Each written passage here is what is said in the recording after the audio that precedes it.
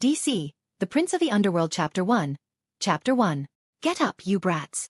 A man yelled with anger in his voice, which woke Dio from his sleep. Maybe it wasn't a dream. Who knows? Dio hasn't remembered any of them since his reincarnation. Dio threw off the covers and rose from his small bed. There was an old wooden bed with a worn-out mattress and a pillow that was so hard that sleeping on a rock might have been more comfortable. Dio was the first to get up, as usual. The other kids who were sleeping in beds with him still hadn't gotten up. But that didn't matter. Soon, the older kids would gently awaken them. That's what pushed Dio to wake up immediately after the first shout. Dio left the shabby bedroom by getting through the small spaces between the beds. It had been 9 years since Dio came into this world. At first, he couldn't remember anything about his previous life. But when he turned 4, the memories started to return. At first, he thought he was crazy or dreaming, but as time passed and he turned 7, all the memories came back to him. It would be more accurate to say that many of them came back. There were important things he was missing, like my family, my job, his name from his previous lives, and so on. The details about his daily life were blocked, but he couldn't complain. The memories he did remember were full of information about basic knowledge, life knowledge, and, most importantly, the world he was living in at the time. In his previous life, he wasn't that smart. He doesn't know if he completed college, but judging from his knowledge of architecture, he might have been an architecture graduate or student. However, that didn't mean he became a genius, and his learning speed remained average. Moreover, he couldn't just go to the library to acquire more knowledge. He went to the bathroom, which all 30 of the kids shared. Everyone who thought it would be organized was very disappointed. It was coming apart like everything else in this place. After brushing his teeth as quickly as possible, Dio washed his face and looked in the mirror. Dio's new body was young, with slightly sunken cheeks and black eyes, and short black hair on his head. He was very skinny and looked like an average guy. Not handsome, but not ugly. Dio was walking toward the door to avoid the older kids, who would probably find a reason to bother him. It was quiet on top of the shelter, and he loved the quiet. Ha ha ha. Dio laughs unconsciously because this city is connected to the whole world. He walks over to the edge of the roof, sits down on an old chair, and puts a plate of food on his lap. Dio can eat peacefully here while enjoying the magnificent view of the city, which is considered one of the most dangerous in the world. Good morning, Gotham. Dio said this and smiled at this cursed place. He was pretty far from the middle of Gotham.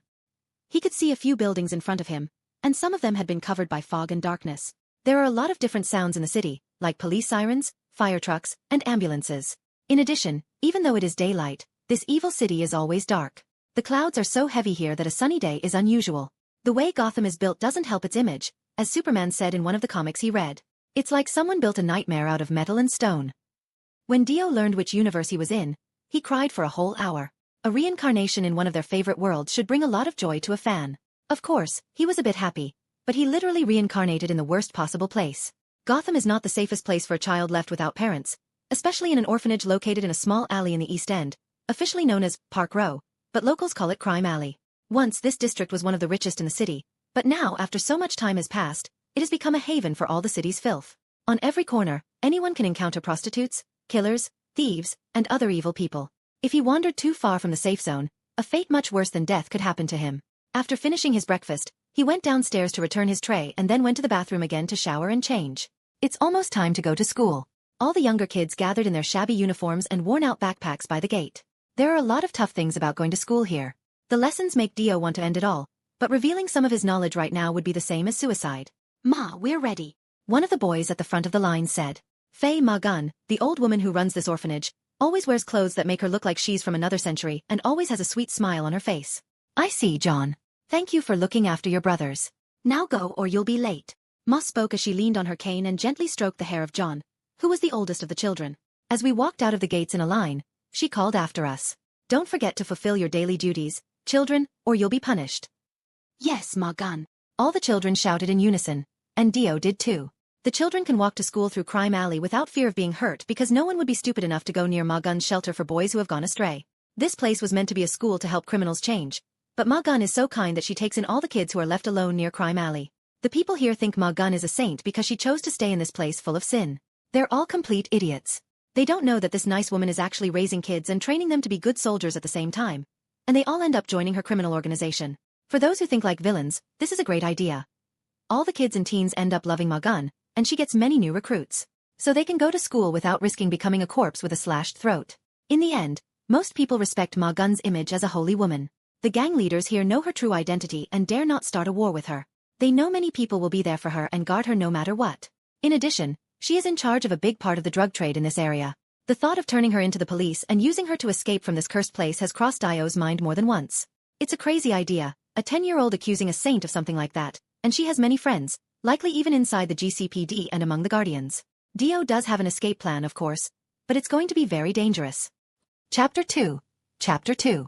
It was always awful for Dio in class, but he couldn't do anything about it. Their small group split up after classes. While some of them went into the alleys, most of them decided to go to the park, which was a good spot to do Ma Gun's daily tasks. Dio and a few other kids chose the alleys. Gotham has many dark alleys, and he didn't like pushing his way through a busy park. In one of these alleys, Dio stood with his back to a trash can in the back of a dirty restaurant and tried his best to ignore the smell of trash. After a while, he got used to it, and now he simply waited. Dio's target didn't appear immediately. A man in a coat carrying a woman's purse walked down the alley with a casual smile. He looked through it carefully and took valuable things out, hiding them in his pockets. Finally, with a grin on his face, he dropped the purse with the useless items on the ground and continued on his way. As he passed by Dio moved quietly forward like a cat, hid behind the man, and grabbed the gold watch he had seen him put in his back pocket. The stealing was perfect. The thief didn't even realize it and continued on his way. As for Dio, he turned around and walked in the opposite direction. He still didn't like stealing from other people, but he had to do it because he had to. Luckily, it looks like he's good at it, though he had to try many times before getting there. Dio was hit in the face so hard during one of them that he thought he was getting arrested. When the person he tried to rob saw that he was a child, they were kind and didn't do anything more. Despite that, they left him on the cold, dirty ground. It's funny that the person Dio tried to rob taught him the skills that have helped him stay alive. After getting beat up and failing several times, he tried to rob someone else a year ago. This time, he thought the person was a prostitute and thought she was someone else. He was caught before he could steal. It surprised him that she didn't hit him or call the police. She instead taught him the basics. She told him that stealing is an art, and he finally agreed with her. Dio doesn't like stealing, but it takes a lot of skill to do it without being noticed. This is especially true in Gotham, where everyone goes around with their eyes on their stuff the whole time. After completing the main task, he usually spends some more time on the streets. Dio might be able to steal from another thief or gangster and hide the money he makes in a stash in a tree in the park on his way home. This isn't the end of his dreams. Due to his age, he can't sell any of the stolen items. This means that Dio's small wealth includes both the things he saved up for the future and the money he stole. There isn't a lot of money around here, but Dio worked hard all year and saved almost $500, which is a lot of money for a child from a shelter. There are far more serious limits than just not being able to sell stolen goods when living in a child's body. Dio really can't handle being a kid by himself. Dio needs help renting a place to buy food or clothes. When a child is seen trying to buy a lot of groceries or rent an apartment on their own, a sensible person would call the cops. They would take him into the care of Child Protective Services and send him back to Ma Gun for sure if they caught him. Dio could run away and try to survive on the streets of Gotham, but that would be much more dangerous than where he is now. So, the money he has collected so far is practically useless. If Dio were to go to some other city, and even if he were caught, he'd have a chance of ending up in a safe place where he could stay until he became old enough to fend for himself. But Dio believes Ma Gun has eyes everywhere. When he returned to the shelter, it was already getting dark, and the first thing he saw by the gates was one of the older kids. The older kids are those who can't stay in the shelter anymore because they're adults, but kind Ma Gun hires them for services like security or cleaning the building. It's such a pretty excuse, but in reality, these older kids are already part of Ma Gun's organization, so those who stay here are ordered to watch over us and raise us. They're all arrogant sadists, but their leader is even worse, and he has issues with him, and the reason is simple: jealousy. Look who's back early. It seems Ma's golden child didn't have a lucky day. The guy at the entrance said, "I'm luckier than ever, Dylan." Dio didn't want to talk to him, but he answered. Dylan was very fat and almost 2 meters tall.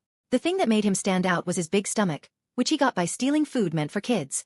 "Kid, I told you to be polite when you talk to me. Or do you want another slap?" Dylan said while smiling with his crooked yellow teeth. "Come here and give me today's loot. I'll personally hand it over to Ma," Dylan said with his hand extended and opened his palm. Dylan is clearly trying to make him look bad for being a good kid. Dio always brings valuable things with him, like earrings, watches, and cell phones, while other kids steal useless things. Therefore, Ma Gun is protecting him, and this security keeps Dylan from being too bold.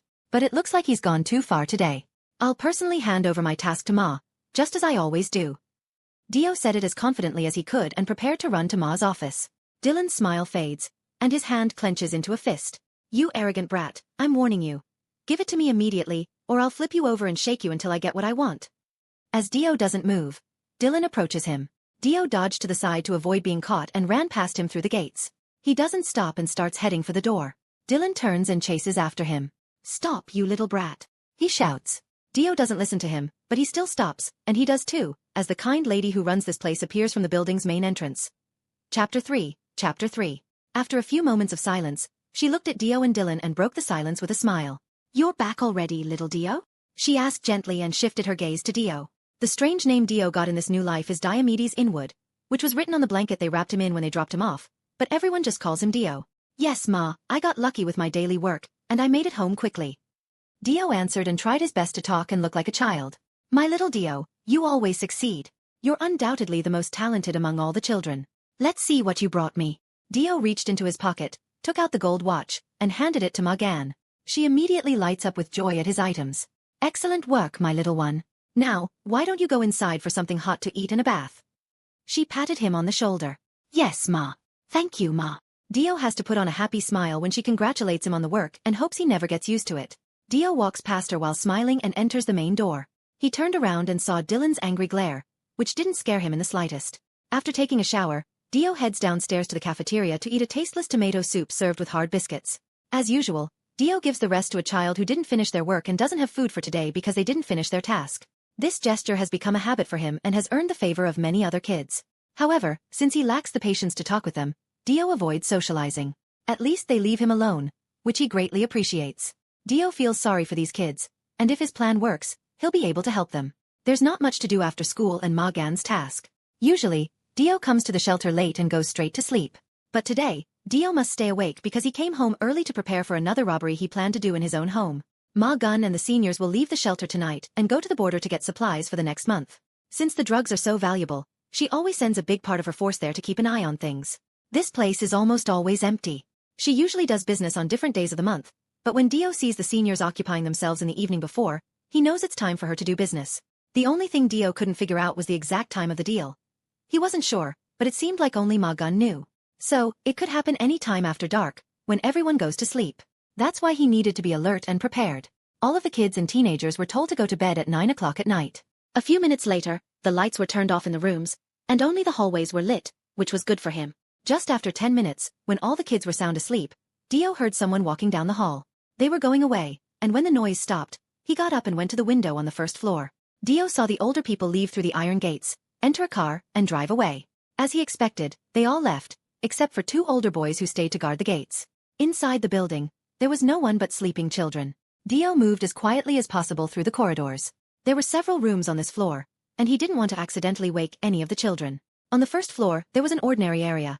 On the second, bedrooms and a bathroom. And on the third, the room for the senior kids and my target, Morgane's office. The second floor wasn't as big as the first, so the walk wasn't too long. However, Dio went slowly until he reached the turn leading to the office. He glanced at the corner and tried his best to avoid the surveillance camera. In this place, there wasn't a single proper bed, but there was a camera. He knew about the camera because he came here every day for a year. Each time he returned home after work, he came here and handed over the stolen goods to Ma. It looked like the camera was securely attached to the wall, but it was hanging there too securely. He knew this because the camera would shake when the wind got in through the window below it. So all Dio needed was a good stone and a throw, which he had been working on for the past month.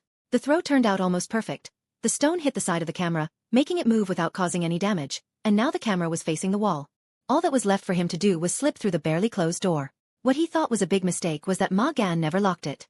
The office was shabby and old, with peeling wallpaper here and there. The old woman always did her own cleaning because she didn't trust anyone else to do such an important job. The desk in the middle was full of papers. There was only a wooden chair in front of the desk. The wall opposite the entrance was filled with photographs of happy children kissing and hugging Ma. There were no photographs on the left wall, but a painting portraying Ma's first children hung in the center. The safe behind this painting was one of the first discoveries Dio made when he was alone in this room for the first time. Lately, he has been left alone in the office more and more often when Morgane has urgent business to attend to. He was always very careful when he checked things out. He never touched or moved anything to keep her from suspecting him. It took a long time to figure out the combination for the safe, but inside it, he found disappointment.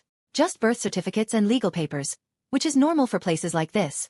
The owner of the place didn't really care much about bureaucratic matters, but she had to put something in the fake safe. Chapter 4.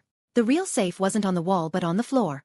With some effort, Dio pushed the old table aside and carefully lifted the worn-out carpet. It was on top of a wooden floor that looked solid but was easy to remove. After these simple steps, Dio finally reached the purpose of his visit to Morgane's office. It was much safer than the rough lead safe on the wall, which was a modern safe with a digital display in front of him. Dio discovered this place entirely by chance during one of his many inspections of this area. Dio saw the marks on the carpet that showed the table had been moved several times. When he found this safe for the first time, he felt relieved. He had nearly stopped looking for what rightfully belonged to him. That day, Dio didn't have the time to try to open it, so this would be his first try. So let's see if the old lady is as predictable as she seems. Dio muttered to himself while pressing the button that activated the safe's display. 02, 08, 56, 74. Dio entered the combination on the display, and when he pressed enter, the light turned green, confirming that the safe was open. Ma Gun was a tough criminal organization leader, but she was also an old woman with technical problems. So Dio wasn't surprised that the password was the same as the one for the old safe on the wall. The password was also written on the back of a photograph in a frame on her desk. Bingo!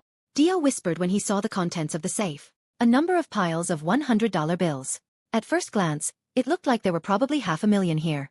Dio saw some money and a small red diary, but it wasn't what he had really come for. When he started regaining his memories of the past, he remembered some memories when he was a baby. He couldn't recall the face of the woman who had abandoned him, his likely mother, but he clearly remembered how she had carried him to a church, wrapped him in a blanket, and placed him on the floor in front of the door. Then she took off her necklace and put it around his neck, kissed him on the forehead, and left. That's the necklace he's looking for. Dio needed it because his instinct tells him it's very important, not because he has any affectionate feelings or memories of the woman who left him. Ma Gun seemed to think the same. When Dio was brought to her, she took the necklace from him. She gave it to one of the seniors and told him to find out its value. Dio remembered this incident very clearly because it was so clear in his mind. A few hours later, while Ma was still watching over him, the senior returned and said the necklace was worthless. Ma had good intuition and decided to keep the necklace to learn more about it. She wears it. That was the only explanation for where it could be. He had already gone through Ma Gun's room, looked through all her jewelry and personal items, and found nothing. Now there was this safe. Maybe she sold it? Which is another very likely choice. She may have noticed something special about the necklace, so she put it up for sale after looking for a buyer.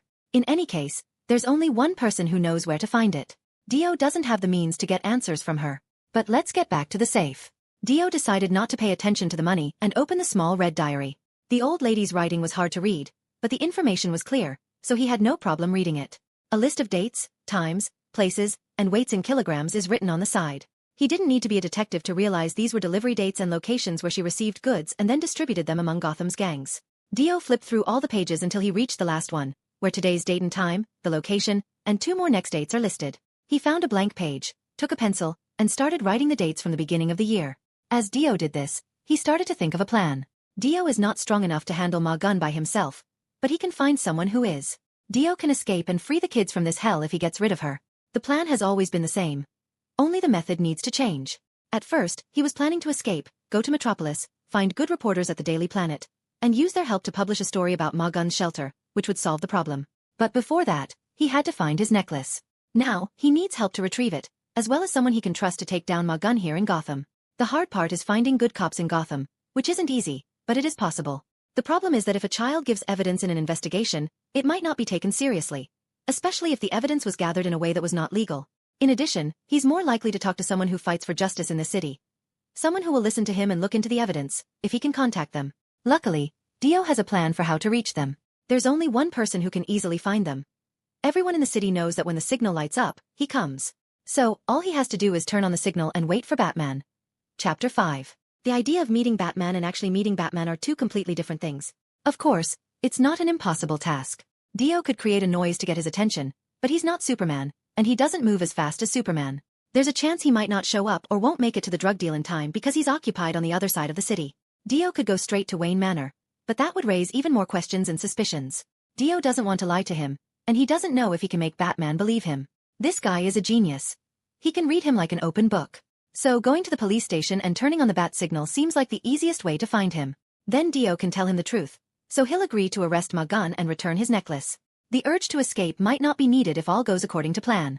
The Bruce in the comics generally has a good heart. He might want to take over the institution and make things better for everyone after seeing how these kids live.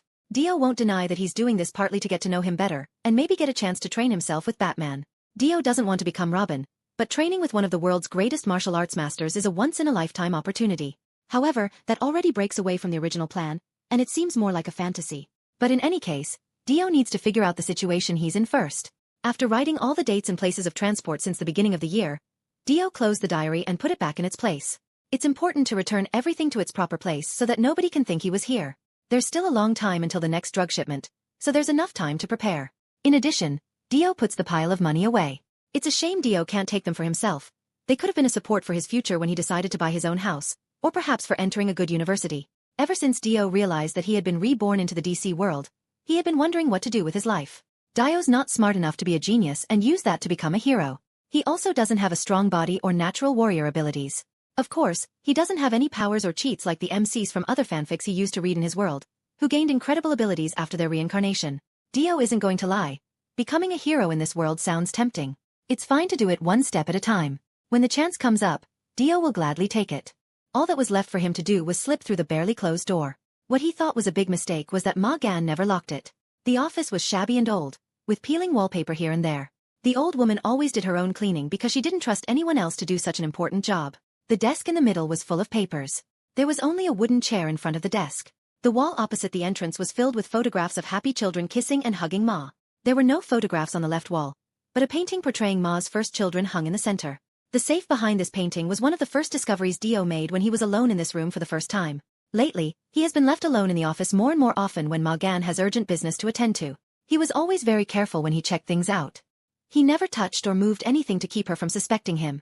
It took a long time to figure out the combination for the safe, but inside it, he found disappointment. Just birth certificates and legal papers, which is normal for places like this. The owner of the place didn't really care much about bureaucratic matters, but she had to put something in the fake safe. Chapter 4. The real safe wasn't on the wall but on the floor. With some effort, Dio pushed the old table aside and carefully lifted the worn-out carpet. It was on top of a wooden floor that looked solid but was easy to remove. After these simple steps, Dio finally reached the purpose of his visit to Ma Gun's office. It was much safer than the rough lead safe on the wall, which was a modern safe with a digital display in front of him. Dio discovered this place entirely by chance during one of his many inspections of this area. Dio saw the marks on the carpet that showed the table had been moved several times. When he found this safe for the first time, he felt relieved. He had nearly stopped looking for what rightfully belonged to him. That day, Dio didn't have the time to try to open it, so this would be his first try. So let's see if the old lady is as predictable as she seems. Dio muttered to himself while pressing the button that activated the safe's display. 02, 08, 56, 74. Dio entered the combination on the display, and when he pressed enter, the light turned green, confirming that the safe was open. Ma Gun was a tough criminal organization leader, but she was also an old woman with technical problems. So Dio wasn't surprised that the password was the same as the one for the old safe on the wall. The password was also written on the back of a photograph in a frame on her desk. Bingo! Dio whispered when he saw the contents of the safe. A number of piles of $100 bills. At first glance, it looked like there were probably $500,000 here. Dio saw some money and a small red diary, but it wasn't what he had really come for. When he started regaining his memories of the past, he remembered some memories when he was a baby. He couldn't recall the face of the woman who had abandoned him, his likely mother, but he clearly remembered how she had carried him to a church, wrapped him in a blanket, and placed him on the floor in front of the door. Then she took off her necklace and put it around his neck, kissed him on the forehead, and left. That's the necklace he's looking for. Dio needed it because his instinct tells him it's very important, not because he has any affectionate feelings or memories of the woman who left him. Ma Gun seemed to think the same. When Dio was brought to her, she took the necklace from him. She gave it to one of the seniors and told him to find out its value. Dio remembered this incident very clearly because it was so clear in his mind. A few hours later, while Ma was still watching over him, the senior returned and said the necklace was worthless. Ma had good intuition and decided to keep the necklace to learn more about it. She wears it. That was the only explanation for where it could be. He had already gone through Ma Gun's room, looked through all her jewelry and personal items, and found nothing. Now there was this safe. Maybe she sold it? Which is another very likely choice. She may have noticed something special about the necklace, so she put it up for sale after looking for a buyer. In any case, there's only one person who knows where to find it. Dio doesn't have the means to get answers from her. But let's get back to the safe. Dio decided not to pay attention to the money and opened the small red diary. The old lady's writing was hard to read, but the information was clear, so he had no problem reading it.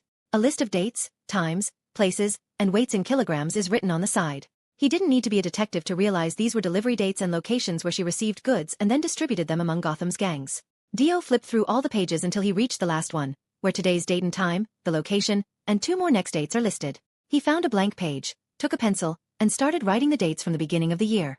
As Dio did this, he started to think of a plan. Dio is not strong enough to handle Ma Gun by himself, but he can find someone who is. Dio can escape and free the kids from this hell if he gets rid of her. The plan has always been the same. Only the method needs to change. At first, he was planning to escape, go to Metropolis, find good reporters at the Daily Planet, and use their help to publish a story about Ma Gun's shelter, which would solve the problem. But before that, he had to find his necklace. Now, he needs help to retrieve it, as well as someone he can trust to take down Ma Gun here in Gotham. The hard part is finding good cops in Gotham, which isn't easy, but it is possible. The problem is that if a child gives evidence in an investigation, it might not be taken seriously, especially if the evidence was gathered in a way that was not legal. In addition, he's more likely to talk to someone who fights for justice in the city. Someone who will listen to him and look into the evidence, if he can contact them. Luckily, Dio has a plan for how to reach them. There's only one person who can easily find them. Everyone in the city knows that when the signal lights up, he comes. So, all he has to do is turn on the signal and wait for Batman.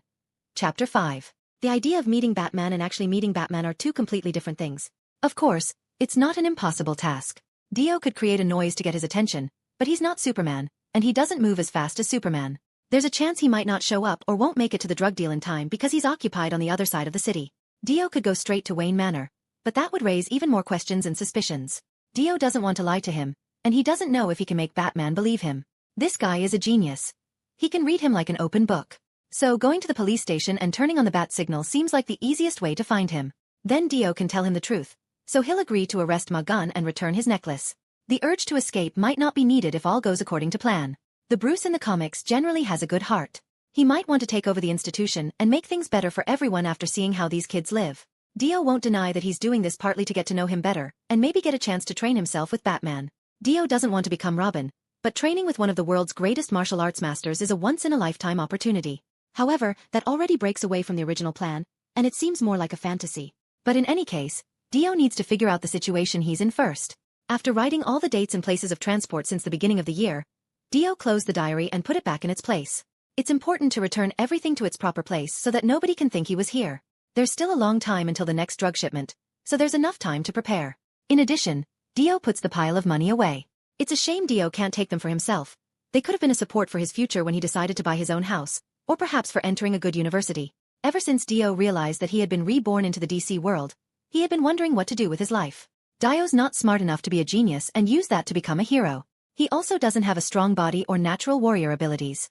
Of course, he doesn't have any powers or cheats like the MCs from other fanfics he used to read in his world, who gained incredible abilities after their reincarnation. Dio isn't going to lie. Becoming a hero in this world sounds tempting. It's fine to do it one step at a time. When the chance comes up, Dio will gladly take it. Chapter 7. Dio looked at the outside of the window, as riding was too boring. Gotham City was very big. There were bridges connecting the 6 islands that made up the area. It looked like tall black buildings were in every part of the city. After half an hour, he finally arrived. As soon as the taxi stopped, Dio jumped out of the taxi without even bothering to say thanks and ran into the nearest alley to hide from people. A bad habit that comes from stealing for a long time. The 5 Points district was located in the lower east part of the city, and Dio was almost there. After a few minutes, Dio finally reached my destination. The Gotham City Police Department. The internet mentioned there's even a basement floor in this old 4-story building. It used to be a jail but was changed into something else after many criminals escaped. When Dio approached his destination, he naturally didn't enter through the main entrance. There are many police cars in front of the building. Dio went around it from the back. It was empty except for rats eating the trash that had been left behind. The reason Dio is here is quite simple. While studying this place on the school computer, he saw that besides the main and side entrances to the building, there's another way to the roof, an external fire escape. It didn't take much effort to jump to the edge of the stairs and hold on to it. Then he immediately started to climb. The stairs are connected to the windows on each floor, so he had to be extremely careful not to be seen. He managed to get past the first 2 floors without any problems. Their attention was focused on their work, so no one on the other side of the window saw him. In addition, the last 2 floors were empty, which made it simple. Finally, Dio reached the roof of the GCPD. The roof was almost completely empty, with the only unique thing being a projection of bat signal in the center. There is a bat symbol on the lens of what looks like a huge projector pointed upwards. The signal is something like a legend in Gotham. Batman has been working for many years. A signal shows up in the clouds, and everyone knows what it is, but no one is sure where it comes from. Dio put his bag on the floor. It was empty when he got home from school and full of things that could be useful. He took out a rough iron chain and went to the only exit to the roof besides the fire escape. Dio locked the door with a chain and a hanging lock. It would take a little longer for the cops to get here. It was likely that Batman would come here first when Dio turned on the signal, but if the cops came first, everything he had done would have been for nothing. Finally, everything was ready. After taking a deep breath to calm down, Dio walked over to the bat signal and pressed the button on the back of it without hesitation. At that moment, the bat signal turned on and sent a beam of light into the night sky. The beam made the shape of a bat appear in the clouds. He just had to wait, so he sat down in front of the bat signal and waited. After half an hour of waiting in the cold, there was finally some movement. However, it wasn't the kind of movement I expected. On the other side of the door leading to the police department, a voice shouted, Who turned on the signal without my permission? A man shouted who was climbing the stairs at that moment. Bang! Bang! He began pounding the door hard to open it. Who's on the roof? I swear to God, if you don't open this door in 2 seconds, you'll regret it. He shouted again and repeatedly pounded on the door. Batman could have been a bit quicker. Dio said it out loud. He was already a little cold from the long wait. I'm here. Dio didn't expect a response. Dio jumped when he heard the cold, harsh voice and lost his balance. He fell and rolled over on his back. When he turned my head, he saw a man standing where he should have been sitting. This guy came up to him without making a sound, which scared him so much that his heart almost stopped. Why did you activate the signal? Batman asked with his rough voice. The suit was mostly gray, with 2 small points sticking out of the hood and the cape that covered almost his whole body. A black bat, the same color as the hood and cape, was on his chest. He didn't look angry that I had turned on the bat signal. Dio couldn't be sure since there was no expression on his face. But he could feel his gaze watching him. In response to his question, all Dio could say was, I want to report a crime. He remained silent, but Dio took it as a sign to continue. In fact, there were several crimes, but wouldn't it be better to inform the police outside first? They're about to break down the door, and I don't trust them very much. Batman stared at me for a few seconds while the banging on the door grew louder, then he turned his back to me and pulled something from his belt, throwing it directly at the chain I had hung to secure the door. The door swung open with force as the chain broke. Batman! A person was standing on the other side of the door. Batman stood in front of Dio and blocked both him and the person in front of him from seeing who it was. Can we talk, Commissioner? Batman asked. It's okay, guys. You can get back to work. Jim Gordon said this while giving orders to his people, who were probably with him. Dio heard footsteps and the door closing. What was that about? Jim asked and was clearly annoyed by everything that had just happened. Instead of answering, Batman only turned around to show me, which confused Jim. Chapter 8. While everyone remained silent, Dio observed Jim Gordon, a man in a trench coat with a thick beard and glasses. Sorry about the door, sir, but I don't trust the police much, so I had to take precautions. Dio said. Jim just turned to Batman and asked, Another one of your students? No. Batman answered briefly. As I started explaining to Mr. Batman, I came to report several crimes, and due to the nature of these crimes, I needed a certain level of confidentiality. I don't have time for games, kid. I'll call Child Protective Services. Jim said that and headed for the door. I can put the biggest drug supplier on Crime Alley into your hands. Dio spoke with the most confidence in himself, but there was a clear tone of fear in his voice. This made him pause on his way to the door, and he turned toward me with curiosity. What do you know? Batman asked. I know everything. The time, the place, the amount, and most importantly, who. You've got 2 minutes, kid. Spit it out. Jim said. Dio has their attention now. All he had to do was tell the story as best he could to the commissioner, not Batman, who would find out if he was telling the truth or not. The drug supplier on Crime Alley is none other than the kindly Lady Faye Gunn, better known as Ma Gunn. Dio said. The same one known as the Saint of Crime Alley, heading the shelter for troubled boys, Ma Gunn? Batman asked. Yes, the very same. This kid is clearly one of the troublemakers, and he is playing with us. Jim said, glancing in his direction and perhaps considering arresting him. I've already told you, Commissioner. I have evidence. If I didn't, I wouldn't be here. Dio replied and pulled a sheet of paper from his pocket and handed it to Batman as he moved away from the commissioner. Batman opened the paper immediately and read it quickly while thinking about the information. These dates match the dates of drug appearances on the streets, and the amounts are correct as well. The last entry is dated today. When is this delivery going to happen? Batman asked Dio and handed the paper to the commissioner, who began reading it. In 3 hours, if I'm not mistaken. Dio replied. Since you didn't specify the time or location of today's delivery, you must want something in return. What exactly?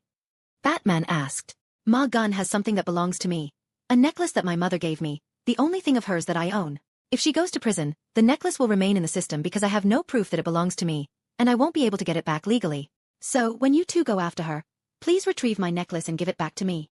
Are you setting conditions for me? When Batman asked, he leaned in and put his face close to mine. Dio won't lie. His heart stopped for a few seconds, but despite that, he replied as calmly as he could. I'm not setting conditions. I'm merely making a request.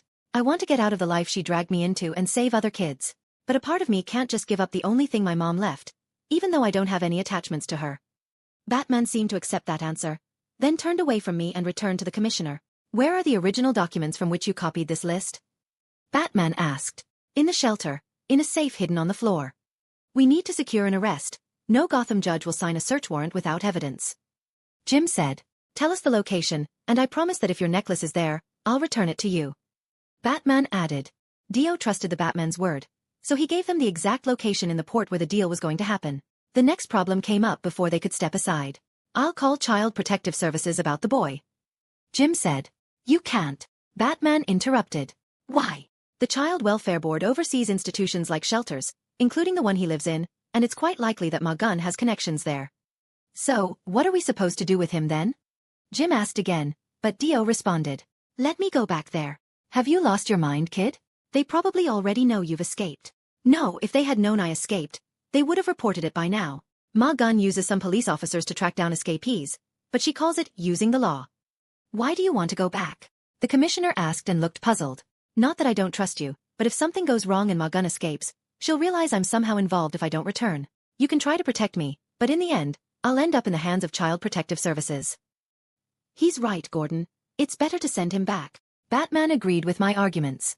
Jim walked over to the bat signal and turned it off, causing the image of the bat in the sky to disappear. Then he turned to him, sighed and said, All right, I'll take him back.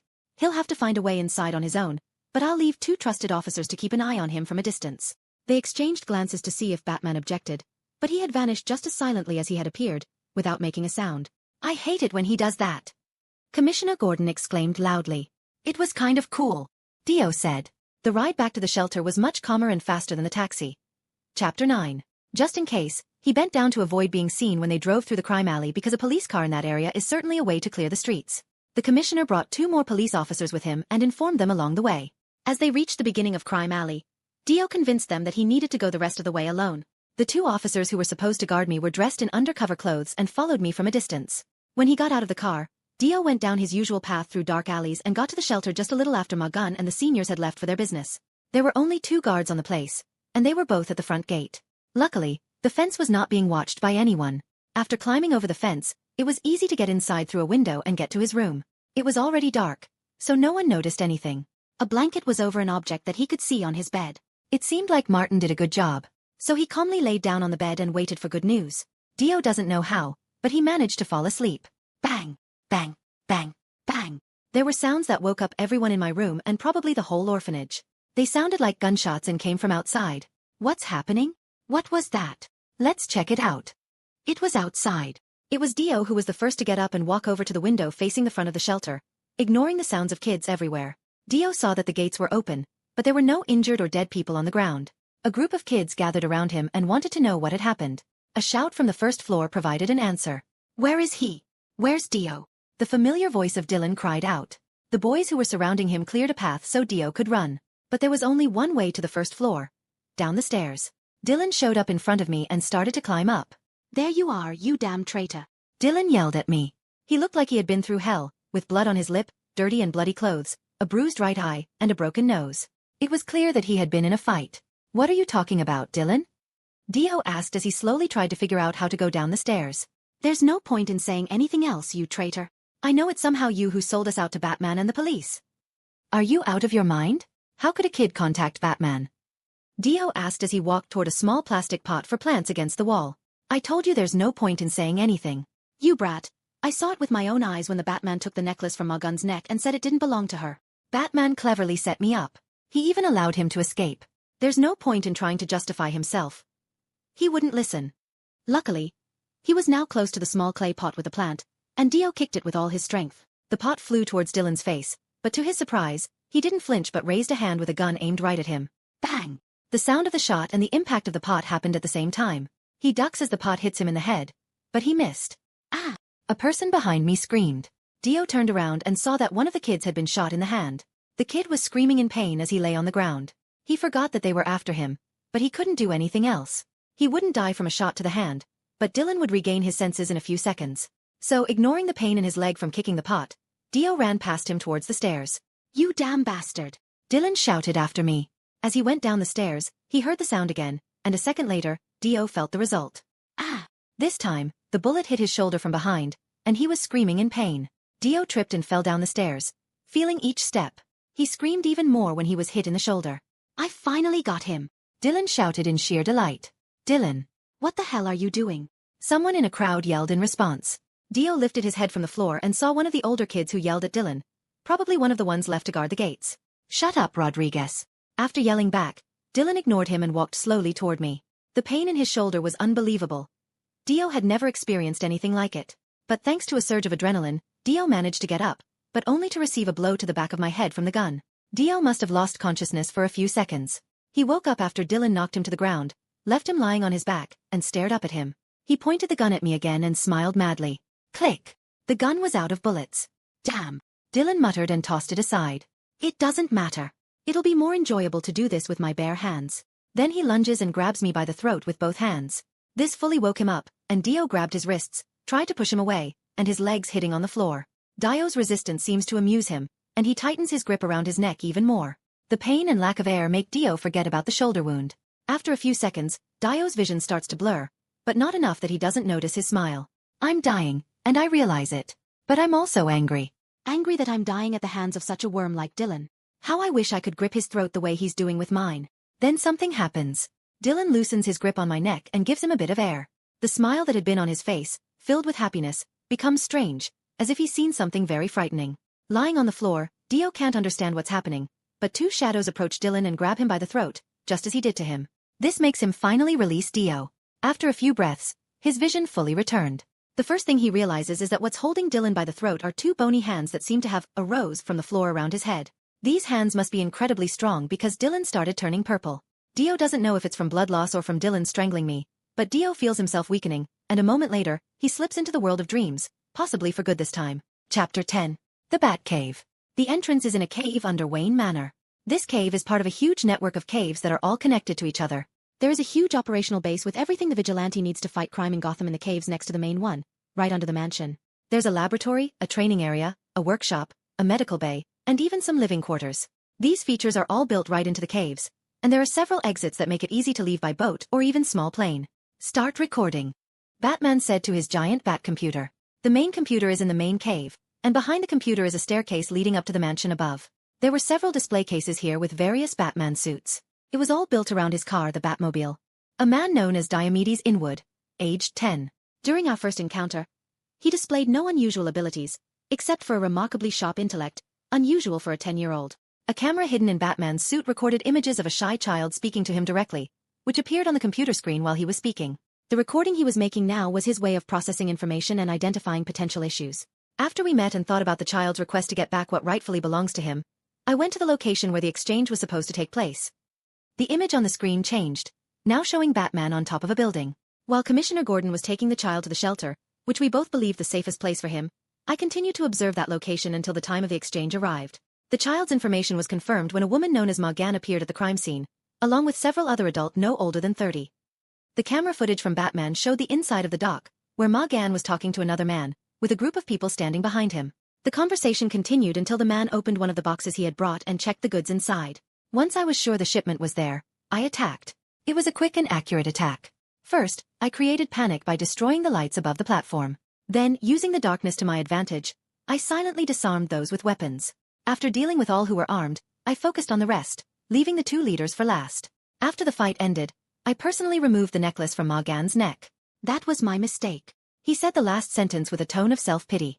It wasn't his first mistake in life, but for the first time, his mistake had risked a child's life. He paused for a moment to ponder before continuing his story. After the fight, I waited for the GCPD to arrive for the arrests. However, when they did, I realized that one of Morgan's associates had escaped. When they're hurt, animals and people also tend to go back to a safe place. So, I went to Morgan's house for troubled children. There, I found that two off-duty police officers who were supposed to protect the child were dead. I rushed to the door as I thought the worst could happen, and I saw what made me start recording. Then Batman pressed a button on his computer, which showed a full analysis of the moment he arrived at the scene and saw his fugitive hanging from bone hands. Somehow, the child opened an unknown ability when he fought for his life, but this ability lasted only a few seconds. As he lost consciousness, the hands dissipated into thin air. After making the fugitive unable to move or do anything, I decided it would be good to take the boy to the laboratory here in the Batcave for further analysis. Beep beep. Pause. Report. Batman commanded. The computer's beeping sound was an alert that something was very close. It was moving quickly toward the Batcave. There were sensors set up several kilometers away from the cave, so Batman had plenty of time to watch the object coming at him on his screen. Seeing who it was, he simply pressed another button on the computer and opened the door for the guest. It didn't take a minute for the guest to soar into the cave and land behind the chair where he was sitting. Bruce. She greeted him. Diana. Batman replied while getting up and facing her. This is the first time you've officially invited me to your city. She said that and looked around. Diana, also known as Wonder Woman, was a beautiful woman with long black hair, sky blue eyes, and a simple gentle smile. She wore a red corset with gold accents on the bust and waist, a blue skirt with white stars, and golden boots. On her head, she had a golden tiara with a red star in the center. She carried a shield and a sword on her back. She stood with her hands on her hips, which made her silver rings and gold belt stand out. "There's never been a reason to call you here," Batman replied. "What happened?" Diana asked and noticed her friend's serious expression. "Take a look at this." Batman simply replied and pointed to the computer screen, where the recording of the boy's awakening abilities played again. "Magic?" Diana asked and watched the recording with some interest. "Hard to say. When he lost consciousness, everything he did disappeared without a trace. I felt responsible for his condition and curious about his abilities, so I brought him here for treatment." But the surprises didn't end there. Batman pressed another button, this time showing an image of another part of the cave, the infirmary. On a bed lay an unconscious young man who appeared to be around 12 years old. His hair was as white as snow, and his skin was unblemished and pure. The only thing that set this child apart from a statue was a shoulder bandaged with gauze. Chapter 11. Batman was lost in thought for a moment before he continued his story. 2 hours after treating his wound, he didn't wake up. Examinations showed that everything was perfectly normal, but then physical changes began suddenly. First, his skin and hair pigmentation changed. Then an image on the screen showed how the child had changed over the course of a few hours. 4 hours later, his changes were complete, but he still didn't wake up. The next change was his height. He grew several centimeters. Nothing as terrifying as the hair and skin color, but upon closer inspection, it's clear that his entire body structure somehow transformed. "I understand that you're interested in this child, Bruce, and you're trying to help, but why did you call me?" Diana interrupted him. It wasn't that she wasn't interested in the child. Quite the opposite. She was so interested that she wanted her friend to tell her everything immediately. Bruce understood this and didn't take offense. "After 6 hours of observation with no answers, I decided to conduct a complete analysis of his DNA structure," Batman said, then fell silent. "And what did you find?" "Stop dragging it out." Diana urged him to keep going. "I was able to accurately identify only 25% of his DNA as human. Another 25% resembled the DNA of a magician, but I couldn't analyze the remaining 50%. There weren't any matches in the database, not even flawed ones." Batman explained. "So, one of the child's parents was a magician, and you couldn't analyze the other half, but that still doesn't answer my question, Bruce." "I agree with you, Diana. One of the child's parents was a magician, but the other half of his DNA wasn't a big surprise to me. I've seen something similar before in another person." "In whom?" Diana asked. "In you, Diana." Batman said that and surprised Wonder Woman. Diana's surprise lasted for a few seconds, and then she hurried to the infirmary. Batman followed her, and they both stood on either side of the child's bed. He appeared to be in a deep sleep. "I won't ask based on the fact that you have my DNA and that you've already analyzed it. Do you think he's a demigod like me?" Diana spoke in a low voice while still looking at the child's face. "Considering that I spent over 4 hours trying to find another scientific explanation, considering every other possibility and theory, from being a half-demon to being an alien, then yes, I believe he's just as much a demigod as you are." "There are no other options left," Batman replied in the same quiet tone. "After so many centuries, another demigod is born. I don't know if it's good for this child, considering who his father is." Diana sighed. "Do you have any idea who his father might be?" Batman asked curiously. He knew that he didn't know much about mythology and magic. In the Underworld, there are many gods, but only one god has the right to bring the dead into the mortal realm. Diana replied and gave a hint instead of a direct answer. "Understood." Batman easily inferred the answer with a hint and his basic knowledge of mythology. He won't have any support from the 12. Even the Olympians fear his father, not because he's cruel, but simply because of who he is. Diana said this and looked at the child with pity. "Do you know what powers he'll possess?" Batman asked. "I have no idea," Diana replied. "His father is unlike other gods. He doesn't like to go into the mortal world. You can count on one hand how many times he's left his domain. He's never had any interest in mortals, so until now, he's never fathered a demigod." Diana explained. "He needs to be trained." Batman stated this not as a request but as a final. If she refused to train him, he would have to do it. Diana understood this well. On the other hand, she didn't want to take on a student, but on the other hand, this child would now be like her, alone in the mortal world. It was never quite like them, but it was always with them. It didn't take her long to make a decision. "All right. I agree," Diana replied. "What's his name?" Diana asked and gently stroked his hair. "Diomedes Inwood," Batman answered. "That's a good name, Diomedes, son of Hades." Dio dreamed even while he was sleeping. Since he began remembering his previous life, this had not happened before. There are things that don't make sense and happen to everyone sometimes, but he had never dreamed of something stupid. Dio was looking down from an incredible height of many thousands of meters. The sky was so cloudy with thick black clouds that not a single ray of light could penetrate. Surprisingly, That was the only thing he could see clearly. He had never had such good vision, and he could see every detail even when there was no light. There was a huge continent below him that wasn't on Earth. It was significantly bigger than Earth, so calling it a continent would be a mistake. One thing that stood out was the blackness of the ground. He saw several huge mountains covered in black snow and 5 rivers crossing the entire continent. One of them shone red. It was a river of lava.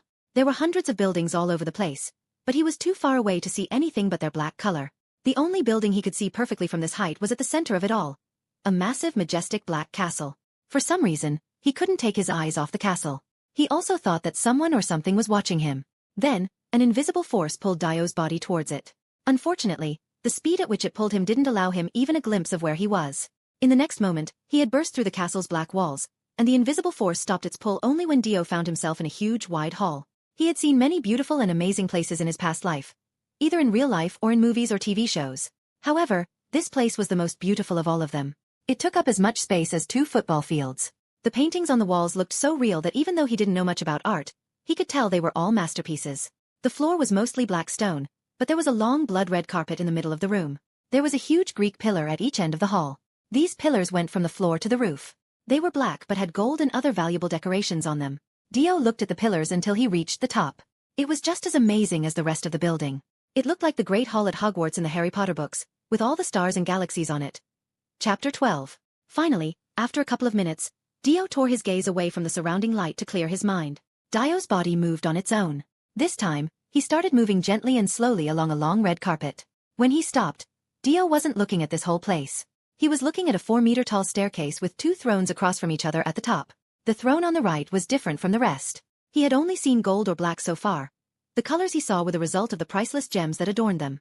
On the other hand, this throne was made of green wood and looked fragile. It had many flowers of different colors growing on it naturally. The throne next to it was being used, but this one was empty. The throne on the left matched everything else in the room. It was made of the same black material he had seen before, but on the armrest, there were carvings that looked like heads. It was mostly easy and clear what else was going on, but it made things seem much worse than the empty one. It could have been because a man was sitting on it. He wore a black Greek mantle that exposed his shoulders, and his skin was the whitest he had ever seen. It was rather pearly white. He couldn't see his face. He wore a black helmet that covered it. In his hand, he held a weapon resembling a black trident. There was a space in the middle as it only had 2 separate ends. The weapon was slightly larger than the man holding it. The man raised the weapon and hit the floor with its lower end, which caused the entire hall to tremble. Obviously, this movement served as some sort of summoning signal, as multiple shadows began to appear below the stairs. The new arrivals were enveloped in black smoke, and Dio couldn't determine whether they were men or women. They stood still and stared at him. Diomedes Inwood. The man on the throne spoke. The man spoke with a cold, commanding voice that made him feel kindness instead of hate or anger. Son of. He continued, this time saying a name that should have been his mother's, but Dio didn't hear it. In a normal situation, Dio would have thought about why, but his next words caught him off guard. And my son. Son of Hades. Son of Hades. Son of Hades. Son of Hades. Son of Hades. The chorus of the shadowy voices that followed the man's speech went invisible. My consciousness seemed to freeze after he said that he was Hades. The only Hades Dio had ever heard of was the Greek god Hades. Now he understood who he was. You are my son, just like your mother's son. Even if it was your mother's decision to let you grow in the mortal realm without our involvement, remember, we treasure you. Hades continued. Dio was still in shock, so he listened to everything he said but couldn't react. The mortal realm is a dangerous place, my child, but do not yield to any difficulties, for you are the son of Hades, and Hades never surrenders or bows to anyone. After finishing his speech, he rammed his weapon into the ground again, and the invisible force that brought him here reappeared, this time pulling him back. In the next moment, Dio was at the same distance as when he first appeared here and looked down from above. I will be watching your deeds, my son, Hades said, and his voice sounded as if he were right beside me. Now wake up, he commanded. Dio's awakening wasn't pleasant. Dio's vision was blurry, and his body felt heavy, as if he had slept for years. But after a few minutes, his vision returned to normal. However, that wasn't the end of it. Dio's normal vision then changed. The roof of the room where he was standing was made of pure stone, and lamps on the walls lit it up. The lamps were the only things closer to the ground, so the sky should have been dark. But he could see everything as clearly as if it were daylight. This was the first evidence that his dream wasn't a dream. He tried to ignore the changes in his vision and focus on where he was. He remembered that before he passed out, he had choked Dylan in some way. He thought he was hallucinating since he had lost so much blood, so he must have been in a hospital at the moment. But this place was definitely not a hospital. Besides, Dio didn't even feel pain in his bandaged shoulder. He forced himself to get up. His muscles protested with creaks, but he didn't feel any pain. Right now, he feels better than ever. He could see where he was as he was sitting on the edge of the bed. It was clear that it was a hospital in some kind of cave. There were several beds that were just like the one he was sitting on. Dio removed the 4-needle and tried to get up, but he ended up falling to the floor. Dio's body seemed fine, but he couldn't control it properly. After a few attempts, he understood why his body had changed. Or rather, it had been upgraded. Dio's skin had become pale and delicate, and his height had also increased slightly. But he didn't have a mirror nearby, so he couldn't see his face. You shouldn't have tried to get out of bed on your own, young Master Diomedes. Before he could fully regain his senses, a man in the clothes of an English butler entered the infirmary and carried a silver tray with a glass of water. My name is Alfred Pennyworth, and I work for Batman. You're safe here, so allow me to help you back into bed. Alfred was a 50-year-old Englishman, bald with a mustache, and his movements gave him an air of nobility. Alfred helped him back into bed, then handed him the glass of water and left the room to inform his master. Meanwhile, Dio decided to gather his thoughts. It's not every day he finds out he's the son of the Lord of the Greek Underworld and wakes up in a cave at Batman's place. Chapter 13. There wasn't time for Dio to think as Batman quickly walked into the room wearing his suit and black cape. However, the surprise followed right behind him. The most beautiful woman he had ever seen in his 2 lifetimes entered with him, dressed in blue with red and gold armor, carrying a sword, shield, 2 bracelets, and a tiara. She is clearly Wonder Woman.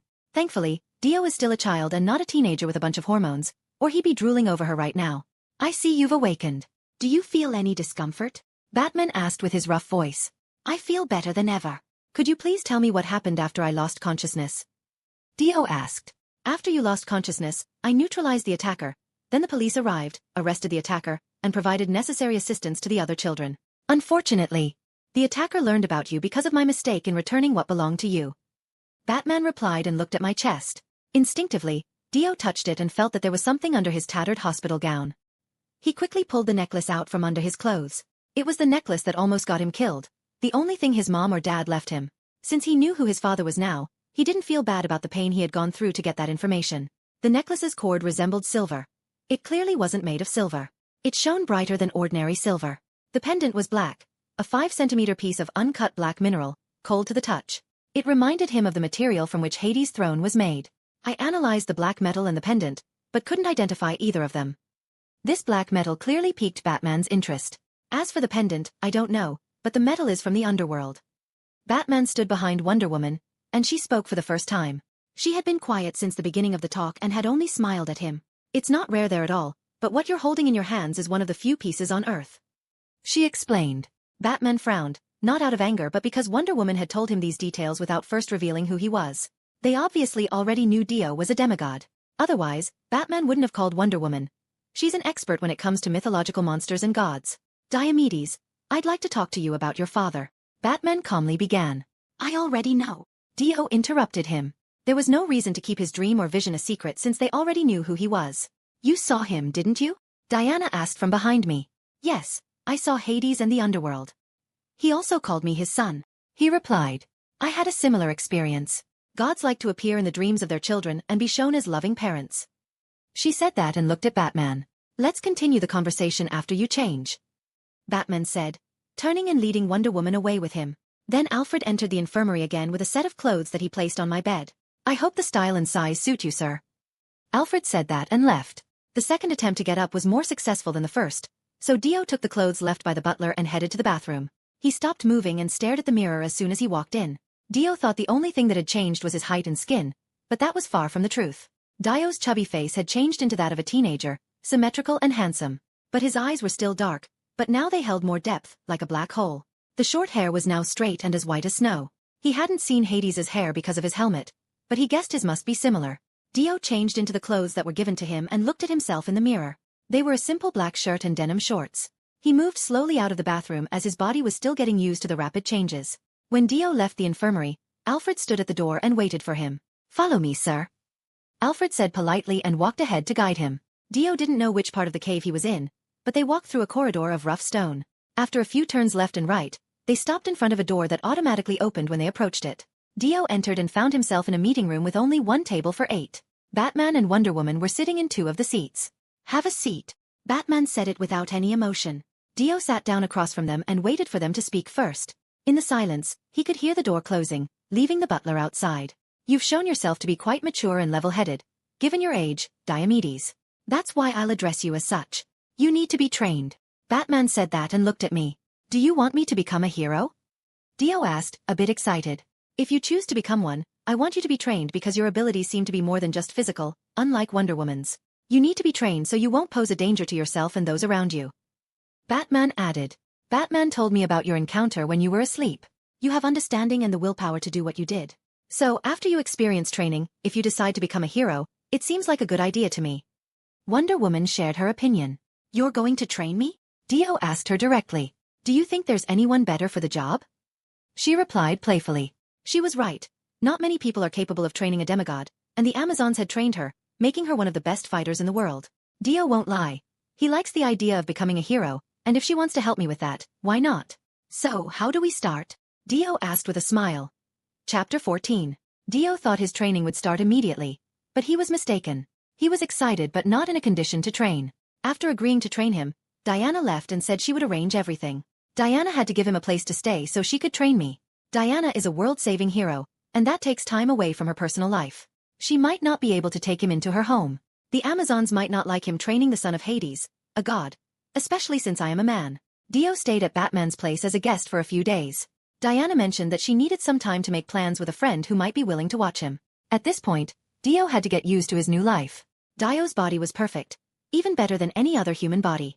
The problem was that as a human, he found it challenging to adjust to the explosive strength. The situation was so absurd that when Alfred served him, he couldn't hold a glass or utensil without bending or breaking it. It's essential to remember that people in this world are not like those on his original Earth. There are people like Batman who have trained their bodies to the peak of the human condition, can punch through brick walls, jump much higher than Olympic athletes, and have much greater endurance. If someone like Batman were transported to the world Dio came from before he was resurrected, he would become a superhero. So, it's easy to understand why Dio had problems with his new body. Diana came back to see him on the third day and told him that everything would be ready by next week. She didn't provide any other details but taught him to concentrate his senses, which I practiced unsuccessfully for hours. Fortunately, Dio learned quickly. So, after a week of living in this new role, Dio finally managed to fully adapt to his changes. These days, that's all he does. Batman was too suspicious. He hadn't revealed his identity, so he didn't take Dio with him upstairs. But at least Dio could monitor his exploits through the Batcomputer. Dio learned a lot about how he operates and discovered how rotten the villains of Gotham truly were. You can stop now. You've reached the limits of what the machine can do. Batman said that and looked at me. Batman had offered to help him test my abilities. Of course, he had been studying him and collecting data, but Dio didn't mind. Batman gathered a lot of information that would quickly become outdated. Dio released the end of the special machine that he was supposed to pull up. The machine measured my strength by pulling him down as he pulled. What's the limit of this machine? Dio asked and tossed my towel across the room.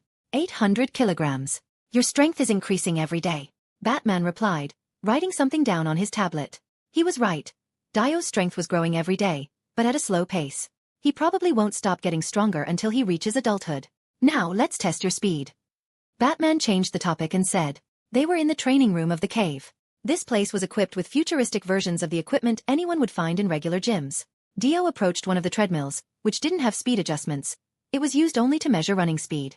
Dio had already used it and other equipment in this area several times. Dio wanted to learn more than just his natural strength, which would make him stronger. But as Dio did this, he discovered another interesting ability. He doesn't get tired. Dio's body no longer produces muscle lactate, so it doesn't accumulate, and he doesn't get tired. It would be a benefit in physical activities, but the problem is that alongside endless stamina, he also recovers quickly, so his muscles don't develop from exercise. They will develop naturally up to a certain point and stay that way until he dies. Dio also learned something new when he learned that demigods live forever. Of course, they can still be killed, but they will stop getting older once they hit adulthood. Diana told him about Theseus and Hercules for this reason. You can stop now. You've also reached the maximum speed of this device. Batman said it again without being surprised. How fast? Dio asked eagerly. Beep. Before Batman could answer, the station on the wall emitted a sound signal. He went to it and pressed one of the buttons. Alfred's image appeared on the screen. What's going on, Alfred?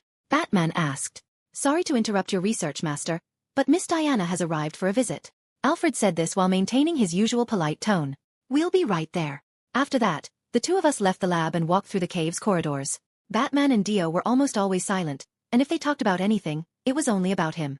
After guiding several twists and turns in the tunnel-like corridors, they arrived at the center of his base. It was a very large cave where various collections of his achievements were kept, as well as display cases with his costumes and his protégés. Dio didn't ask about them.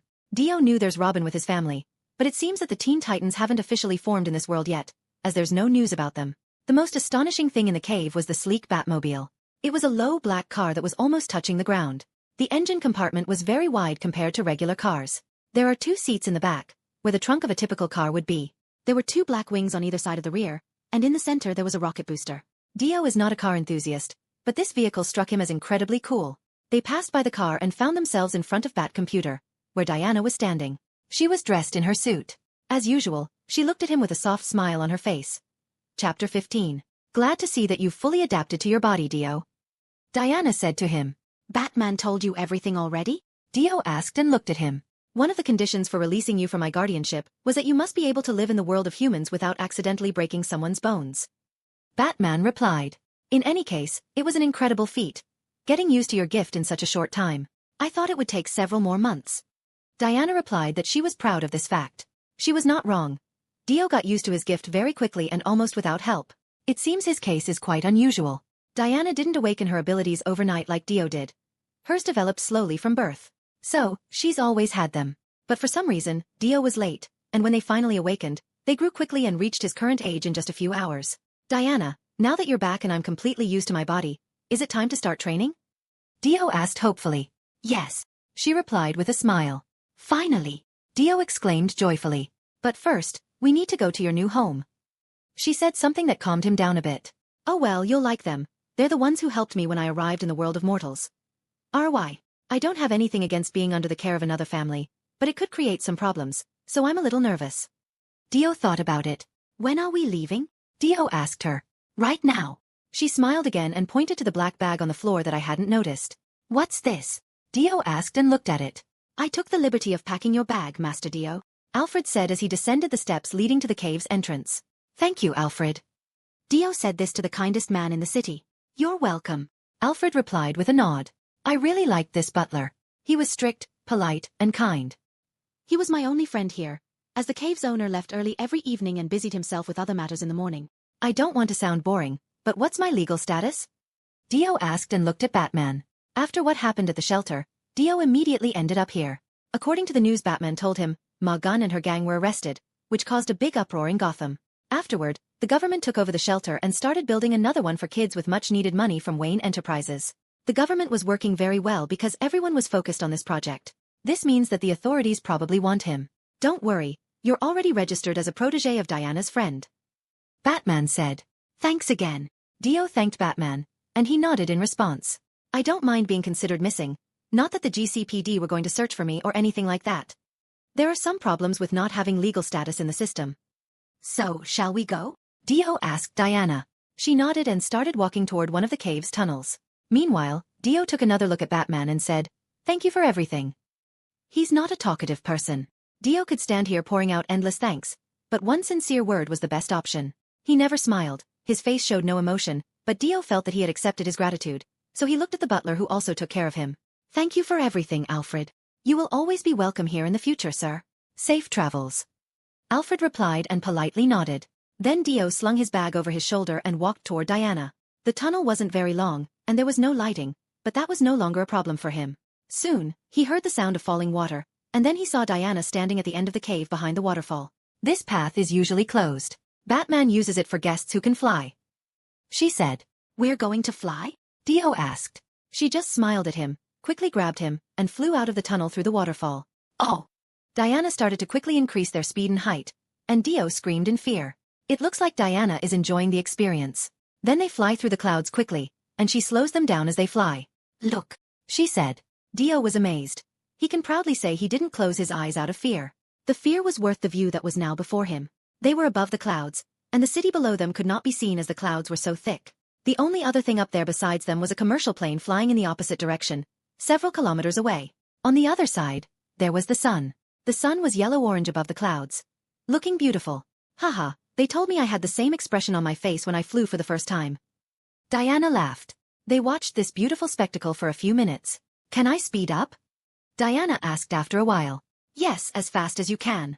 Dio said, a little confident. You asked for it. Dio didn't regret his request. He just wished he could measure her speed. He got used to this speed quickly with his new eyes and body, which made the experience even more exciting. He decided that even if he couldn't fly in the future, he would find a way. We reached our destination quickly. Diana was teasing him at the start of their trip, but she wasn't being reckless. She slowly increased her top speed from the beginning of their trip and didn't speed up immediately. Since Dio wasn't getting impatient, she kept doing this, and they got to their destination in just a few minutes. It wasn't a very long journey. They flew from Gotham to New Jersey to Washington, D.C. Diana made sure their path went by many popular city locations, like the Capitol and the White House. The streets were clean, and the weather was nice and clear. After taking a short flight away from the city center, simple houses with identical architectural styles and lovely lawns in front of them took the place of the tall buildings and elaborate structures. Diana began to slow down as we approached a white single-story house to avoid causing panic among the neighbors. She circled around and landed behind the house. "What do you think of your first flight?" Diana asked as we walked towards the back door of the house. "No words can describe it. It was simply incredible." Dio replied and spoke the honest truth. "No one ever forgets their first flight." Diana said it with a smile. Chapter 16. They approached the back door of the house, and Diana lightly knocked. Knock, knock. After a couple of seconds, the door opened. "Diana, you're early. Come in, dear." Dio stood behind Diana, so he couldn't see who was speaking, but it was a gentle female voice. Diana accepted the invitation and entered the house, with him following her. While they were walking through the house, Dio noticed many old things that were scattered around. The walls and shelves in the hallway they went through were full of weapons, tools, and even coins. "So, this is the special child you told me about, Diana. Perhaps you'll introduce us." When they entered the living room, the female voice caught my attention again. She sat on the couch, and Diana and Dio sat on another couch opposite her. "Diomedes, this is Julia Capitellis, an excellent archaeologist and my friend." Diana introduced him to this woman. The woman in front of him said, "Pleasure to meet you, Diomedes." In front of him was a middle-aged woman with a kind smile, and this time, Dio hoped she wasn't a wolf hiding like a sheep like Magun. The lady had short, light-colored hair that reached her chin. She was fair-skinned, slightly thin, wearing silver glasses, gold earrings in her ears, and a necklace around her neck. "Nice to meet you, Mrs. Capitellis, and thank you for allowing me to stay in your home." Dio thanked her as politely as he could. "What a polite young man." "I'm very pleased, Diomedes. I assure you, I'll do everything I can to make you feel comfortable in my home." Dio's polite introduction seemed to have earned him some points in Julia's eyes. "That's good for me. There's no need to create a tense situation or conflict with the homeowner where I'm staying." Julia was the one who helped me the most when I came to the world of mortals. She taught me a lot and helped me adapt to this new world. I know that awakening your abilities late has made things different for you, but I think Julia can help you with that. Diana explained. Diana and Dio had similar origins, but their beginnings were different. She was a divine being who had to adapt to the mortal world after leaving her home. Dio was just a mortal who now had to adjust to his divine nature. This would have been hard for any other child, but he just accepted it. The memories of his past life helped him a lot. Diana appreciated me by accepting my help, and in assisting her, I learned a lot. Julia said. Diana introduced herself as an archaeologist, and judging by her Greek name and the various artifacts he saw as they walked to the room, he understood why she enjoyed having Diana as a friend. To be honest, Dio didn't mind being a part of her research and getting a place to live in return. "You probably want to see your room. Come with me, and after you settle in, we can have some food to eat." Julia said, stood up, and led them to the front part of the house, where the staircase to the second floor was located. Diana and Dio followed her, and as they went upstairs to the second floor, he saw a teenage girl ahead, dressed in a black rocker jacket. She had a punk-style hairstyle with pink hair, and he didn't see her face as she heard us and walked away down the corridor. "This is my daughter Vanessa." Julia introduced the girl to me. Vanessa didn't even turn around. She opened a door in the corridor on the floor, entered, and slammed it shut loudly. "I'm sorry that it turned out this way. This child lost her manners when she entered her teenage years." Julia said this without being offended or irritated by her daughter's behavior. "No need to apologize. I remember being quite wild in my teenage years too," Diana said. When this brief conversation ended, Dio almost yelled at both of them. It was clear that this wasn't a hormonal issue or the infamous teenage phase. The girl was clearly trying to get attention. It had started not too long ago. If this continues, it could turn into a disaster, but for now, let's put it aside and focus on the task at hand. "This will be your room. Why don't you go in and get settled, and we'll both go back downstairs." Julia said this and pointed to one of the doors in the corridor. "Thank you, Mrs. Capitellis." Dio thanked her again.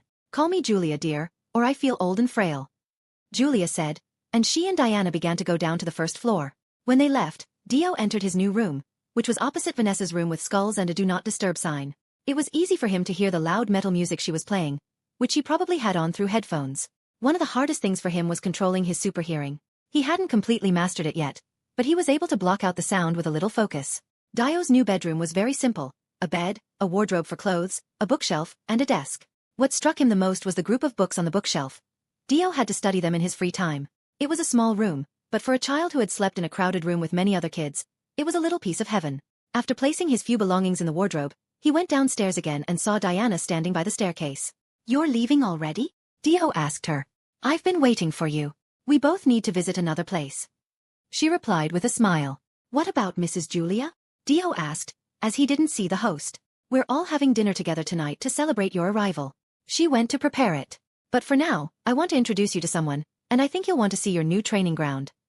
Dio wasn't very excited about meeting new people, but the word training won him over. They went out through the back door and flew away from the house at high speed. They didn't have to leave the capital to reach their destination. It was a giant building perched high on a cliff overlooking the ocean. It was more than 10 stories tall, all made of blue glass, with no markings or logos that would allow him to recall it. However, he was sure it wasn't the League of Justice's building. Diana landed on the roof of the building, which had marked spots, obviously for the takeoff and landing of planes parked nearby. There were many people in pilot suits around, but Diana landed in front of a specific man who stood still and looked at us. Chapter 17. Diomedes, meet my friend, Steve Trevor, the leader of ARGUS. Diana said that and smiled gently.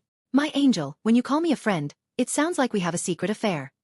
Steve gave Diana a playful teasing gesture before reaching out to shake my hand.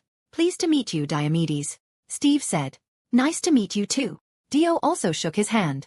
Steve was a strong man, a blonde with a typical military haircut and blue eyes. He wore army camouflage pants and a simple white shirt with a military logo on his neck. Dio expected to meet him eventually after Diana took him as her apprentice, but not this soon. "Welcome to ARGUS. Let's go. Allow me to be your guide for today." Steve said that and led him on a tour. On the way, Steve explained to him about the armed revolutionaries governing under secrecy, or simply, Anonymous Ranger Group of the USA. They were officially established after the first attack by Darkseid a year ago. Their role was to support superheroes in the USA. In other words, they helped any hero or group of heroes in any way they could, and they were also responsible for containing or investigating metahuman activities. Steve had been leading this organization since it was established. To be honest, Dio didn't know about this. Even with his knowledge of this world, it was almost impossible to remember all the existing organizations. Steve showed him around. This place had everything, from labs that study the diseases or poisons that villains used on people to a whole floor that was used to make plans for how to stop a possible second Darkseid invasion. Dio almost laughed when he heard that. When Dio walked through the building, he saw people wearing what looked like cybernetic suits, with only their heads showing. This was different from the soldiers and pilots outside, who were wearing jumpsuits. He also saw some weapons that looked like they were from the future. It made sense. This organization was facing dangers from superhuman beings directly, so they needed a lot of technological help.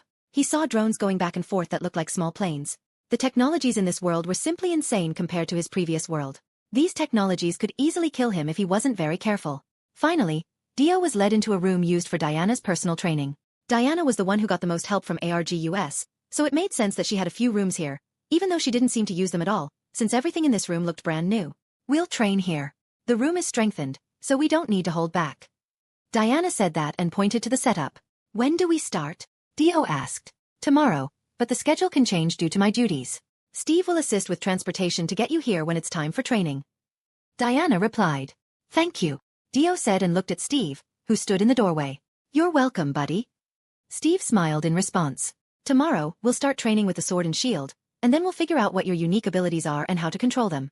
I also have an idea on how to train your magical abilities." Diana continued. As if the news about him being a demigod weren't enough, Batman also told him that his mother was a magician. They belong to a parallel line of evolution that separates them from Homo sapiens. Dio remembered little about them. The most important thing is that they are born with the ability to manipulate mana as well as a unique type of magic. They can also learn other types of magic without using methods ordinary people use to create magic, such as special rituals or artifacts. This means Dio is naturally drawn to a certain kind of magic. He should be able to do it easily, but he hasn't tried it yet. Dio knows that magic is very dangerous and that powerful spells cost something. He can't miss this chance to learn it, since Diana is giving it to him. "What's the idea?" Dio asked curiously. "My friend is interested in you, but she's busy with her presentations right now, so we'll have to wait a few months." Diana replied. Dio didn't mind waiting a few months for the opportunity to learn magic. "That's where you've been. Diana, it's rude of you to take on your first student and not introduce me when you bring him here." A female voice drew his attention at the entrance to the room. From behind Steve, a dark-skinned woman with very short hair appeared and was dressed in a gray suit. "Sister, it's good to see you back." Diana said that and hugged the woman. "I was cleaning up Texas after a sorcerer. I just got back." She said that, broke free from Diana's hug, and smiled at him. "Aren't you going to introduce me?" She asked and looked at me. "Of course, this is Diomedes Inwood, my new student." Dio, this is Etta Candy, the second friend I made when I came to this country. Pleasure to meet you, Miss Candy. Dio reached out his hand, but she hugged him instead of shaking his hand. You're so adorable, just like an adult, she said as she swung him from side to side. Etta, please let go of the boy. He's a demigod, not a mortal. A voice came from Steve and made Etta release him. I'm sorry for that. I was just a bit excited that Diana took a student, Etta said, and Dio noticed that Diana was frowning. Why? Dio asked, even though he could see that Diana didn't like this topic. Not that I never wanted to have a student, but I've never liked the idea that we, heroes, train children to fight villains. Too much can go wrong. Diana replied. I know there's a risk, Diana, but I'm still glad you have someone who can understand you. Etta said it with a smile. I'm here, you know, Etta. Right next to her. Steve said. I didn't know divine blood flowed in your veins, Steve. My apologies. Etta joked. Let's stop fooling around. Julia is hosting a dinner in honor of this event. I think we'd better not be late, and both of you are invited as well. Diana ended their conversation with these words.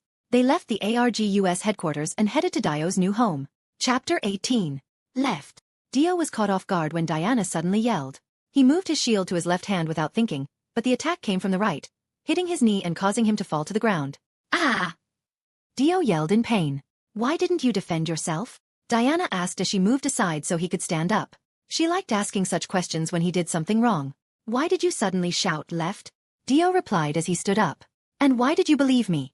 While we're training, I'm your enemy. Diana taught him another lesson. Dio didn't answer and assumed the stance she had taught him was sword lowered, shield raised. She had been teaching him different sword and shield styles, but the one he was using now was focused on defense and counterattacks. That's what she was teaching him today. For a few seconds, they simply stared at each other. Dio looked at Diana's legs. She was moving faster than him, and it was hard to see her even when she wasn't using her full speed. The only thing that helped a little was to concentrate on her legs. Diana was dressed in her armor and used a training sword, just like Dio's. It was a Greek-style sword, a xiphos, relatively short with two straight edges, the blade widening from the hilt to the tip. It was a weapon for both slashing and thrusting through the enemy. She attacked again, and Dio barely had time to see her approaching him. It was a high hit from left to right this time, aimed at his right shoulder. He moved his round shield to the right a little and tilted it forward. The Greek shields weren't round and flat plates. The front part stuck out in front, which let an enemy's attack slide off the shield. When her attack hit the shield, he gently pushed her weapon away and used his sword to hit her in the leg to get a counterattack on her. Diana took a small step back, and by the time he got into the right position to attack, she had already raised her sword to his chin. Well done. Diana said this and lowered her sword away from his chin, stepping back again. You defended against my strike and managed to start a counterattack. Your movements were almost perfect. You just needed to move faster to initiate the counterattack. Diana continued. Diana, even if I moved 10 times faster, you would still be able to avoid it because of your speed. Dio replied, not completely happy with her praise. I've told you, Diomedes, the goal of training isn't to beat me but to learn. So would you like to try your new trick? Diana asked. Since Dio started training 3 months ago, he has made quite a bit of progress, both physically and in terms of his abilities. It's not as much as he likes, but it's still progress. He pauses for a few seconds and closes his eyes to concentrate. This trick isn't usable in combat yet. It requires too much concentration for him, but that time is decreasing with each of my workouts. Let's begin, Dio said to her after getting ready. Diana charged at me again, but this time, she just lunged at the middle of my shield. There was a black shadow around the shield when her attack hit it. The shadow reached out to her with 4 skeleton hands. This sudden change of events caught Diana by surprise. Diana's charge changed into a simple strike, shattering 2 skeletal hands. However, 2 others reached out and grabbed her wrists.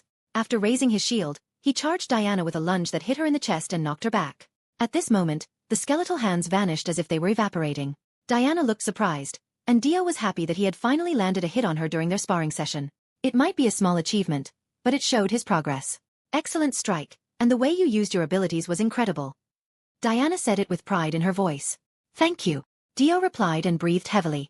Dio's body didn't tire physically, but using his abilities caused mental fatigue. Dio's perception and reactions became slower as his brain appeared to be blocked. If Dio pushed too hard, his brain would shut down. Once, he was found in that state at home after trying to summon an army of skeletons. The way you used your abilities was impressive. I thought you might summon a skeleton to fight alongside you. Diana continued. I could, but it wouldn't be very useful against someone like you. Yes, you chose the good strategy. Currently, Dio could summon a skeleton to fight with him, but it had the strength of an average human, which wouldn't be very helpful against Diana or beings more powerful than her. Shall we call it a day? It's getting late, and I have Justice League business. Diana spoke as she walked toward the rack where our training weapons were kept. Not like I can keep going. Dio said wearily. Have you gotten any answers from Dr. John Peril about your other gift? Diana asked as we walked together to the locker room. I'll see him in a while. He was busy with some cases yesterday. Before they parted ways to their respective locker rooms, Diana turned to him and said, My magician friend, the one I mentioned earlier, would like to meet you. She'll be back in a few weeks, so if Doctor can't help you, she might. Finally, Dio happily replied. I had been waiting to meet this person for a long time. I know it's taking longer than we thought, but I can assure you it'll be worth it. Diana smiled and went into the girls' locker room. Dio took a hot shower. It was a bit unnecessary since he hadn't broken a sweat during the 3 hours of training, but the feeling of hot water after a long workout was simply incredible. Dio got dressed and headed to the elevator. They always trained in the large gym, which was filled with various weapons and equipment. Diana taught him not only sword fighting but also various hand-to-hand combat techniques and even how to defend himself using bracers. Dio skipped the lasso training. He lacked talent for it. Chapter 19. The elevator doors opened on one of the underground floors of the building. Dio stepped out into a corridor with white walls and a clean floor. The scent of chemicals in this place strongly resembles a hospital. He walked down the corridor until he reached the morgue. He opened the door and saw several metal tables against the wall and several small doors where bodies were kept. Dio has been here before, so he is somewhat used to the environment. Dio went to the other end of the room, where there's a door. Instead of knocking, he opened it immediately. It's a small office with a writing desk, a chair, and a computer. A sleeping man sat on the other side of the desk, where a huge pile of papers lay. Dio approached him and gently touched his shoulder, saying, Doctor, it's time to wake up. He responds, jerking awake and rubbing his eyes. Dio? Is it already morning? Johnny asked. Dr. Johnny Peril specializes in researching paranormal phenomena. He met him a few weeks ago. He usually works late into the night, so he asked Dio to wake him up when he arrived. A few moments later, he's fully awake, removed his glasses, and smiled at him. You've come for the results of my research on your new ability. He always asked in a formal way. Did you find anything? Dio asked instead of answering. Yes and no. Johnny replied before standing up and walking to a bookshelf on the other side of the room. While Johnny specializes in paranormal phenomena, he doesn't have much practical experience with them. He's neither a magician nor a mystical being. So, everything he learned was obtained from old books and research. He fills in the blanks with science, since that's all he knows. As you know, your magic focuses on areas like necromancy and shadow magic. Unfortunately, these are the most important directions to gather information on. But fortunately, not only necromancy deals with ghosts and spirits. He said this as he continued to search through his books. The reason Dio turned to him for help is quite simple. He started seeing ghosts. It began one night as he was walking home from school. He saw something strange between the two buildings. A person standing, holding onto their legs, shivers as if freezing to death. Their clothing was tattered and dirty.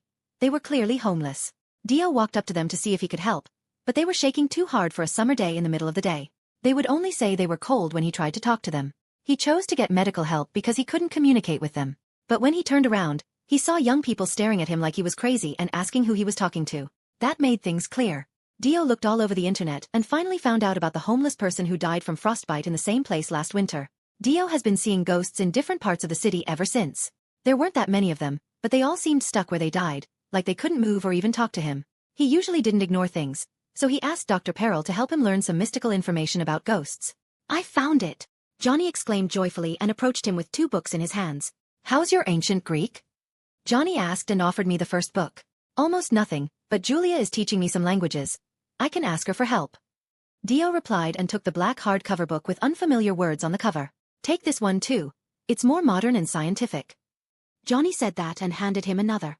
This one was in English, and it should explain what ghosts are from a scientific perspective. Thank you, Doctor. Dio replied and took both books. Don't thank me. Observing how you use your abilities has also been very helpful to me. Victoria was quite jealous when she heard about it. She wanted the opportunity to study your DNA ever since you arrived here. Victoria October. A specialist in biological weaponry at ARGUS. Dio hasn't met her personally, but he has heard a lot about her. I have to go, Doctor. I still have homework to do, although I hate doing it. Dio said and sighed. Do as I did back in the day. Go straight to senior high school or college. It won't be a problem for you.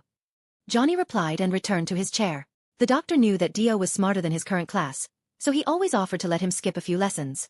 There are easy ways to skip high school, but Dio needs to go to normal school right now. There isn't much work to do in his class, so he can finish lessons quickly and train. Maybe I'll do that next year. For now I need to go. Dio replied. Goodbye, boy. Johnny said as he left his office. Dio walked back down the corridor to the elevator and went to the top floor, where the hangar is located. Steve is a good guy, and to avoid delaying him or making Diana drive him home every time, he gave him permission to use one of his helicopters for transportation. Dio sat down after saying hello to the pilot and started reading while the chopper took off. The black one was the first one he opened. Of course he can't read it, but the hand-drawn pictures inside are very helpful. One of the bad things about necromancy is that most of the spells are very scary and involve people dressed in black calling on ghosts to hurt other people.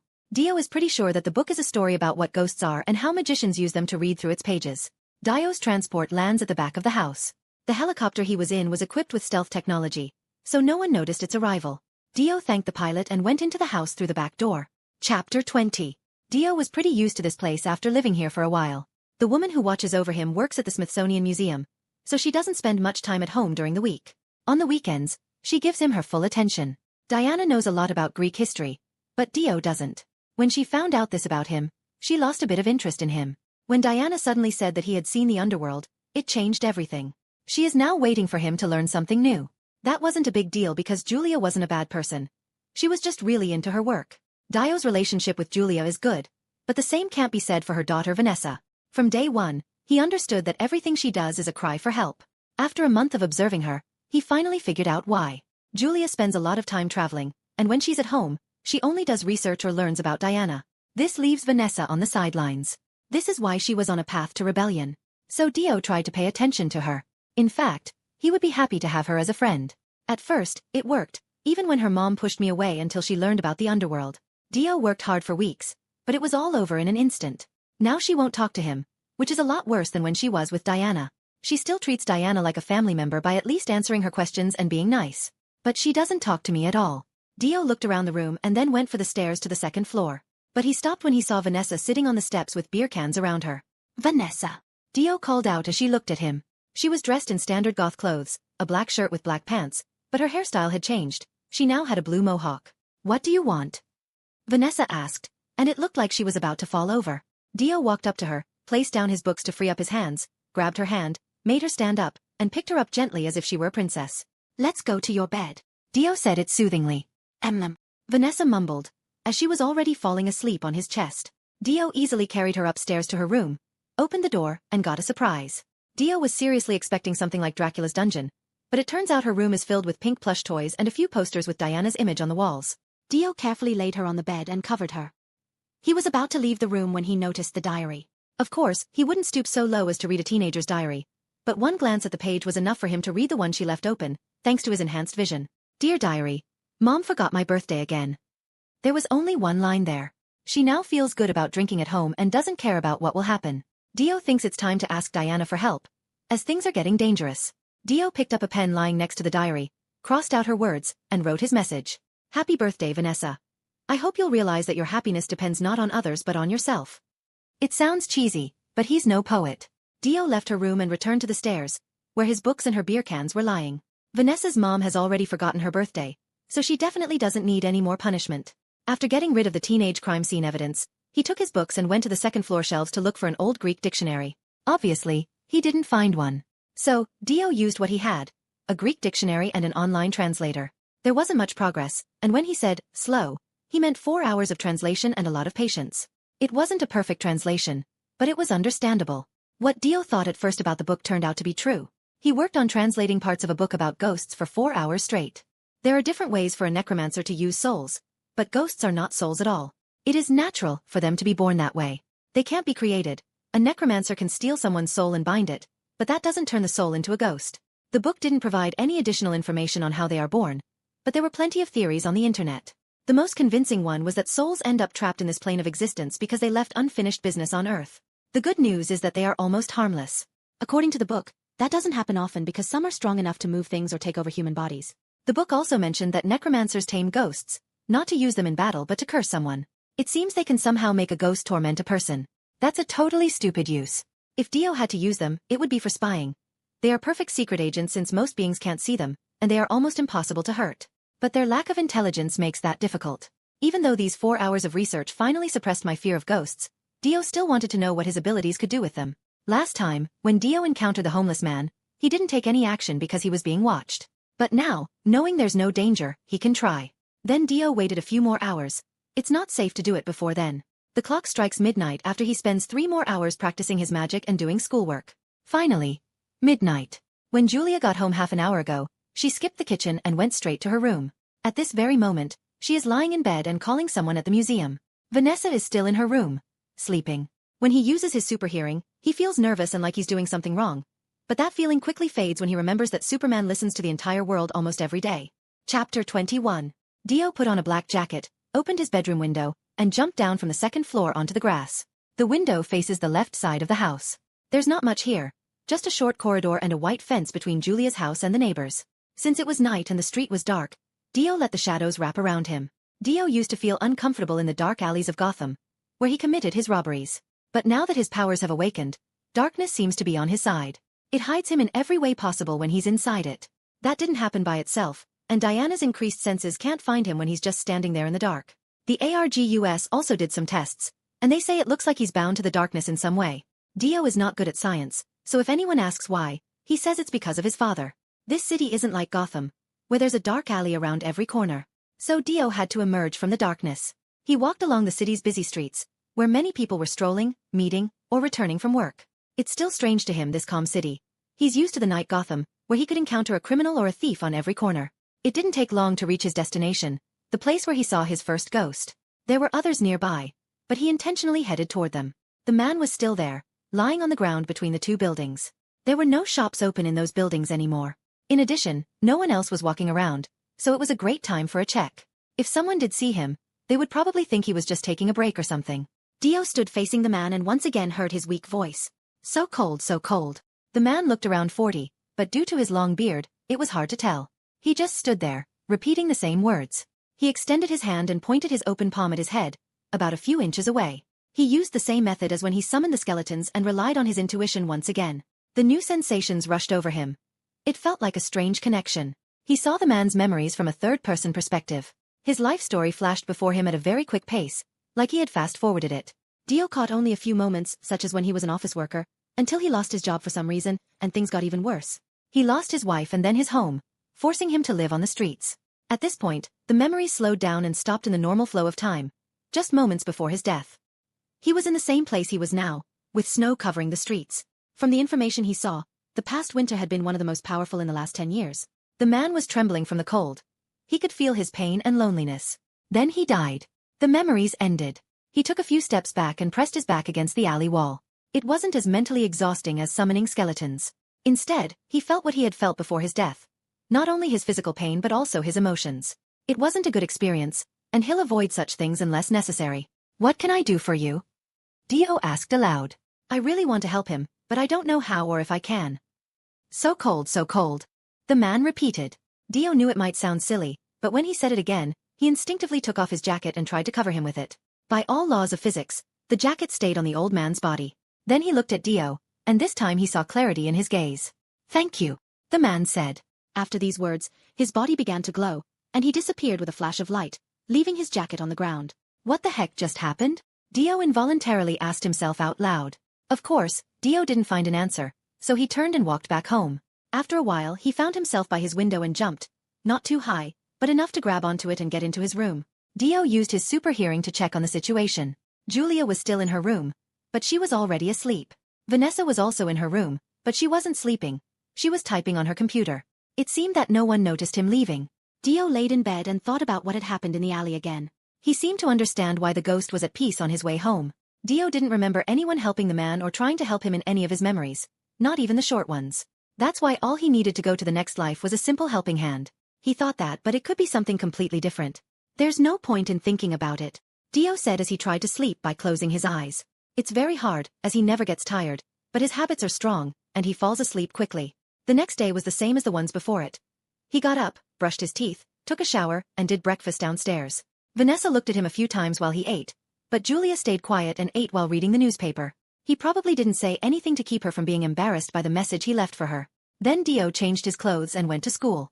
One of the things ARGUS gave him was a bracelet that could change his skin and hair color. This device's purpose is to completely change Agent's appearance, but it only changes his skin and hair color. Dio's hair and skin were both white, which drew a great deal of attention, so he changed his skin tone to something more natural and his hair black to divert attention. He didn't pay attention to the other students at school. Instead, he did his homework and waited for class to end. After that, he went home, changed, and went straight to ARGUS. When Dio got there, Diana was already waiting for him in the training room. What happened to your hand? Dio asked and looked at Diana's hand, which was bandaged just below her shoulder. My hand? I had some trouble with a sorcerer yesterday. Don't worry, it'll heal soon. She said it with a smile on her face. Diana's wounds healed quickly, and when he says, quickly, he means very, very quickly. But magical wounds seemed to be an exception and took a little longer to heal. Today we won't be training. Instead, we're going on a journey. She said that and changed the subject. Where to? Didn't I tell you yesterday? My friend who specializes in magic was planning to return home after her tour in the next few weeks, but she came back early, so let's pay her a visit today. It seems he will finally get some magical knowledge. Where are we going? Dio asked as they left the building. Diana looked at him with a big smile as she stood next to him and said, To Gotham. Chapter 22. The trip back to Gotham wasn't as dramatic as Dio thought it would be. In fact, they didn't even get close to the city center. They went to the edge of it that was the farthest away, almost to the border. On their short trip, they didn't meet any heroes or villains except for Diana's conversation with Batman on her communicator. When Batman asked her what she was doing on his territory, he spoke about it as if he were a wild animal. In addition to that, everything went well. Since Diana knew Dio could keep up with her speed, she didn't hold back, and they both got there fast. They landed on a small meadow, which was not common in Gotham. They were more often found in parks and streets. Their destination was on top of a cliff, where there was a European-style 4-story house with a small tower. The house looked well kept, the walls were white, and there was a long staircase that went from the doors across the field and back again. A few large stone figures stood on either side of the stairs. At the very top, near the door, there were a few smaller ones. Beautiful house. Dio unconsciously said it out loud. Can you see it? Diana asked as she stood to his left and looked surprised. Oh, and you can't? Dio asked and was also surprised. Then Dio looked at the house again and felt something like interference in the air, which gradually disappeared. Now I see it, Diana said. The two of them approached the staircase and climbed it slowly. This house is protected by several powerful spells, and it usually opens to me only when it decides I'm not a threat. Diana explained her surprise. The house may only be hidden from people who don't possess magical abilities, even though it should mostly be safe from magic attacks. That's why Dio didn't understand how he could see the house when it was hidden. They had already reached the front door of the house, so he didn't have much time to think seriously. Diana took the initiative and knocked on the door. Knock, knock, knock. A beautiful woman arrived as soon as the door opened. She had straight black hair, ice blue eyes, and full, red lipstick lips. She was about the same height as Diana. That dress she wore was really magical. She had a long black cloak and a corset with white lines that showed off her breasts, high boots covering most of her hips, and fishnet stockings covering the rest. Diana! Long time no see. Zatanna exclaimed excitedly and rushed to Diana as she hugged her. We haven't seen each other for a while, it seems, since the battle with Circe. Diana replied while also hugging her. After a few seconds of hugging, they separated and looked at Dio. Dio, this is Zatanna Zatara. Her knowledge of magic has helped the Justice League solve various problems multiple times. Pleasure to meet you, Miss Zatanna, Dio politely said. Pleasure to meet you, young Dio. Let's go inside the house so we can continue talking there over a cup of tea. Zatanna responded and showed us inside her house. Dio's curiosity grew a bit when Diana mentioned that one of her friends was interested in him. Dio had some guesses but was thinking of a less famous magician. Now, he was face to face with one of the most powerful magicians in DC. The house was even more amazing on the inside than it was on the outside. There was a red carpet on the floor in a huge hall where they were. An old style of armor, guns, and other accessories were used to decorate the walls. Welcome to Shadowcrest, the Zatara's family home for many generations. Zatanna told both of them. The three of them approached a table with 3 chairs in the center of the hall and took their seats. On the table, a teapot levitated and filled 3 cups in front of each of them. Diana and Zatanna both leaned forward and picked up their teacups, but Dio did not move. It seems you're excited for information. Zatanna said to Dio. I wouldn't say I'm impatient, but I'm quite curious about why you're interested in me. Dio replied. Intellect and curiosity are common traits among magicians. The key is to keep them in check. Otherwise, it can lead to their demise. Zatanna gave advice, and her eyes sparkled as she spoke. That doesn't answer my question, Mississippi. Dio refused to back down. Please call me Zatanna. I'm not that old. Zatanna requested. That still doesn't answer my question, Zatanna. Dio repeated. Ha ha ha ha. Zatanna began laughing at my persistence. He certainly met Batman. Diana sounded in and looked at Zatanna. He inherited Batman's habit of being suspicious, even after spending just a few days with him. Diana added and shook her head. Zatanna took another sip of her tea and didn't answer him, but Dio understood it was a test of patience. So he watched her sip her tea until she finally responded. In answer to your question, I'm interested in you because someone close to me has asked me to do them a favor. I'm not at liberty to disclose their identity, but I can assure you that this person has no ill intentions. There are a lot of secrets out there. Let's hope they're all true, because the truth will finally come out. I could learn magic without stress because Zatanna was my teacher. Thank you for agreeing to teach me, Zatanna. Dio said politely this time and took a sip of the tea, which was pleasant even though he wasn't a big fan of the tea. Now that you've got to know each other, Zatanna, will you be able to teach him? Diana asked. Could you use your magic to assess me first? I already know you have eyes that see the truth, but I doubt that's all. Zatanna said that and ignored Diana. Eyes that see the truth? Dio asked with curiosity. He hadn't studied this magic or heard of such a term. There are several ancient legends that speak of Hades being able to see the sins committed by the soul and its truth. You can see my house even though it's protected by numerous defensive spells. There aren't magicians of my level who can't do that, so I thought you might have inherited these eyes from your father. Zatanna explained calmly. So the reason I can see spirits and ghosts may also be due to my eyes? Dio asked. Perhaps yes, or perhaps not. Magicians are naturally more sensitive to the spirit world, so it's not uncommon to encounter those who can see spirits. Those who can't do it naturally can see them with a simple spell. Perhaps seeing ghosts wasn't that unusual, but he was sure that seeing their memories was a one-of-a-kind skill that his eyes gave him. Chapter 23. Well, show me your abilities. Zatanna said with great curiosity. Dio raised his hand and pointed at the table in front of them. The entire table turned black, and 4 skeletal hands emerged from this darkness. The teapot was held up by 2 of them, and the cups were filled with tea by the other 2, who took them from Zatanna and Diana and brought them to the teapot. The 2 hands then poured tea, returned to the darkness, and the darkness itself vanished. While Dio displayed this little ability, he kept his eyes on Zatanna, who observed his magic closely and mumbled some words that he couldn't understand. Understood. Zatanna said this after a few seconds of watching the table, even after his magic disappeared. Now that you understand, could you also share with us, Zatanna? Dio isn't the only one interested. Diana asked. Sorry, sometimes I get lost in my thoughts when I'm contemplating. Then Zatanna turned on her chair and looked at the shelf behind her. Kubemotiamak. Dio didn't understand what she said, but the effect was instant. One of the books on the shelf at the other end of the room flew into Zatanna's hand at incredible speed. She turned around and placed the book on the table without opening it. Dio, where does magic come from? Zatanna asked. Dio had to think about it. My memories of magic in the DC universe were quite limited, as I never really focused on it. The only thing he could say with confidence was that magic didn't originate from just one source. From various places. Dio answered vaguely. You're partly correct. In reality, there are several ways to access magical energy. Is this related to my magic? Dio asked and tried to understand where this conversation was heading. Your type of magic is quite rare, even among other magicians. It has direct access to magical reality, or in your case, the Underworld. It made sense that my magic came from the Underworld, which meant I could use magic as long as the Underworld existed. Why is my magic rare? Dio asked and wanted to know more. Any magic has its price, Dio. The magic itself requires some cost, and every magician must pay this price. The only exception is magicians who have access to the magical realm, where there are no prices, or it was reduced. When Dio uses his gift, he feels a strong mental and spiritual weakness. If he didn't have this reduced cost for using magic, he would likely be dead by now. It appeared that he was correct.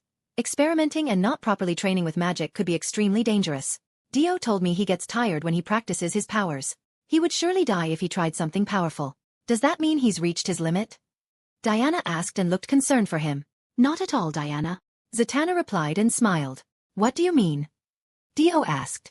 The reason for your exhaustion isn't that you've reached your magical limit, but rather that you're using magic incorrectly. Zatanna raised her hands and waved them in the air, and blue light began to emit from her fingertips. Soon, this energy enveloped the cup from which she sipped tea, and then the cup transformed into a beautiful red rose. Did you notice anything special? Zatanna asked him. Well, it looks like you put a lot of effort into it. Dio replied and noticed the beads of sweat running down her forehead. What she did should be quite short. That's because I was pushing the magic. Zatanna explained. What do you mean? Dio asked. Think of the spellcasting process as a mathematical equation. You have to solve the equation, and the correct answer to the equation is the spell's execution. You can make the calculation complicated, but if you use a mathematical formula that helps solve it, achieving the result becomes easier and lighter. Because of my lack of fundamental knowledge, I've been choosing the difficult path, and that's why I get exhausted. Dio replied and understood the example Zatanna provided. That's absolutely right. Zatanna replied. So all I need to do is learn the mathematical formula? Dio asked. In essence, yes, but of course, it's not that simple. For example, my family possesses the ability to perform magic, but to say it backward, however, it took some time to perfect it, and this knowledge was refined in each following generation until it reached me. She continued. Are you saying I'll have to start basically from scratch because I'm the first? Dio said as he grasped the issue. Correct, but not entirely from scratch. You'll be able to guide yourself using magic similar to yours. Then Zatanna handed him the book she had been holding all along, and Dio took it. It was a white book on a leather cover, with Latin words on the cover. This is a basic magic book, an introduction of sorts. Zatanna explained. Let's start with the basics before I learn to control my powers. Dio said this and nodded. Yes, that's right, but I haven't decided yet whether I'll be teaching you. Zatanna said. Zatanna, you said you would teach him. Diana interrupted. I said I'd get to know him better, Diana, and then see if I could teach him. Zatanna repeated her words. May I ask why the decision hasn't been made yet? Zatanna looked at Dio, and this time, there was no smile on her face. Your magic, or let's call it underworld magic for now, closely resembles necromancy and dark magic. To learn how to use it, you'll need to use them as a reference. I understand, and if I study this magic, you're afraid I'll turn to the dark side of power. Dio said it jokingly. If I choose to teach you, the responsibility for your actions as a magician will be on me. I don't want the burden of raising a crazy necromancer on my conscience. Chapter 24. Now, Dio needs to somehow persuade her to help him, which is not so simple as he has nothing to offer, and he doubts that excuses like, I'll never turn evil will work. But then Dio noticed a photograph on the other side of the room, behind Zatanna, and at that moment, an idea came to my mind. A thought he put into action.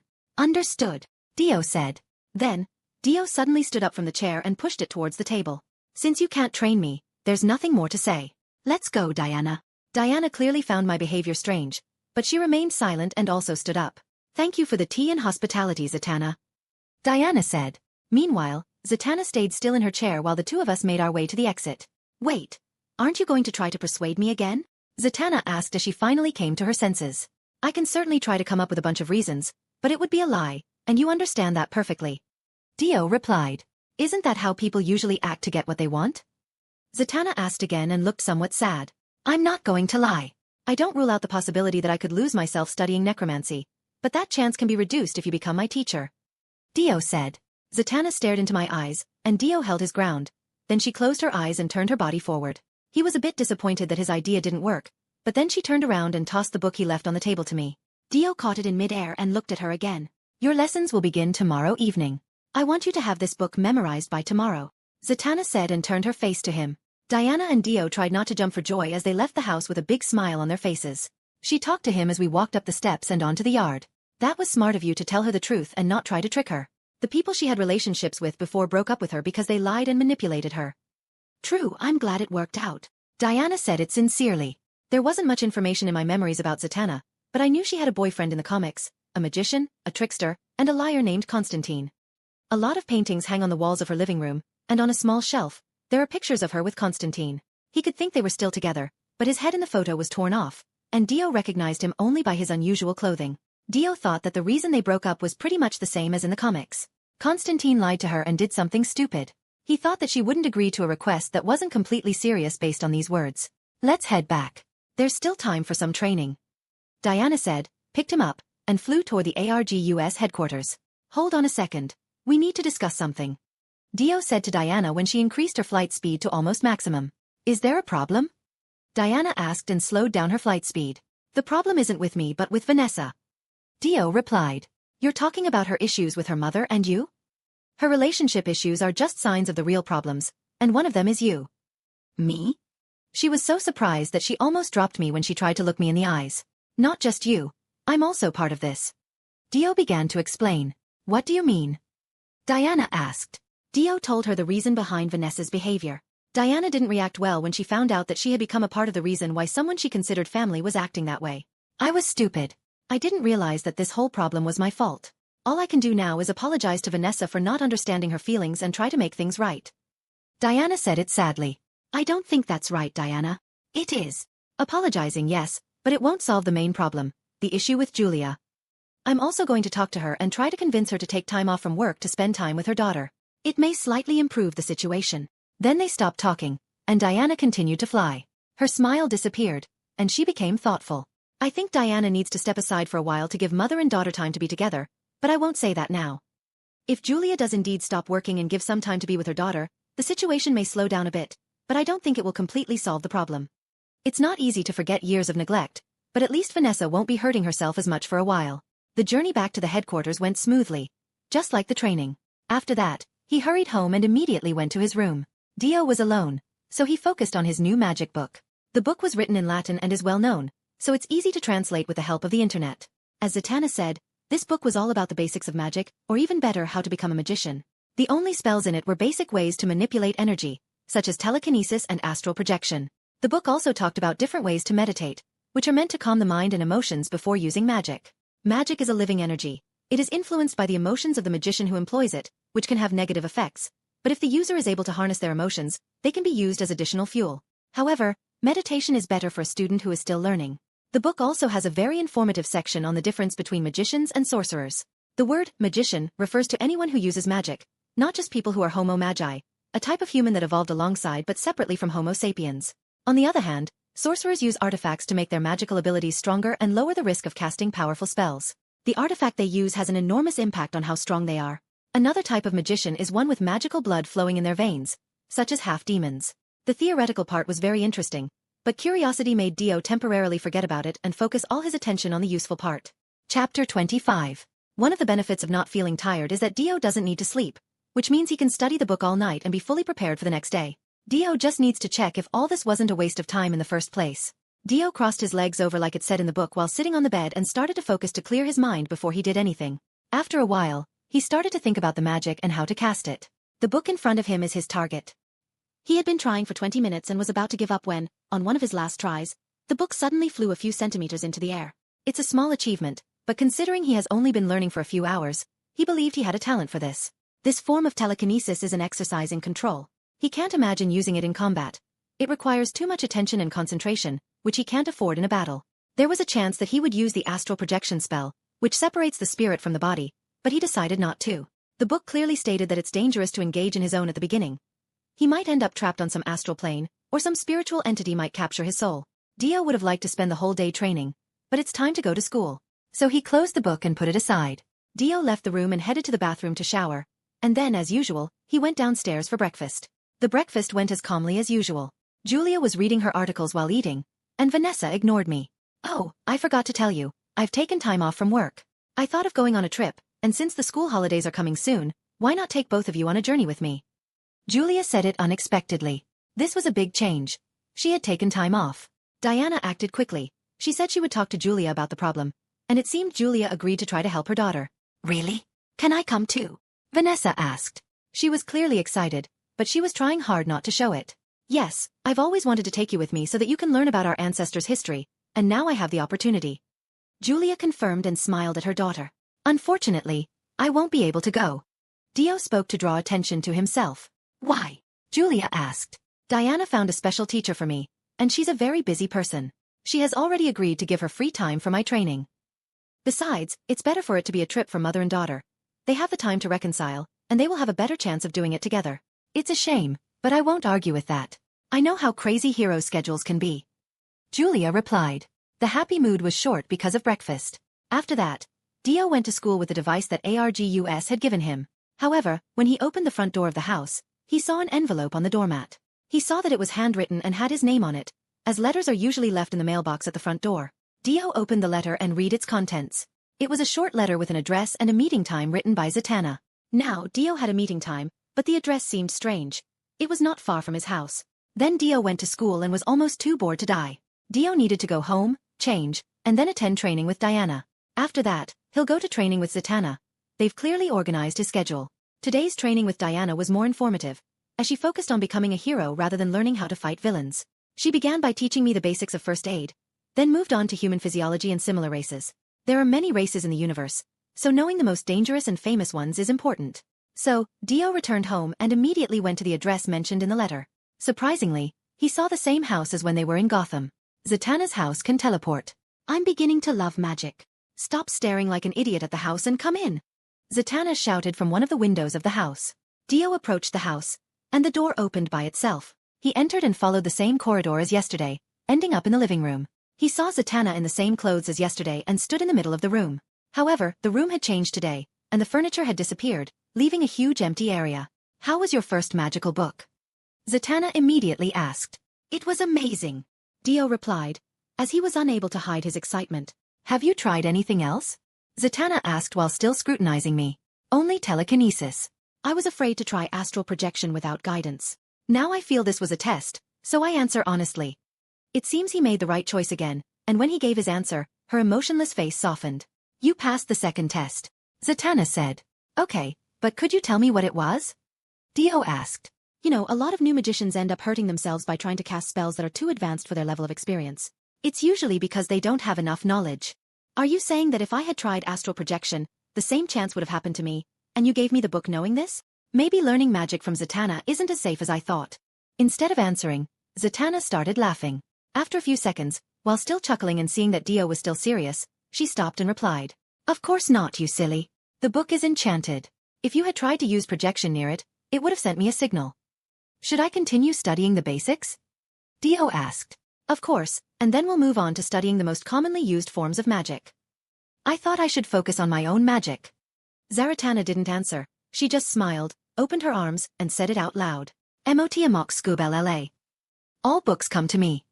A book tornado instantly formed around Zatanna as books of all sizes and kinds started to fly around her. Do you know what makes a magician strong? Zatanna began to ask. Dio stepped back a bit to avoid getting hit by a book and replied. No.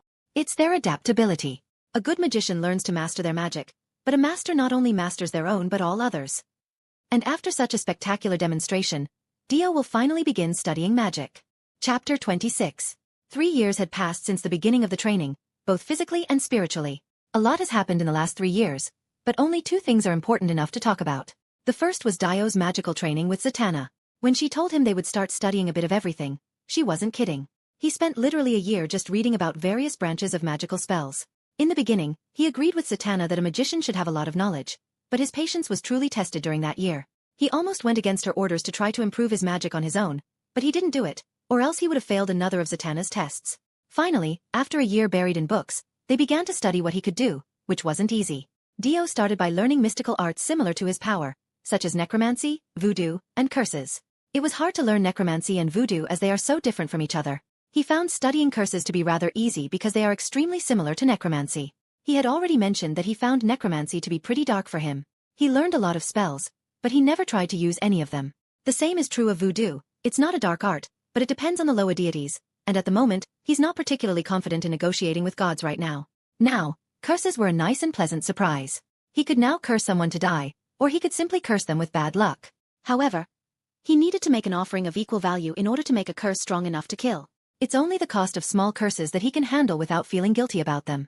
He had learned enough about the dark arts by the end of the second year, so they started trying his abilities with what he had learned. He had a big surprise when he began training. He was glad he had spent the last 2 years learning new things. When he started creating his own spells, they came easily to him. When he learned that he could make his own spells, he wasn't sure which path to follow. Dio has to focus on one path and follow it. He can train and create only long-range spells, becoming a true RPG-style magician. He could also take a more assassin-like path by focusing on shadow magic to hide and attack by turning into a shadow, or he could just focus on conjuration and summon multiple skeletons to fight for him. This didn't seem like a good choice for him. He wouldn't get any use out of the training he got from Diana if he became a long-range magician or an assassin, since they use very different fighting styles. He knew how conjuration or summoning could be used, but it could also be seen as a form of long-range attack. There are good choices, and each has its own benefits and drawbacks. So why not work on the benefits of all of them? The result would be a combat mage, but that description still wasn't quite right. So he started working on it. In the future, he'll have more than enough time to study and create more spells in other areas. While his magical training was progressing well, he didn't forget the importance of physical training with Diana. Over the years, Dio's physical stats have grown. It wasn't as explosive as the first time he awakened his powers, so he didn't need time to adjust. After 3 years, Dio's strength, speed, endurance, and senses had almost tripled. There is no way to be sure of this number, but this is how he felt. ARGUS didn't have any equipment to check Diana's and my strength, but it was fun for him to easily lift cars around and over his head. The fun part was watching the truck drivers think they had been robbed. It wasn't just Diana and Zatanna who taught him. Dr. Johnny Peril gave him several lessons on occultism, and Dr. Victoria October gave him some lessons on genetics and biology in exchange for a few vials of my blood. Etta Candy and Steve Trevor gave him lessons on military weaponry and tactics. Dio got really close to both of them. Dio believes this can summarize his progress in training over these 3 years without going into too many details. It's easy to train compared to his social life. There were no problems during the first year. Julia went on vacation with Vanessa during all of the school breaks, leaving the house to Diana, Etta, Steve, Diana, and Dio. They took turns taking care of him. The trip seemed to have accomplished its purpose when they got back. The mother and daughter were very close. Dio doesn't know if Vanessa forced herself to learn about history to get closer to her mother, but it did help them get along better. She kept her promise and didn't work from the museum for a while, but she got bored and started working from home while Vanessa was at school. They would have plenty of time to spend the rest of the day this way. There's nothing wrong with Julia working. What's important is that she learned how to balance her work and her time with her daughter. It seemed like she had finally learned that. She also stopped talking too much about Diana or him, which helped her daughter's confidence heal as well. Diana was also staying away and only showed up sometimes. After 5 months, Julia went back to her bad habits.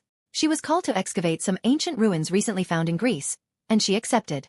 Dio knew she wasn't going to be there for a month, but she told her daughter that was the explanation. Dio saw hope and happiness fade from Vanessa's face when 1 month turned into 2 and 3. He tried to help the girl. They got a bit closer during the time her mother was at home, but she pushed him away again, just like the first time. The situation worsened over time. It reached a point that made Dio act as a hero for the first time.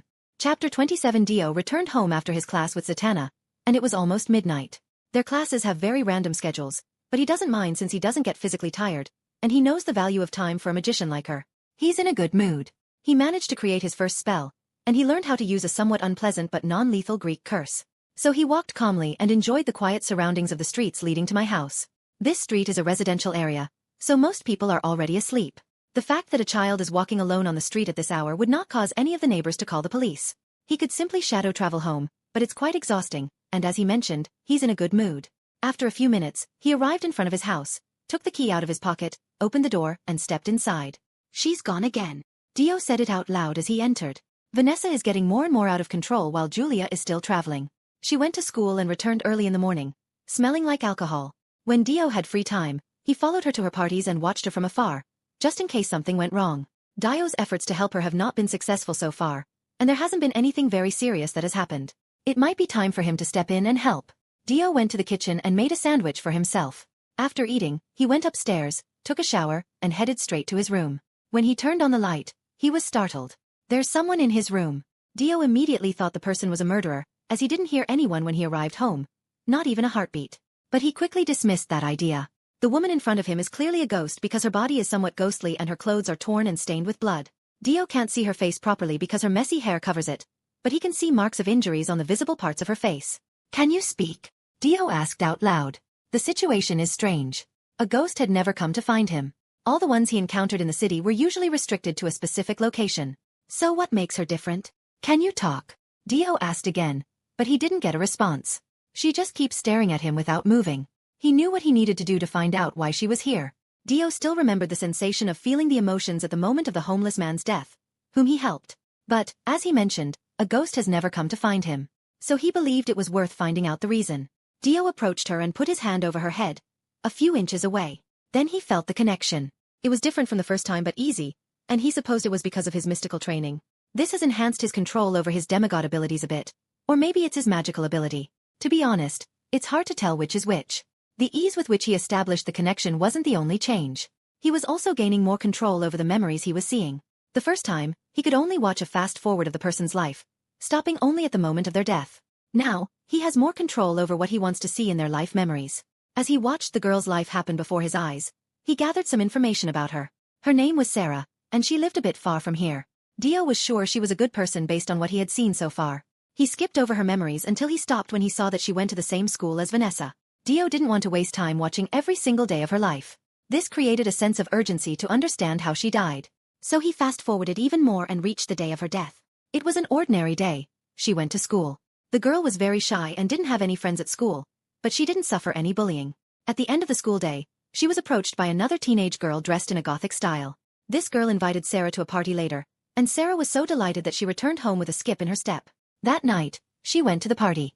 She quickly understood that the party was too wild for her, as there were drugs and drunk people everywhere. Then her new friend showed up and started talking to her. After an hour, the friend brought her a beer. Sarah didn't want to seem boring, so she only took a sip. Suddenly, she looked like she was drunk. It didn't matter what amount of alcohol she could handle. One sip shouldn't have made her feel this way. The other girl clearly gave Sarah drugs, and when she saw that they worked, she started pulling Sarah out of the house and into the street. Their final destination was a house for sale near Julia's house. When the teenager knocked on the door, it was opened by another man wearing a black hood. He kissed the teenager on the mouth, smiled at her, and then took Sarah inside the house, leaving the person who drugged her outside. There were 3 other men in the house. What happened next wasn't good, And he's not ashamed to say he skipped to the end. In the morning, the four of them left, and Sarah woke up. She remembered what had happened, and very hurt. She tried to leave that house on the way home due to the beating she received from one of the people who found it pleasurable to hit her face. A car struck Sarah after she tripped, fell off an overpass, and hit the ground. The feeling of pain, abandonment, and anger he experienced at the moment of her death is something Dio hopes never to feel again. He almost broke the connection because of it, but he set aside all that he felt to process later and continued to see her memories. There must be a reason for her being here. After Sarah's death, the cops did not find the 4 teens, 3 guys and a woman. She really wanted something, so she stayed with these 4 and followed them. Finally, she remembered that the girl who had drugged her had asked Vanessa to come to a party tonight. The party started an hour ago. Sarah didn't keep following the girl after she saw that another girl would end up like she did. She wanted to get help, but since she was a ghost, she didn't have many choices. It's a good thing she came to him. Now Dio knows that Sarah doesn't seek revenge. She wants to ensure that another girl doesn't suffer what she went through. In the name of all the gods, no one will touch Vanessa today. It's not a time for panic or reckless actions, so he calmed down and thought about how to find Vanessa. Dio has to find the party's venue. In fact, it would take too long for him to look up all the teen parties in the city on the internet, and Vanessa might already have been taken out of the party since she was high. So, the only way to find her quickly is to use magic. Zatanna already showed him a simple location spell, but he didn't pay much attention to it and didn't train in it. He rushed out of his room and went to Vanessa's room. Dio's not soft. He kicked the door, broke it in half and entered. He looked in all directions and found her hairbrush. He grabbed it and rushed down to the ground floor, the farthest part of the house, a room filled with books. There are books scattered throughout the house, but these are the least used by Julia. Dio comes here a lot, so it didn't take him long to find an old map of their area. The map is outdated. Many new places have been built in the areas it shows as empty. However, it's still important to have a plan. Dio left the room and went to the kitchen. There he placed the open map on the table and pulled out strands of hair from Vanessa's hairbrush, holding them in his 2 hands. He concentrates before trying the spell. He hadn't practiced it before, but it's simple tracking magic, so it should work. He just has to hope his emotional state doesn't affect his spell. Chapter 28. After a few seconds with his eyes closed, Dio took a deep breath and said, "Στο όνομα όλων των θεών, δείξε μου τι ψάχνω." In the name of all the gods, show me what I seek. Dio casts his spells in Greek due to his heritage, which makes them happen more easily. Dio kept staring at the map, and after a few seconds, with nothing happening, he thought he had failed. But then his hands joined in front of his body and became enveloped in red flames. The flames burned Vanessa's hair within his hand. After that, a small red flame quickly appears and disappears on the map. The fire goes out and leaves only a burned spot on the map. Vanessa's location. Dio took the map, folded it, and put it in his pocket, along with the hairbrush. He cast the same spell again when he reached his destination, since she may be moving. Now that everything was ready, he ran over to the switch and turned off the lights. When it's dark in the kitchen, the shadows wrap around him and take him somewhere else. He learned how to move through shadows by chance. He can use the shadows to travel from one place to another. He doesn't need to be dark to do this, but it is easier when it is. He can teleport as far as 500 meters away right now. This isn't something he can use more than once, and it affects his body. It feels like he's a human again, and he runs the distance his body took him as quickly as possible.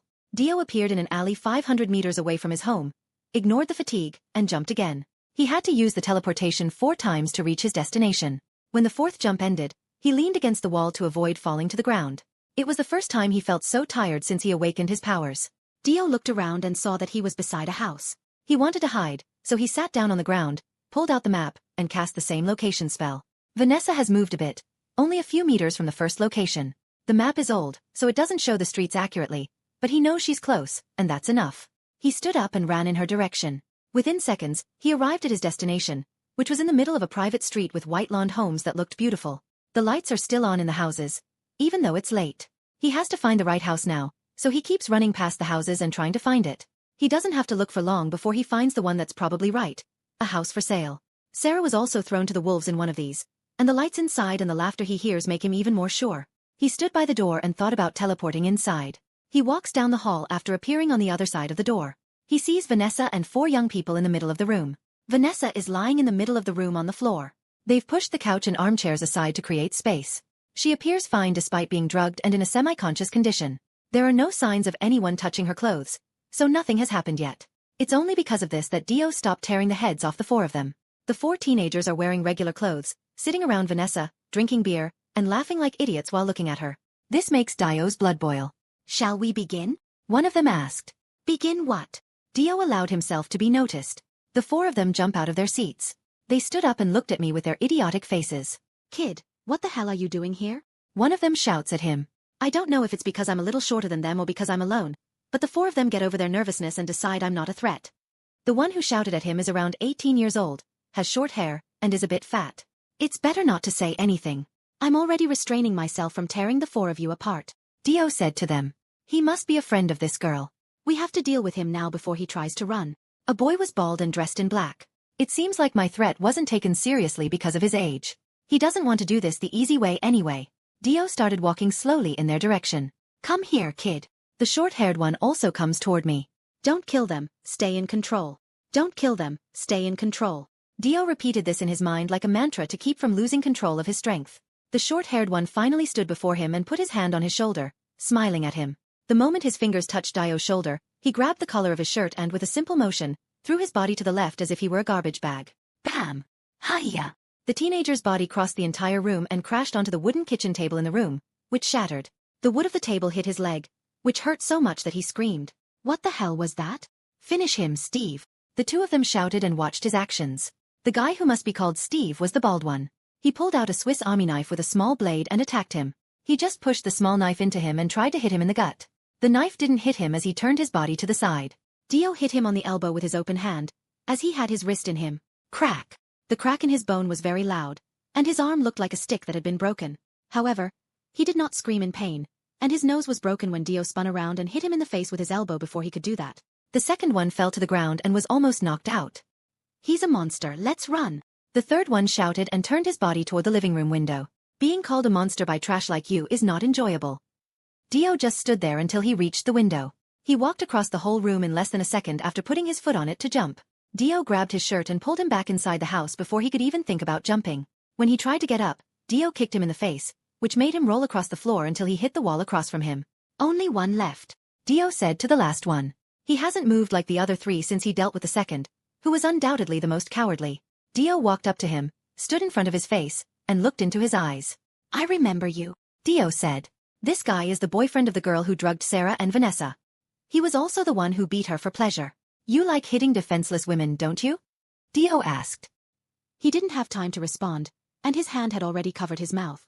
Crack, crack, crack, crack, crack. Dio clenched his jaw, breaking it, and he squirmed and tried to free himself from his grip, but it was futile. After feeling all the bones and teeth in his mouth shatter, he let go of him.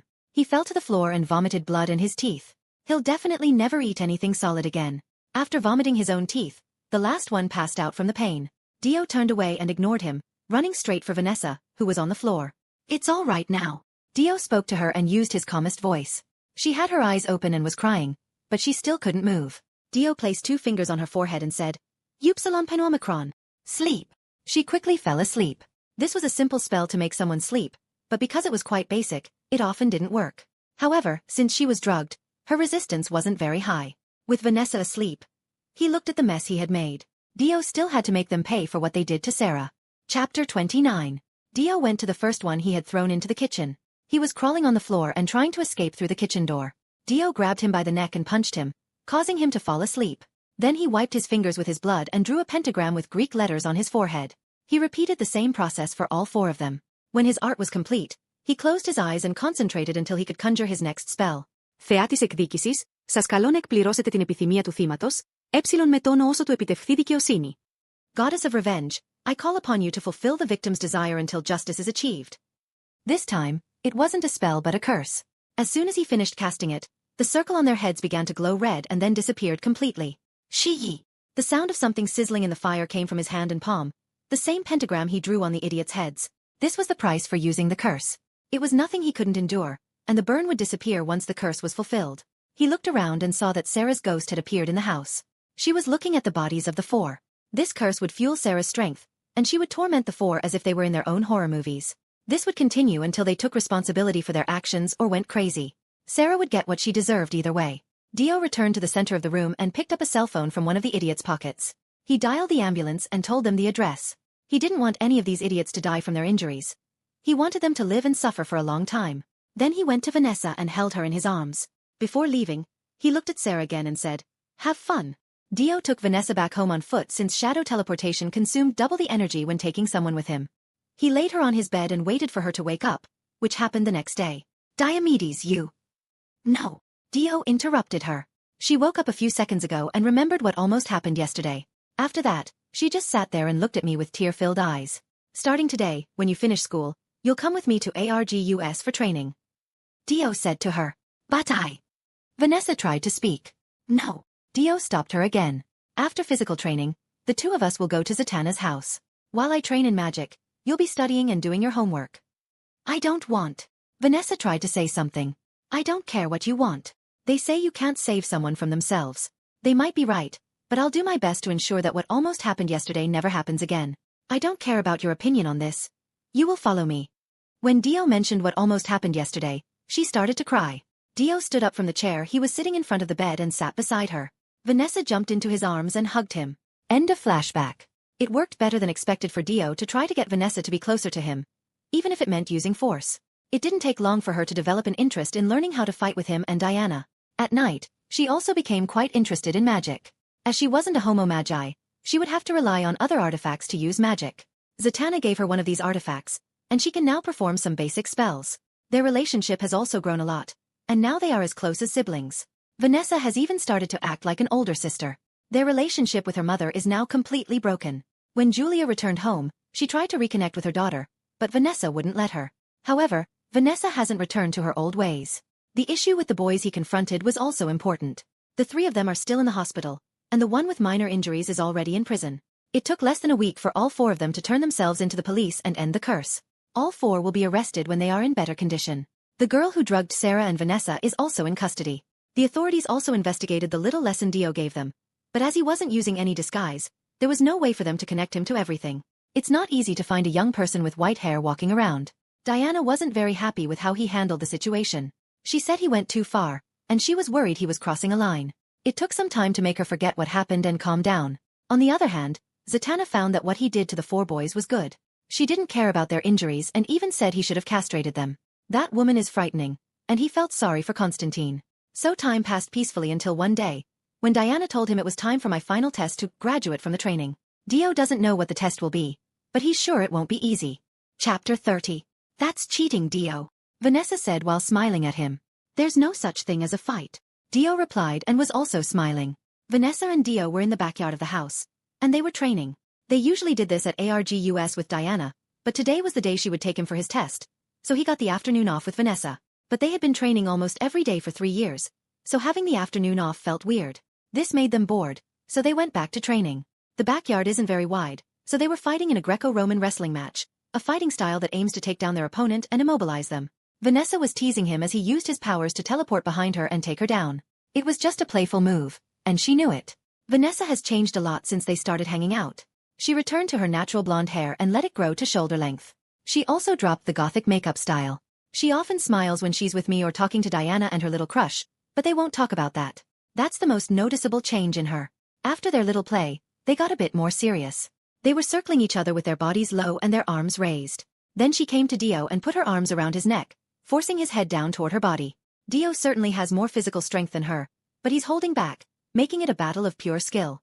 Dio tried to break free from her grip by moving backward, but she pulled him back toward her, and her leg went behind him, trying to take him down. When he felt her leg, he twisted his body to the side, which caused them to fall on the grass. He managed to escape from her. She jumps on top of him, wrapping her legs around his torso and her arms around his neck like a koala. Dio twisted his body on the ground, pushed his arms, and made her hit her back on the grass, which made her release him. Now, it was her turn to try to escape from him, but he held her by the waist and lifted her off the ground. In the air, he spun her body and then let her go, which caused her to fall backward on the ground. Dio quickly climbed on top of her and held her down. "What are you two doing?"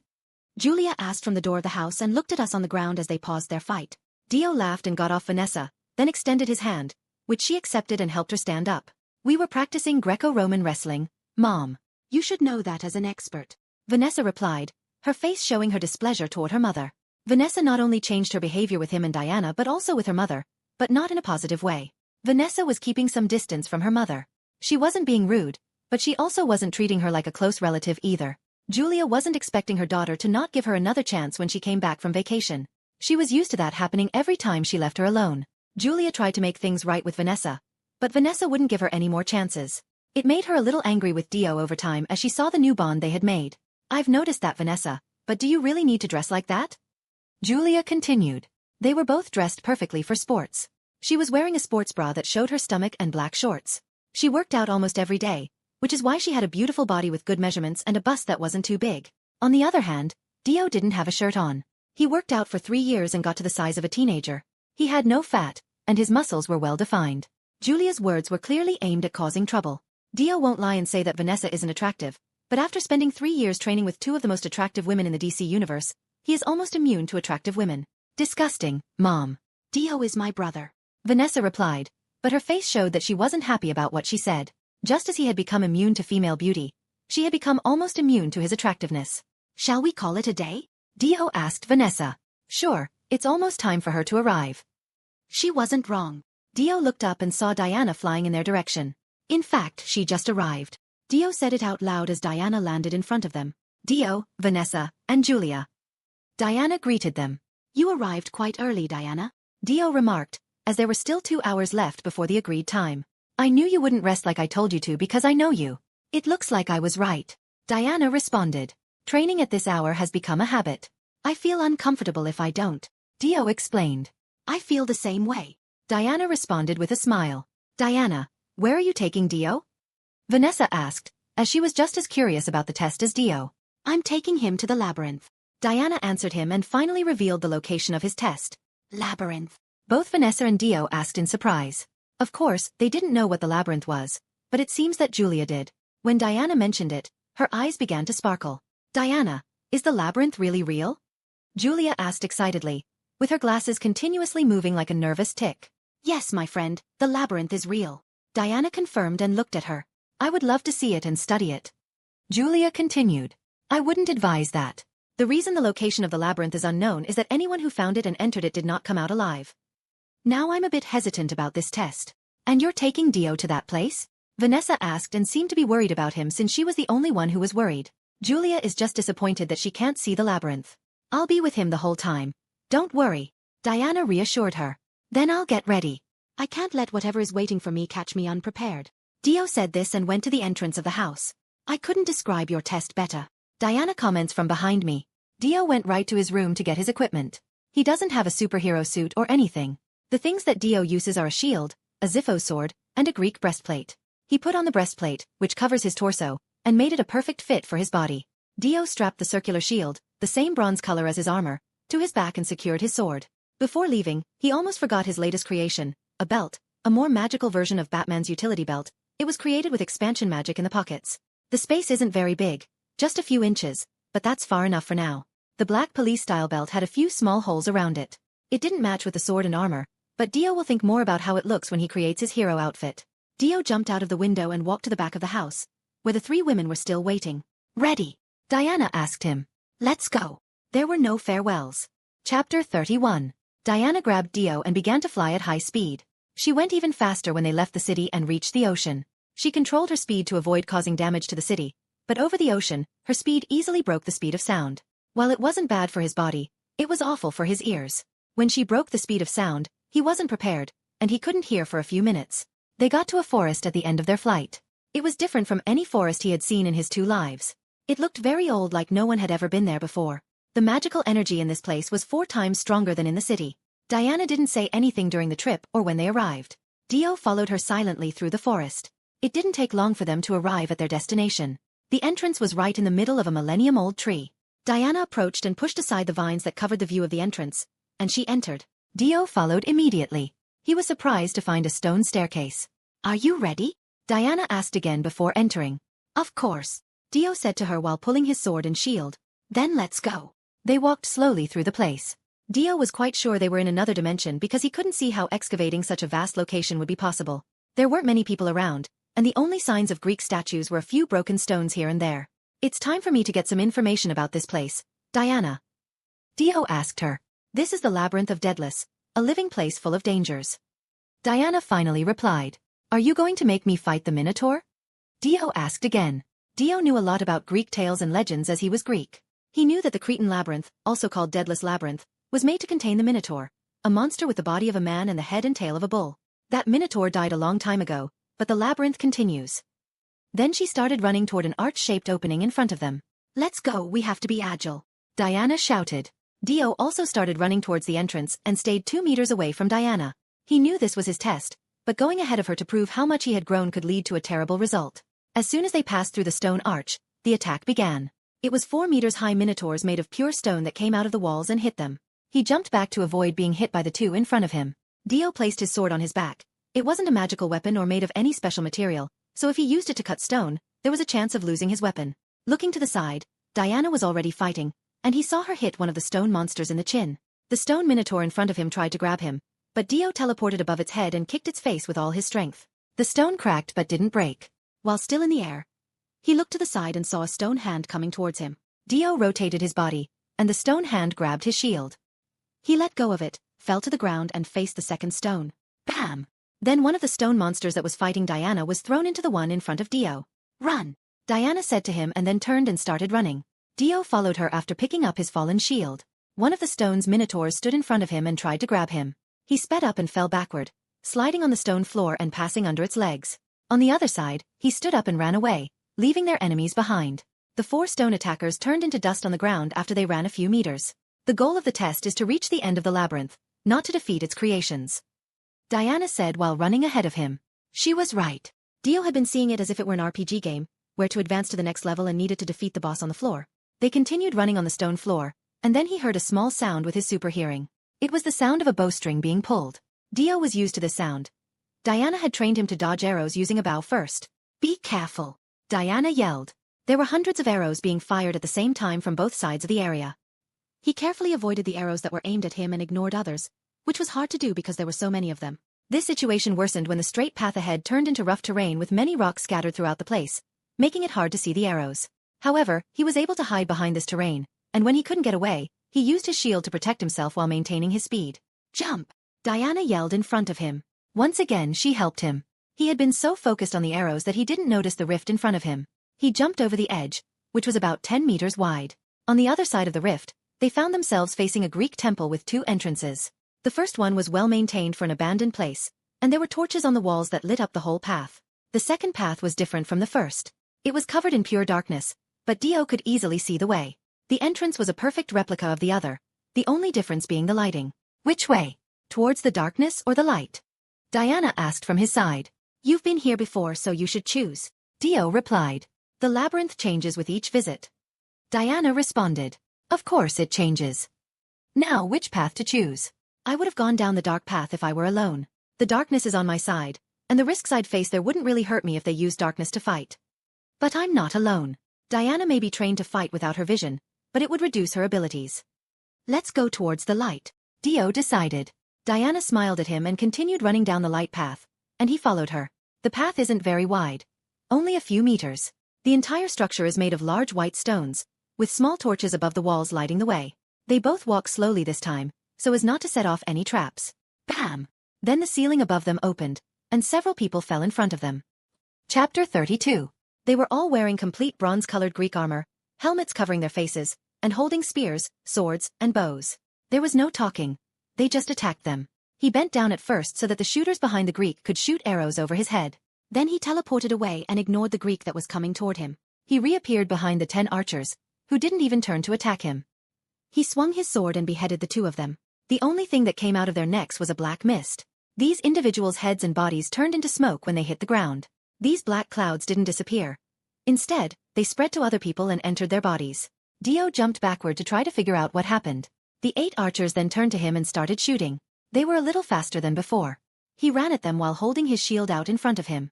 When he got in front of them, he cut the 3rd archer in half with his shield. He jumped and rolled on the ground to dodge another attack. When he stood up, he faced the next enemy, whom he hit with his shield, crushing their skull. After these deaths, which happened in a few seconds, the same result happened again. The bodies turned into mist, which was absorbed by those who were still left. Dio looked ahead and saw that his time was up. While one group of soldiers turned around and came towards him, the other group kept fighting Diana, who wasn't killing them but using her bracelets to protect herself from their attacks. Dio quickly understood that if he killed one of them, the others would become stronger, so the best way to win was to stop them without killing them. He jumped over any warriors that were in his way as he ran toward Diana. He jumped at them, used the wall of the hallway as a trampoline to get over them, and landed a few inches from Diana. I have a plan, but you have to stay behind me, Dio said to her.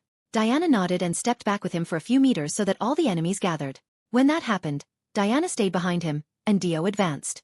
Dio kneeled in front of the warriors with his sword held down and plunged it into the ground. He would normally try to end the fight with magic, but it's getting too hard for him to do so at this point. He doesn't know how far he has to walk to get to the end, but he has to take the chance. Επικαλούμε το κρύο της λήψης του ποταμού Κόουσαϊτ. I summon the cold of sorrow from the river Cocytus. He was holding the sword when a black mist that looked like tar rose up and moved toward the warriors. They all freeze when it runs through their feet. Now, all the soldiers are frozen up to their knees. The people then try to break free by hitting the ice with their weapons. Those who break the ice in their legs also break their own legs, so they have to crawl on the ground. Your magical abilities are getting more powerful, Diana said as she stood by my side. Thank you. This is one of his personal spells that he created, and he made a few others using the same system. The river Cocytus is one of the rivers that flow through the entire underworld, and his spells can summon some parts of the underworld, like the cold of the cries ailing from the river of wailing. At the moment, he can only summon a bit of its true power, but it's enough to give him confidence in being a hero. Let's go. We can't stay still for too long, Diana then said to him. She started running toward the warriors, and when she got close to them, she jumped over them, and Dio also followed. They exit the temple at full speed, with Diana in the lead and him behind. I'm feeling a bit tired. I should have used my shadow teleportation less. It was a mistake I won't repeat. After leaving the temple, they returned to the cave. After going through a big hole in the wall, they saw a huge yellow stone maze. They are high above its walls, so all he can see are all the turns and twists it has. It would take days or even weeks for anyone to find the exit. This is the first labyrinth. Diana spoke from his side and looked down at the labyrinth. I thought we were already in the labyrinth. We are, but every time I come here, it maintains the same scene, even if all the others are different. Diana said. Do you come here often? Dio asked her. I like to come at least once every generation to keep my skills sharp. Diana replied with a smile. Then she stopped talking and kept walking, but she didn't jump right into the opening below the labyrinth. Instead, she jumped onto the wall of the labyrinth and kept walking through it without entering it. It might be a kind of cheat, but after a while, he realized why she cheated. In fact, the darn labyrinth we were stepping on was much larger than he thought. Honestly, Dio doesn't know how anyone could pass through it. It was another test, this time to judge our creativity. Here they come, Diana said. They are being attacked by shadowy hands that look like hands coming from the walls below the labyrinth. They both kept going, and now they were running at full speed. The shadows were moving quickly, and avoiding them was difficult. Is this part of the labyrinth trying to defeat us using mental tricks? Are you experiencing any hallucinations? Diana asked in front of him. Are these black things trying to pull me down as an illusion? Dio asked her. No, they are real, Diana responded. Then I'm okay. The shadowy hands were getting harder around the middle of the labyrinth. He pulled out his sword to help him keep going. Meanwhile, Diana decided to fly a few meters above the walls. Then they see the end of the labyrinth with two solid rock walls and another hole in the middle. The torches around the area light up when they exit the original labyrinth and reach the rock ground a few meters from the entrance. A huge minotaur appears in the middle, between the exit and them. Chapter 33. The monsters they fought at the beginning of the labyrinth were made of stone, but this one looked like it was made of flesh and bone. It was over 4 meters tall, had a bull's head, long horns, and red skin, and he wasn't wearing anything to cover his red muscular torso. He was naked except for a piece of cloth over his private parts, and his hairy legs and feet were exposed. He held a double-edged axe with a short handle in his hand. Cheetah! The monster roared at them. Let's do this together, Diomedes. It's the only way we can win.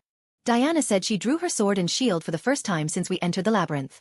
Diana advanced slowly with her shield raised and walked to the left of the minotaur, who initially didn't move. It was only when she got a few inches from the exit that the minotaur charged at her, causing the ground to tremble under his weight. The minotaur attacked Diana with his axe. She defended with her shield, but the blow forced her to take a few steps back. He attacked again, and to evade this attack, Diana jumped over his head in the air and landed in front of him. When she landed on the ground, the minotaur turned his body and attacked with his axe. That's when Dio entered the fight and teleported in front of his attack, in front of Diana, and used his shield to stop his attack. What happened was scary. The monster was too strong for the shield, and the axe cut through the metal and almost hit Dio's arm. But the reason he interrupted worked better than he thought. It was stopping his attack gave Diana the chance to strike on her own. She jumped on top of him and tried to stab the monster in the heart, but he was smarter than expected and pulled out his weapon, punching Diana in the face and sending her flying. After that, the minotaur attacked Dio, and he jumped backward to escape. Dio threw his useless shield with the minotaur's weapon attached to it toward the labyrinth behind him. Diana passed by his side with her sword ready. She tried to strike the monster's head, but he turned his face and barely avoided the blow. She hit the minotaur hard enough to tear off one of his long horns, which he then held in the air. Diana moved quickly and hit him on the wrist with her shield, which made him drop it. Dio teleported once again to appear behind him and tried to cut his leg. However, he seemed to be prepared for this, as soon as Dio appeared, he kicked Dio hard in the stomach, which caused him to fall backward. It was a powerful blow, the strongest he felt since coming to this world, but his endurance, healing factor, and adrenaline ensured his return to the fight. Dio looked at the Minotaur and saw a shiny golden lasso encircle his neck. Diana started pulling the lasso in the back and tried to strangle him. But the Minotaur's strength caught her off guard when he twisted his entire body to the side and threw her toward the cave wall. Boom! The Minotaur turned to Dio and looked tired. He lowered his body and got down on all fours on the ground, and reminded him of a charging bull. Dio could wait for the last moment and avoid his attack, but another idea came to him.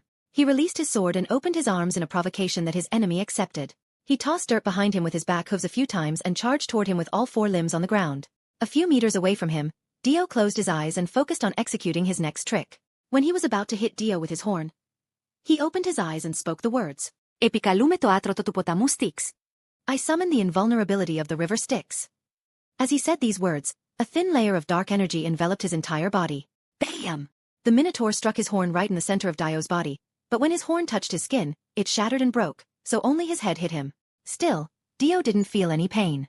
The spell he used now summoned the power of the river Styx's invulnerability from the underworld, and made his body impenetrable to a certain degree of damage for as long as his energy could sustain it. Dio deactivated it after just a second to save more energy. The Minotaur's strength was strong, so he was dragged and stopped only when his back touched the cave wall. Dio didn't want to waste the opportunity, so he wrapped his arms around his neck and quickly chanted his next spell. Επικαλούμε τη δύναμη του Σύσσαφας. I summon the strength of Sisyphus. As Dio finished speaking, he felt a surge of physical strength running through his body. He pulled with all of his strength without pausing and raised the Minotaur's neck. Crack! When he heard the sound of the broken bone, he released him, and the monster fell to the ground and then transformed into smoke. Sisyphus, the man condemned to push a giant boulder uphill, was never able to reach the summit. He isn't a god of strength or anything like that, but his task symbolizes it. Magnificent, Dio, you did it! Diana suddenly appeared and said. It would have been a bit easier if you had helped. Dio replied and looked a bit frustrated. Dio wasn't convinced by her small act. The only real blow she delivered was the one that tore off the Minotaur's horn. If I did that, it wouldn't be your test. Diana explained while smiling as she moved ahead and left him behind. Before following her, Dio headed toward his sword on the ground. Unfortunately, the darned monster stepped on it and broke the blade. But Dio kept it anyway. A broken blade is better than nothing. After following Diana through the hole in the wall, the other side had the next test's opponent already there. A pretty woman with blue eyes and white hair. She wore a Greek-style white toga that was thrown across her shoulder and a golden tiara on her head. When Dio saw her, he immediately took an attack stance. It's good to see you again, Ariadne. Diana greeted the woman warmly. The same, Diana. She replied. Now that Dio knew they both knew each other, he lowered his guard. It seems they've reached the end of the labyrinth. This is Ariadne. Diana introduced her. She's in charge of the labyrinth. She continued. Pleasure to meet you. Dio greeted the woman in front of him.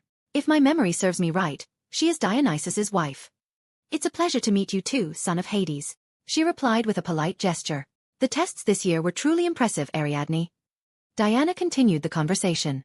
I don't create the tests, Diana. I only guard the labyrinth. These were the most deadly I've ever seen. Diana countered. The child's father wanted to know if he was worthy. My father. Dio interrupted their conversation. Worthy of what? Diana asked. His gifts. Ariadne replied. She then turned around and behind her, he saw something covered by a black cloth, but from its shape, it was clear that it was armor. And did I pass the test? Dio asked Ariadne. Both tests. Dio followed up and looked at Diana. Yes, my student, you're ready. Diana responded with a smile. I wouldn't show you the prize if you hadn't passed. Ariadne added. Dio smiled happily as he walked up to the cloth and removed it. He was right about the armor, but there's also a sword and shield, which makes him very happy. Chapter 34. Kids, look to your left. You'll see another magnificent building. Mrs. Anna was their professor, and she shouted inside their bus. She's a woman in her 40s, not very tall, and she always has her ridiculously big glasses on. She's a good teacher at school, but Dio was starting to reconsider that on this trip. It's been 4 months since his little adventure and test with Diana in the labyrinth. There hasn't been anything in his life since then. Dio had magic classes with Satana in the evenings, went to school in the morning, and spent his afternoons at the ARGUS headquarters, training either on his own or with Diana when she showed up. She's passed on all her knowledge to him, so all he has to do is work on it and perfect it, and that's something he has to do alone. Dio also started his solo adventures as a hero. He has been able to fix the wrongs of evil spirits in all of his cases so far. He put many murderers, rapists, and thieves behind bars, but he did it without revealing himself, using magic, or leaving evidence collected thanks to the memories of the ghosts for the police. There are also good things going on at home. The friendship between Dio and Vanessa seems to be getting stronger, but the relationship between her and her mother seems to be getting weaker. This boring field trip made me miss my sister a lot. At the moment, they were on a school field trip to the most famous city in the United States, New York. New York, a city composed of 5 towns located at the Hudson River and the Atlantic Ocean intersection, is the most populous city in the country. Dio was almost dying of anger due to the traffic, and to make things worse, their teacher shouted every 2 minutes to draw their attention to any old building, even if it had no historical value or unique architecture. There are huge buildings everywhere, the streets are full of people from all over the world, and screens hanging from the tops of buildings show different kinds of ads all the time, lighting up the streets. However, the city's bridges were what really caught his eye. This city connects the 5 districts with more than 2,000 bridges. The most famous ones are real works of art. He was so bored that seeing one of them from afar made it all worth it. "Man, this is so cool." The boy said that and, sitting next to him, invaded his personal space to take a photo of the view out the window. "Do not use magic. Do not use magic. Do not use magic." The mantra to regain his composure worked, and they continued their trip. They were now heading to one of the city's most famous museums, the Metropolitan Museum of Art. It would still take a little while to get there, so he put on his headphones and closed his eyes, trying to pass the time while listening to Nothing Else Matters by Metallica. The piece he felt lasted only 30 minutes. Dio felt something hit the bus, which caused it to spin on the road and then fall over. He had his eyes closed, and he couldn't hear anything as the music was so loud. It tipped over to the side. He opened his eyes as his side of the bus hit the ground. The first thing he saw were 3 people and a bunch of bags falling on top of him. A normal person would have suffered many injuries from this. The only thing that really bothered him was being buried. Dio was able to get the people who were crying and panicking off of him with a little work. There were slight injuries to all 3 of them. The most serious injury was the broken arm. After leaving them on the ground, he looked at the whole situation. The other passengers are in the same position as he was, and it will take a while for everyone to get away without his help. A loud noise from both inside and outside the bus hit him like a punch when he took off his headphones. There is a lot of chaos on the street outside, not just on the bus. He started to help the stuck people by jumping over the seats and going from person to check on them and pull them out. There are 25 kids, the driver, and 2 teachers on this bus.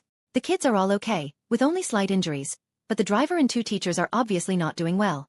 Since he's not good at healing magic, he thought it would be best to leave the driver alone until someone who was trained could help him. Professor Anna had a broken arm, and she was lucky as she was the only one standing. There were worse things that could have happened. The other teacher who came with us died immediately because of the luggage that fell on her and broke her neck. "Come on, we have to get out of here," Dio shouted to everyone who could move. The top priority right now was the only way out, so he climbed over the seats to the other side of the bus, which was upside down, used the 2 locks on the emergency exit, and pushed the window down to the ground, making a loud noise. Dio was the first to exit the bus, and when he stepped on top of it, he had a perfect view of what was happening in the city.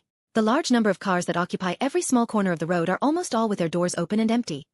People have chosen to abandon their vehicles to escape on foot. There are still a lot of them running toward him between the cars or on the sidewalk. He can also see several points of fire in buildings a few kilometers away. I wonder what caused all this chaos. Luckily, he was smart enough to control his super hearing when he removed his headphones, or he would have really hurt his ears with all the screams. Vroom. Then one of the culprits reveals itself. There was a small black spaceship that looked like a dart and had a narrow front and a sphere at the back that was flying over him very fast. Dio looked back to see the alien ship firing blue energy at the cars. The energy sphere didn't explode when it hit the target, and the energy sphere crushed it as if a strong gravitational force was pushing it. When they flew over a person, a blue cone-shaped energy beam shot out from the bottom of the ship, covered the person and teleported them away instantly. Dio looked down and saw the first person coming out of the window. He also noticed a large circular dent on the other side of the bus where it was hit. "I'm going to look for help. Take anyone who can walk as far away from here as possible," Dio told one of his classmates as he helped them out through the opening. Without waiting for their response, he jumped off the bus and ran to the other side of the street, entering one of the now empty shops, a store that used to sell various designer clothes. He hurried to the back of the store and picked up clothing that people running away from danger had thrown or knocked to the ground. Before exiting through the back door, he looked around and used his senses to check if anyone was nearby. He also searched for security cameras. When he was sure he was alone, he removed the camouflage device and revealed his natural skin and hair colors. He touched his metal pendant. With a thought, a shadow slowly covered his body. Once it covers him completely, the shadows return to the metal on his pendant. Dio's body is now fully equipped with the armor and weapons granted to him by his father. He used a simple equipment conjuring spell, which worked perfectly without any cost since he used the same material as his equipment to cast the spell and make it easier. Now that he was ready to fight, he put his hand on the door. But first, he looked at himself in the large mirror on the other side of the room. Dio was wearing Greek-style armor that fit his body perfectly. It covered his entire torso up to his shoulders and left his arms free. The lower part is shorts, with multiple black fabric straps covering them and extending to his knees. On his feet are knee-high boots, and his gloves reach up to his elbows. The armor is adorned with many small details in shiny black. Dio's two shoulder pieces are carved to look like black skulls and a large golden trident.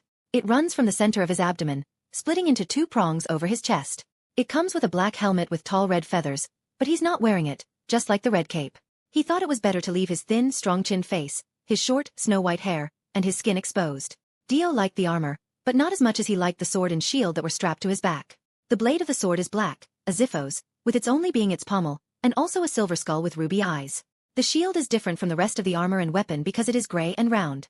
On the front, there are 3 high-relief sculptures of Cerberus's heads, and they look like they are about to bite his enemies. Diana told him that the weapons and armor have divine magical enchantments, but he hasn't succeeded in figuring out how they work. Chapter 35. Dio walked through the door and saw the streets again, this time full of chaos from the attack. There are still a lot of people running like crazy to get away from the place that must be the main focus of the attack. There aren't any coming toward him because he's outside an alley at the back of the store. This keeps him from seeing him. Just knowing the direction they're coming from isn't enough to figure out where the battle is happening, so he opened his palm and spoke. Έλα, και γίνε τα μάτια μου. Come and become my eyes. In his open hand, a human skull forms from the darkness, but its eyes are aflame with red fire. The skull slowly starts to float, and it stops when it's 20 meters high. When he closed his eyes, he observed the situation from the skull's point of view. There aren't many buildings 20 meters high in this city of stone, but it helps him find his way around. There is a lot of smoke and the sounds of fighting about 2 kilometers away from where he was. The smoke from the nearby fires made it impossible for him to see who was fighting. Dio cancelled his spell and ran as fast as he could towards the fight, which was challenging since he was running against the large number of people escaping it. Vroom! A second UFO appeared from a street curve and flew toward him. He's not sure if it's the same one that attacked the bus and passed him earlier, but he needed to deal with it. The spaceship started firing at the buildings and abducting people as it passed them. Dio ran toward it and jumped. When it was in front of him in the air, he swung his sword to try to destroy it, but he underestimated its mobility. The spaceship managed to dodge his attack by turning to the left. He teleported above it since he couldn't fly, and there was nothing that could help him. The moment he placed his hands on it, he struck with his blade pointing downward and cut through the alien metal without difficulty, which also prevented him from being thrown off. The sword still pierces it, but it keeps flying and is now doing a few maneuvers in the air to try to get rid of him. But it keeps him firmly attached by infusing a bit of magical energy into the soles of his boots. Dio released one of his hands that was holding the sword and began to deliver several punches to the inside of the dart, which seemed to be where the pilot was located. After a few punches, the metal became dented. He gripped it tightly and pulled with force, opening to get inside. Then Dio was surprised that there was no pilot inside, just a lot of machinery. The ship is definitely pilotless. Dio smiled. Dio had no reason to hold back since there was no pilot. He grabbed the sword with both hands and pulled it to the left, cutting the metal and breaking it in half until the ship exploded in the air and he dropped himself away. Dio can see that he's about to fall on the roof of a 2-story building as he twists his body in the air. While he was on the roof, he saw the spaceship pieces falling to the ground. Fortunately, there's no one on that street. He jumped from the roof and continued his way as fast as he could, the spaceship maneuver having taken him a bit further from the battle. So, he had to use a shadow teleport to make up for the distance. BLM, BLM, BLM. After using teleportation twice in a row, he finally arrived at the battle scene, and it was perfect timing. In the middle of the street, a man stands behind him with his back to him and 2 things in his hands that look like knife hilts raised above his head. The tattoos that look like snakes on his black arms make them shine. There's a water bubble protecting him. 2 darts that were circling above him were shooting at him. The reason he can't leave that spot is that behind him, there are 2 crying children huddled together. BLM, BLM, BLM. There were 4 more shots that hit his water shield, and each one sent a gravity shock through his water shield. The force field of water sank into the ground and left them in the middle of the street, in the middle of a crater. Robin, Kid Flash, I won't last much longer. The man shouted and clearly reached his limit. Dio sprinted toward a severely damaged taxi and ripped off one of its doors. He took the typical stance and held the door. He spun his body and released it using his arm like a slingshot. The door flew through the air and precisely hit one of the spaceships, which caused it to explode. The second dart lost interest in its target, turned around in the air, and went in his direction. BLM. It fired at Dio once, but his speed was much faster, and he easily dodged it while running toward it. The spaceship tried to hit him with its teleportation ray as it moved over him, but he rolled to the side and avoided it. Dio took the shield from his back and threw it like Captain America. The shield hits the rear of the spaceship and damages it. It didn't fly more than 2 meters before losing altitude and crashing to the ground with an explosion. Before heading to the crater, he again used the conjuration to retrieve his shield, which reappeared on his back. Unfortunately, it's not made of the same material as Captain America's, and it doesn't have the ability to return to him on its own. Then Dio approached the crater. When he got close, he saw the man who was defending the children coming out with both of them in his arms. They are hugging him and crying. He took a good look at the man now. He's roughly the same height, with dark skin, light green eyes, and very short blonde hair. Thank you for the assistance, stranger. He said that and smiled at him. Shift. The noise comes from behind him, and his instincts had alerted him a moment earlier. He had turned his body in time to see an arrow coming toward him, which he caught with his hand. The one who fired it was pointing a bow at Dio and was wearing a red suit with a yellow hat, gloves, and a mask covering their eyes. They were reaching for another arrow, and then he felt something striking his body. The force of the blow sent him spinning in the air. Bomb! Dio landed on a nearby car in a bad mood. I know who attacked me, and even if it was a mistake, it doesn't mean I won't get revenge. Shift! Shift! The archer shoots at him twice, and this time, he doesn't bother catching the arrows. He simply dodges them. With his senses at their limit, Dio can glimpse the speedster who hit him last coming toward him. Dio's speed may be much slower than his, but his reaction time is another matter. It's easy to guess where he'll be, no matter how fast he is, once he knows where he's coming from. Επικαλούμε το κρύο της λήψης του ποταμού Κοκκιτός. I summon the cold of sadness from the river Cocytus. Dio said it out loud. A black, tar-like mist appears and covers a small section of the asphalt, freezing it. There is a black mist that looks like tar that covers a small area of asphalt and freezes it.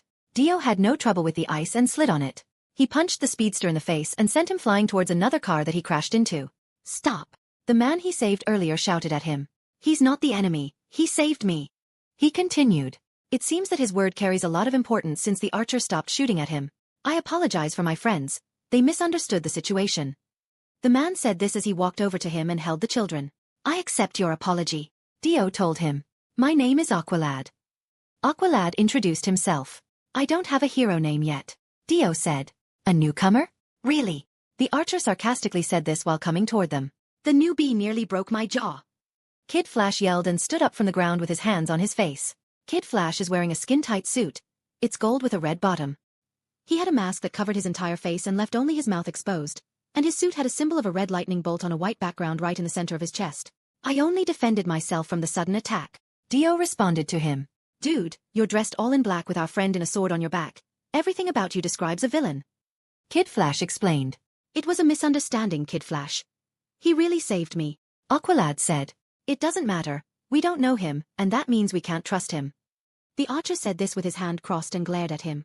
I agree. Kid Flash sounded in.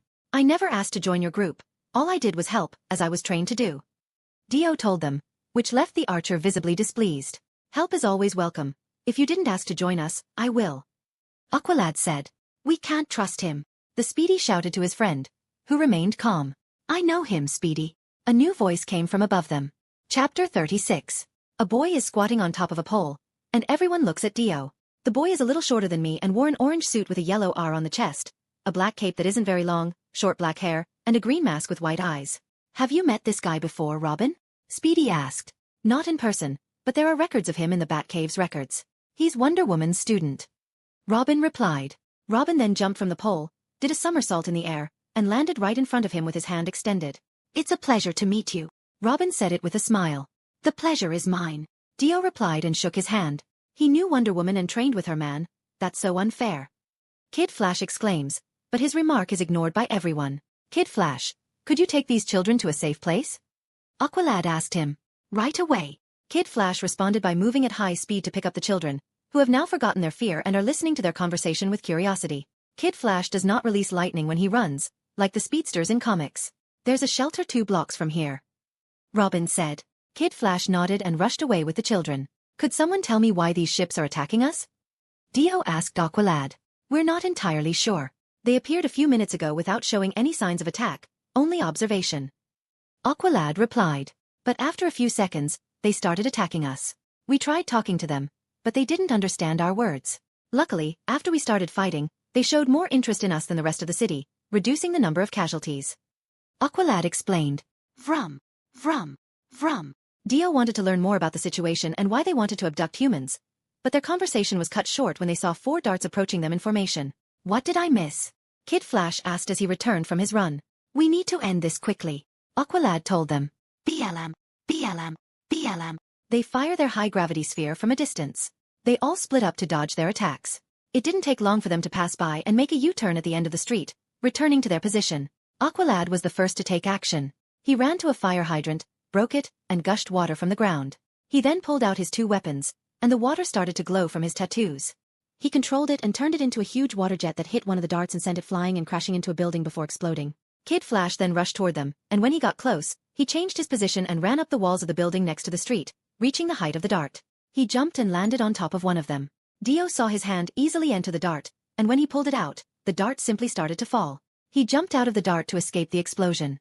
Robin didn't fall behind either. He pulled a grappling gun from his belt and fired at one of the darts. It clutched it and pulled it up by the rope. The weapon started to pull back the rope and bring it to his target. He put something on the dart and then jumped, doing acrobatics in the air and falling perfectly on the ground. The dart exploded when his feet hit the ground. They were good, but not all of them. With the last target still in his hands, Speedy shot 2 arrows at it. They exploded in the air, just inches from the target. The blast sent out red foam that covered the whole dart. The dart quickly fell as it was covered in foam. Speedy didn't think about where his opponent would land, which is what went wrong. Seeing the dart coming in his direction, he grabbed another arrow and fired it. Boom! He made another mistake. He forgot to consider the material of the foam he had used before, so when the explosive arrow hit the flammable foam, the dart turned into a large fireball heading toward him. Seeing Speedy's shocked face, Dio jumped over him and hit him with his shield to block the flaming remnants of the dart across the street. Aqualad moved quickly and made a water bubble to protect Robin and Kid Flash. Speedy was behind Dio, so he was shielded.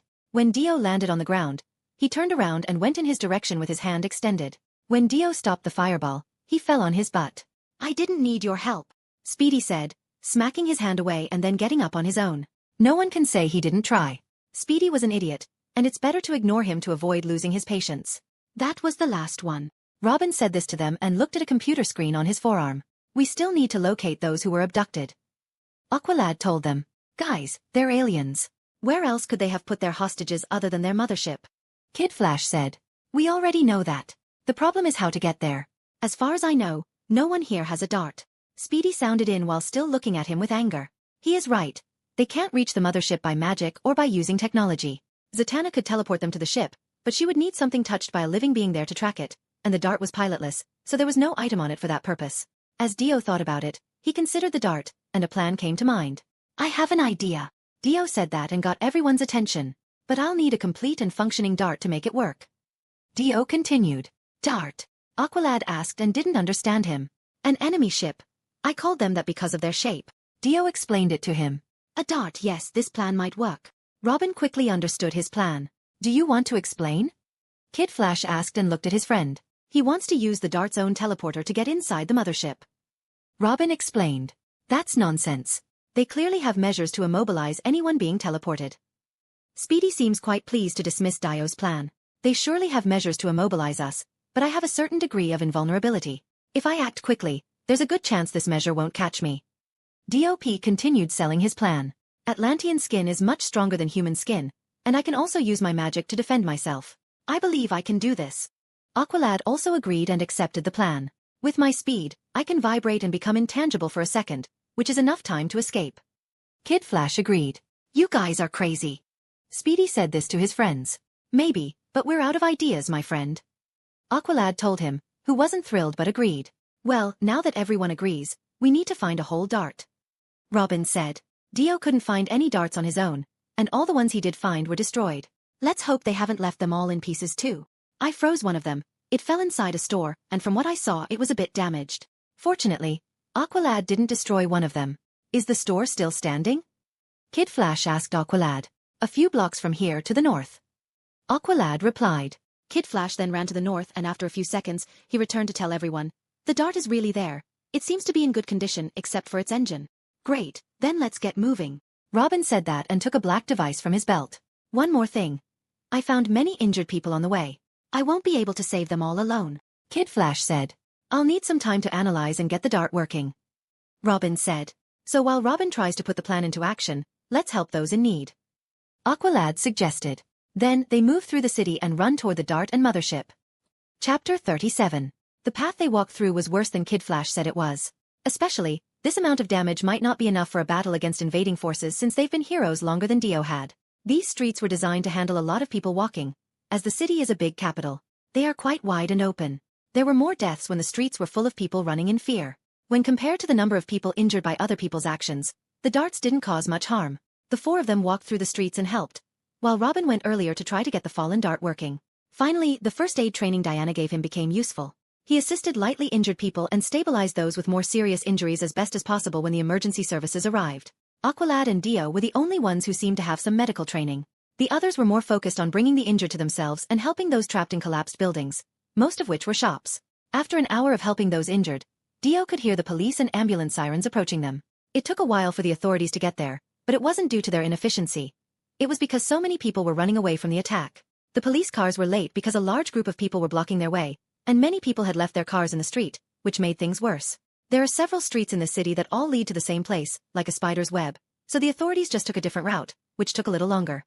They'll arrive in a few seconds, so they'll focus on the main task of rescuing those who were abducted. During these moments of waiting, Dio continued to help those nearby while thinking about the members of this small team. He's not formally a part of them yet, but at least for this mission, they are his companions.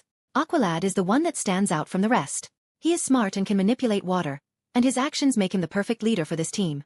Dio recognized him from the Young Justice animated series.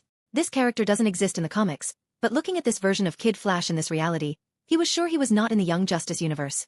Next comes Robin. The young boy is intelligent and received his instruction from a more knowledgeable person. He somehow got into the city's cameras and used them to find people who were closest to them who were in danger, which made them more efficient. He did all this while trying to figure out how to operate alien technology. Kid Flash is the opposite. He's more relaxed and playful. The difference from the first season's Young Justice version is that he knows when to play around, and his speed and ability to control it are also excellent. So, this version of Wally West might become the one who surpasses his mentor. Lastly, Speedy. He's an arrogant idiot. Dio won't deny that he's skilled, but that doesn't stop him from being an idiot. Speedy was so obnoxious that even when Dio tried to help him save someone, he yelled at him and said he didn't need any help. Frankly, Dio was close to losing his patience with him. The authorities have arrived. Aqualad announced and led the older woman to the other side of the street, where they had gathered all the injured. Then let's go. We don't know how long the mothership will remain in orbit. Kid Flash said and appeared beside him. I agree. We're not of much use here anymore. Speedy agreed. Since there was no opposing opinion, they began to move toward Robin. They weren't far away. It only took a few seconds of running for them and Aqualad. Kid Flash had already arrived a long time ago and assisted Robin with the dart. Speedy was the last to arrive. The place where the dart fell seems to be a cafe. The dart crashed through the store and scattered chairs and tables everywhere. The dart's engine was destroyed, it was turned sideways, and the black armor on the bottom part that fired the teleportation beam was taken off, showing bizarre pieces of machinery. Robin was crouched beside the dart, with a cable extending from his wrist computer connected to the machine. Kid Flash was behind him and watched what was happening on the screen. So, is it going to succeed or not? Speedy impatiently asked.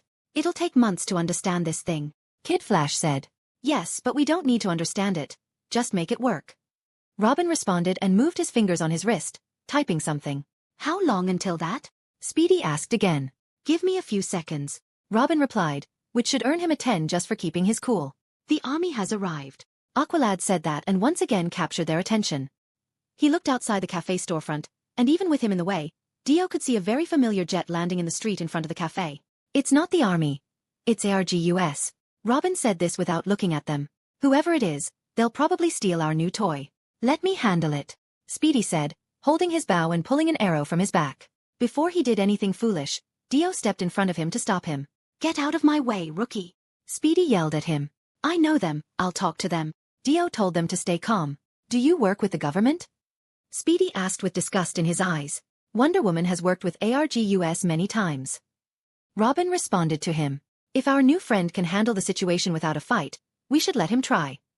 Aqualad said. Despite Speedy's angry glare, Dio walked out of the cafe to speak to the people who had landed on the jet. Steve Trevor hasn't changed much in these 3 years, except for the pathetic attempt to grow a beard on his face.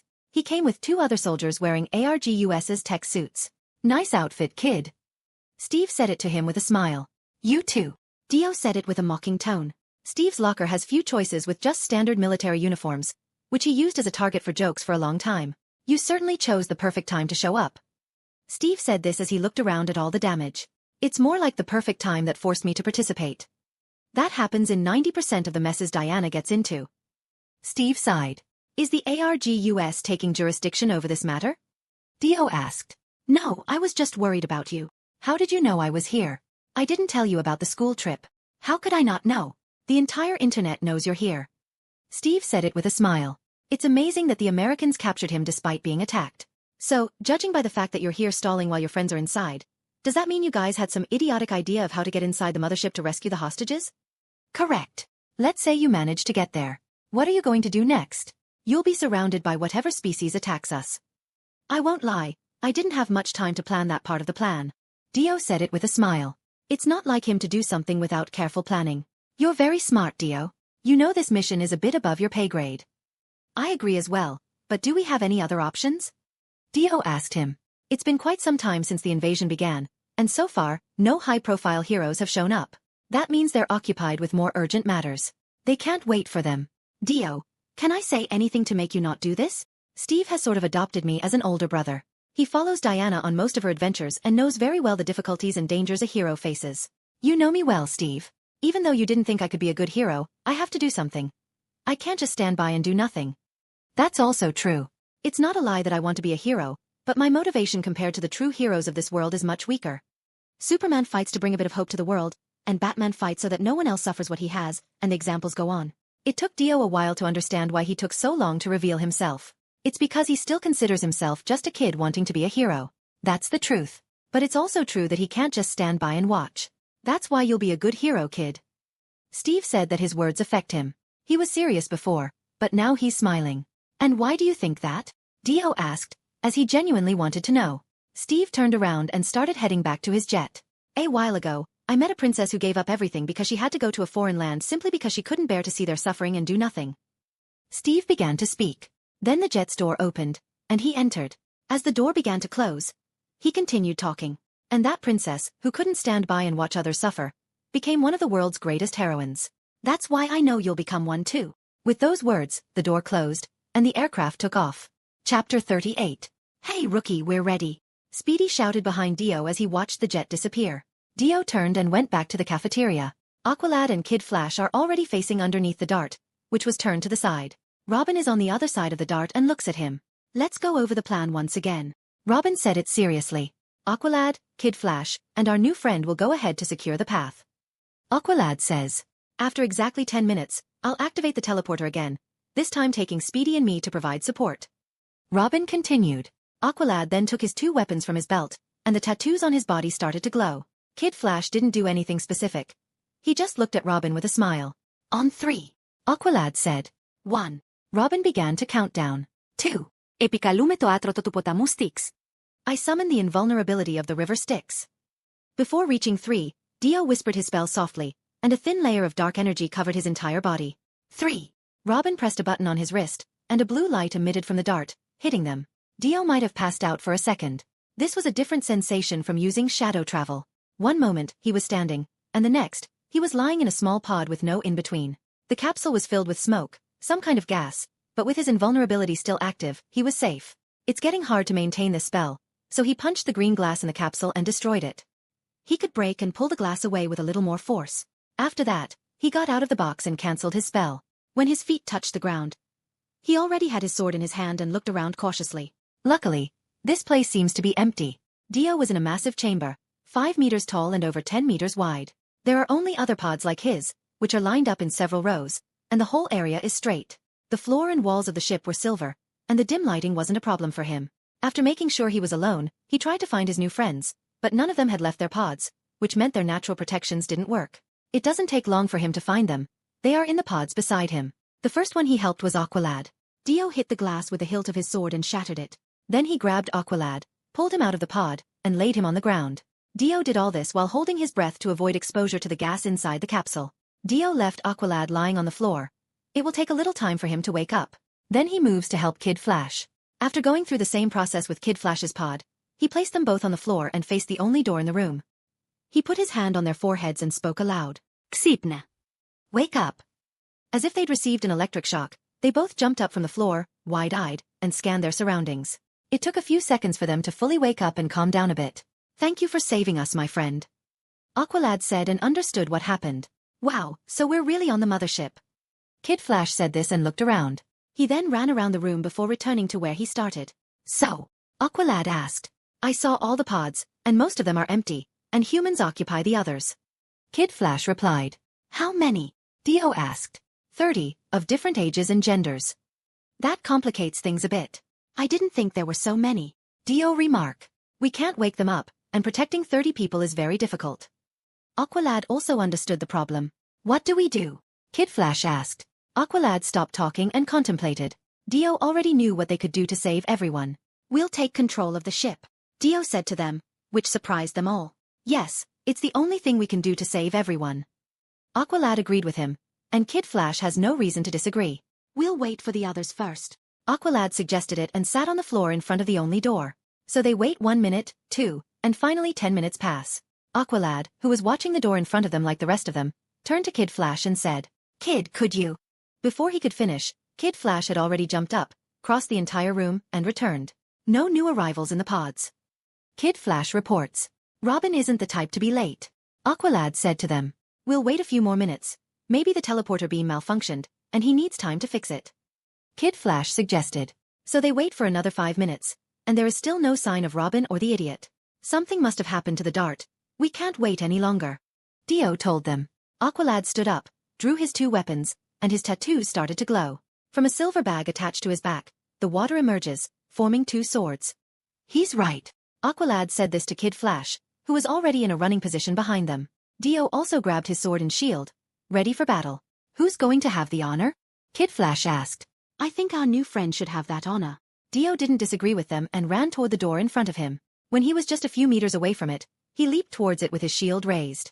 Boom! The doors, which are made of an unknown metal, can't take the force of his blow and blow forward, starting the attack. On the other side of the door, there was a long wide corridor as big as the room they were in. We're taking this ship, you bastards! Kid Flash shouted after appearing at his side. 4 humanoid forms appear in front of them from the other end of the corridor. They all held weapons similar to rifles and wore white suits with futuristic helmets of the same color covering their faces. Aqualad appeared on his other side and looked at their enemies. Let's go! Aqualad shouts as he charges, and they follow him. This must be a battle focused on speed. If they give the enemy time to regroup, they'll need help fighting on their turf. So, Dio didn't hold back and teleport in front of the first enemy. When he appeared in front of him, he lowered his body to dodge the red energy blast from his weapon and struck with his sword, cutting it in half. Then he kicked his helmet with all his strength and sent it flying. Dio's teleport was slightly faster than Kid Flash's. When Dio looked to the side, he saw him approaching another enemy and punching him in the head, forcing him to fall to the ground. While Kid Flash dealt with the second enemy, Dio was already on the third. This one managed to shoot accurately at Dio. Dio didn't dodge but placed his sword in front of its body at the right angle and redirected the energy blast precisely where he wanted, hitting the 4th enemy directly in his weapon. When Dio saw the 3rd enemy, he cut its weapon again and then hit its helmet with the handle of his sword, which knocked it to the ground. The helmet dented but didn't break, and the enemy tried to get up, but Dio kicked him again and broke its helmet. Aqualad, who is the slowest of them all, finally gets to his enemy, who isn't armed. He changes one of his swords into a hammer and hits the last enemy in the face very hard. That was simply incredible. Kid Flash cheered. While he celebrated, Dio focused his attention on the second enemy he knocked down with his helmet destroyed, and it was easy to remove it, revealing his enemy. Dio must admit he was quite surprised because his enemy clearly had 4 limbs like any human, but he certainly wasn't human. Instead, he resembled a lizard, with a spherical skull like a human but an elongated jaw like an alligator, and his skin was yellow and wrinkled. This is definitely an alien, my first alien. Kid Flash exclaimed and looked at the lizard's face. You've seen aliens before, Kid Flash, like Superman for example. Aqualad said this while also staring at the alien. He looks too human in appearance to give me the feeling I'm having now. Kid Flash responded passionately.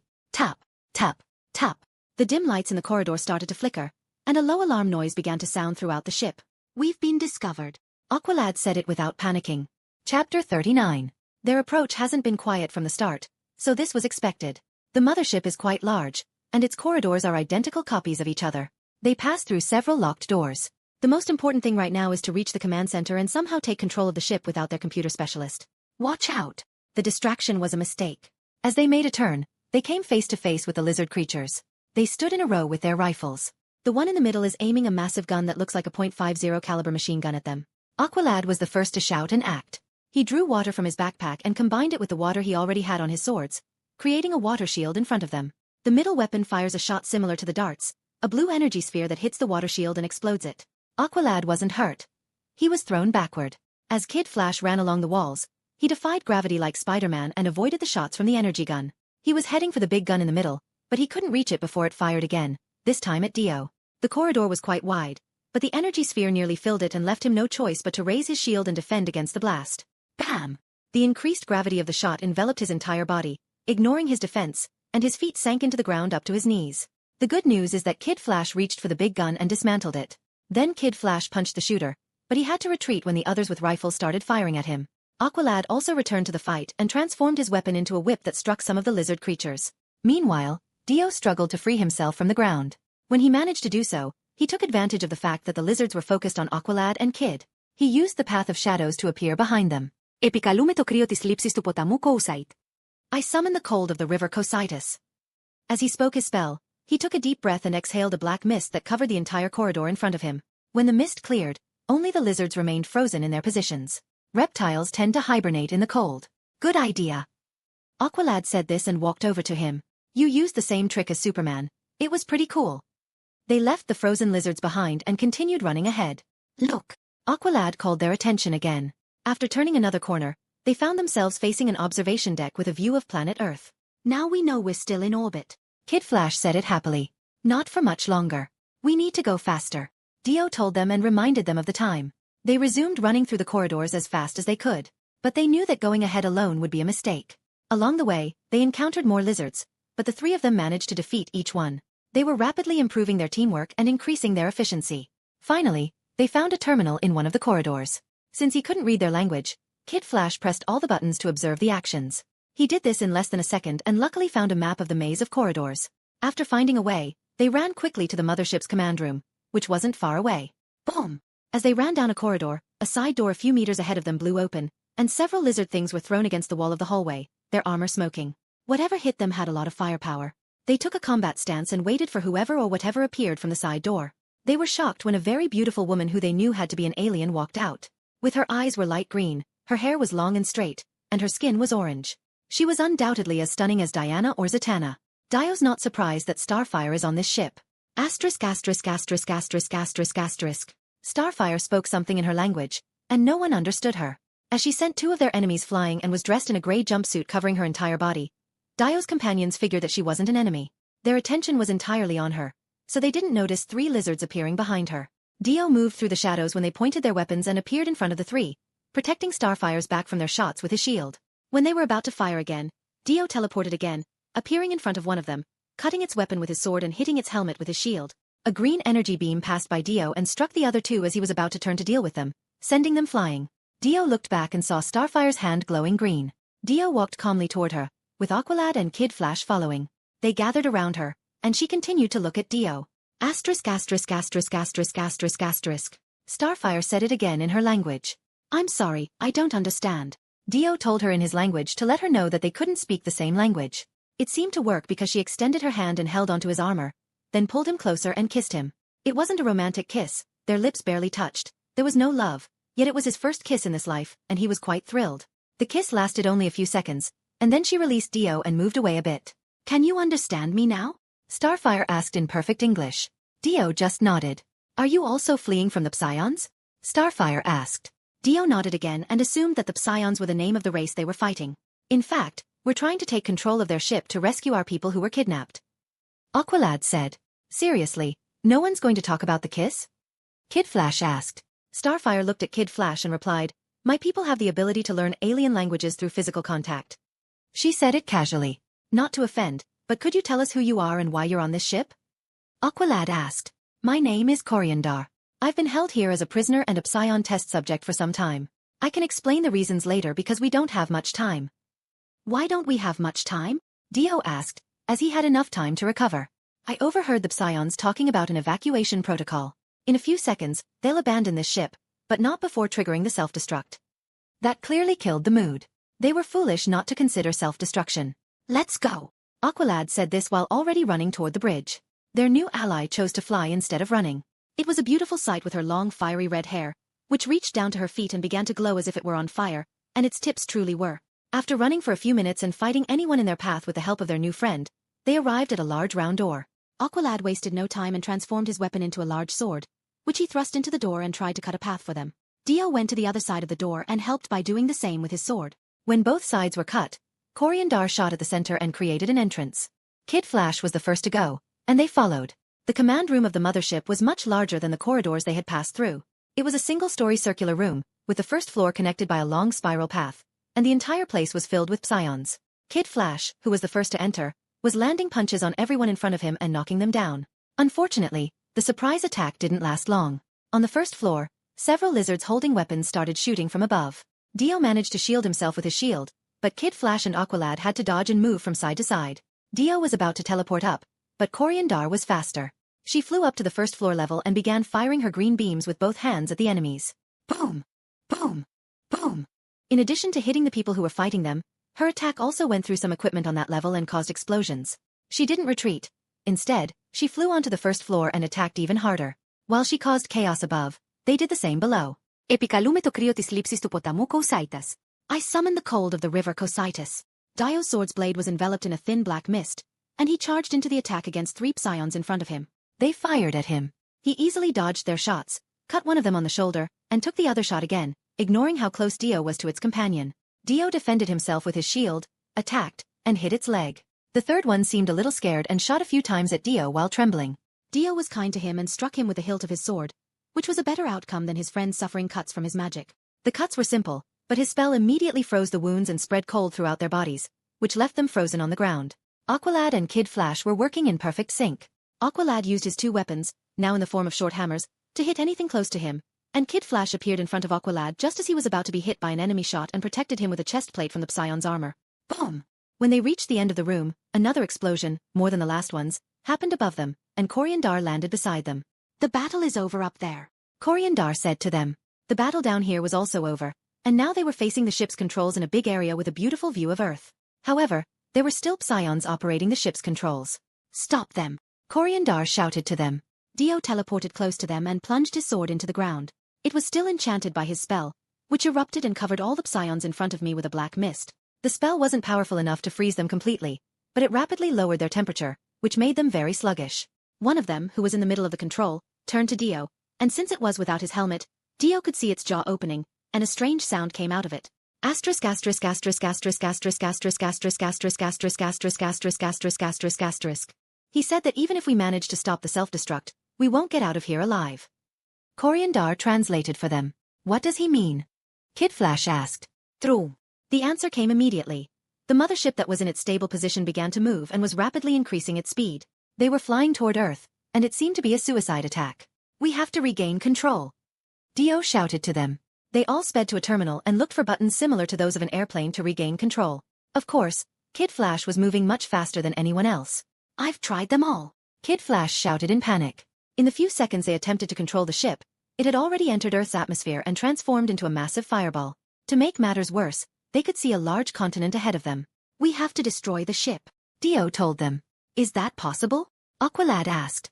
Yes, but everyone should know the cost. If I use an attack with all my energy, it would be possible to destroy the ship, but I'll likely die from exhaustion. Still, it's more important to prevent this ship from crashing. Do it. Aqualad spoke calmly and looked at Dio. To hell with it, do it. Kid Flash agreed. Then Dio looked at Coriandar. Do it, warrior, but know that I won't give up on surviving. When the ship is destroyed, I'll do my best to get you out of here by flying. I doubted she could carry all 3 of us while everything collapsed around us, but of course, I wouldn't say that to her. There was no time for hesitation or cowardly thoughts.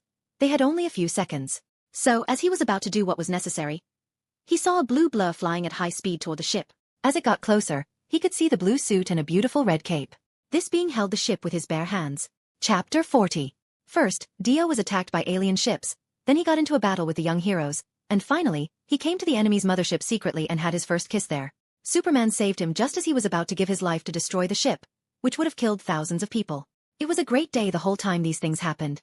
After Superman saved them and lifted the huge ship, which must have weighed millions of tons, above a city he couldn't see from the front of the ship, he carried them out of the city slowly and dropped them down gently in a desert. So, who's going to open the door for him? Kid Flash asked and looked at Superman, who was floating in front of them with his arms crossed over his chest and a smile on his face. The Superman in this reality closely resembles the one from current comic books. A strong man with a sharp jaw, smooth dark hair, and blue eyes. The suit had an old-fashioned texture, with a full blue suit, red trunks with a yellow belt, a large red S on a yellow logo on his chest, and a long flowing red cape. Dio's heart was racing with excitement more than when he met Diana or Batman. The same way would be felt by anyone who knows what this character means in the comics. In addition, Dio felt even more excitement when he realized that all the amazing things he does every day in the comics were real in this world, not just in the comics. Who is this man? Coriandar asked curiously. Aqualad was standing next to her and provided her with a simple but truthful response. He is the greatest hero on Earth. Coriandar took another careful look at Superman and did not appear very surprised by this title. Aqualad can't blame her. She does not know Earth. He seems strong. Coriandar shows in her final inspection.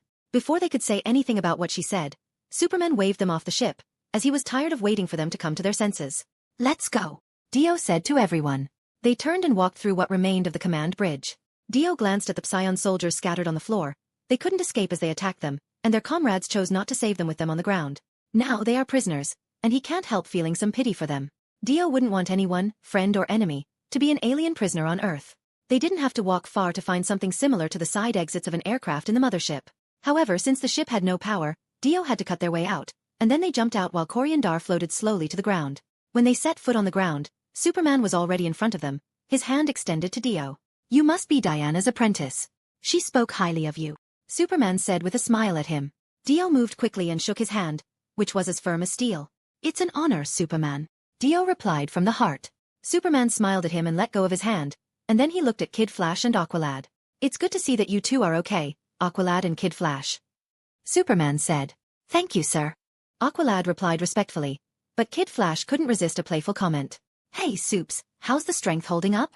Superman's faint smile in response to Kid's playful remark was a small victory for him. I'm doing great, Kid. Superman replied. Then Superman looked at Coriandar and asked, And who might you be?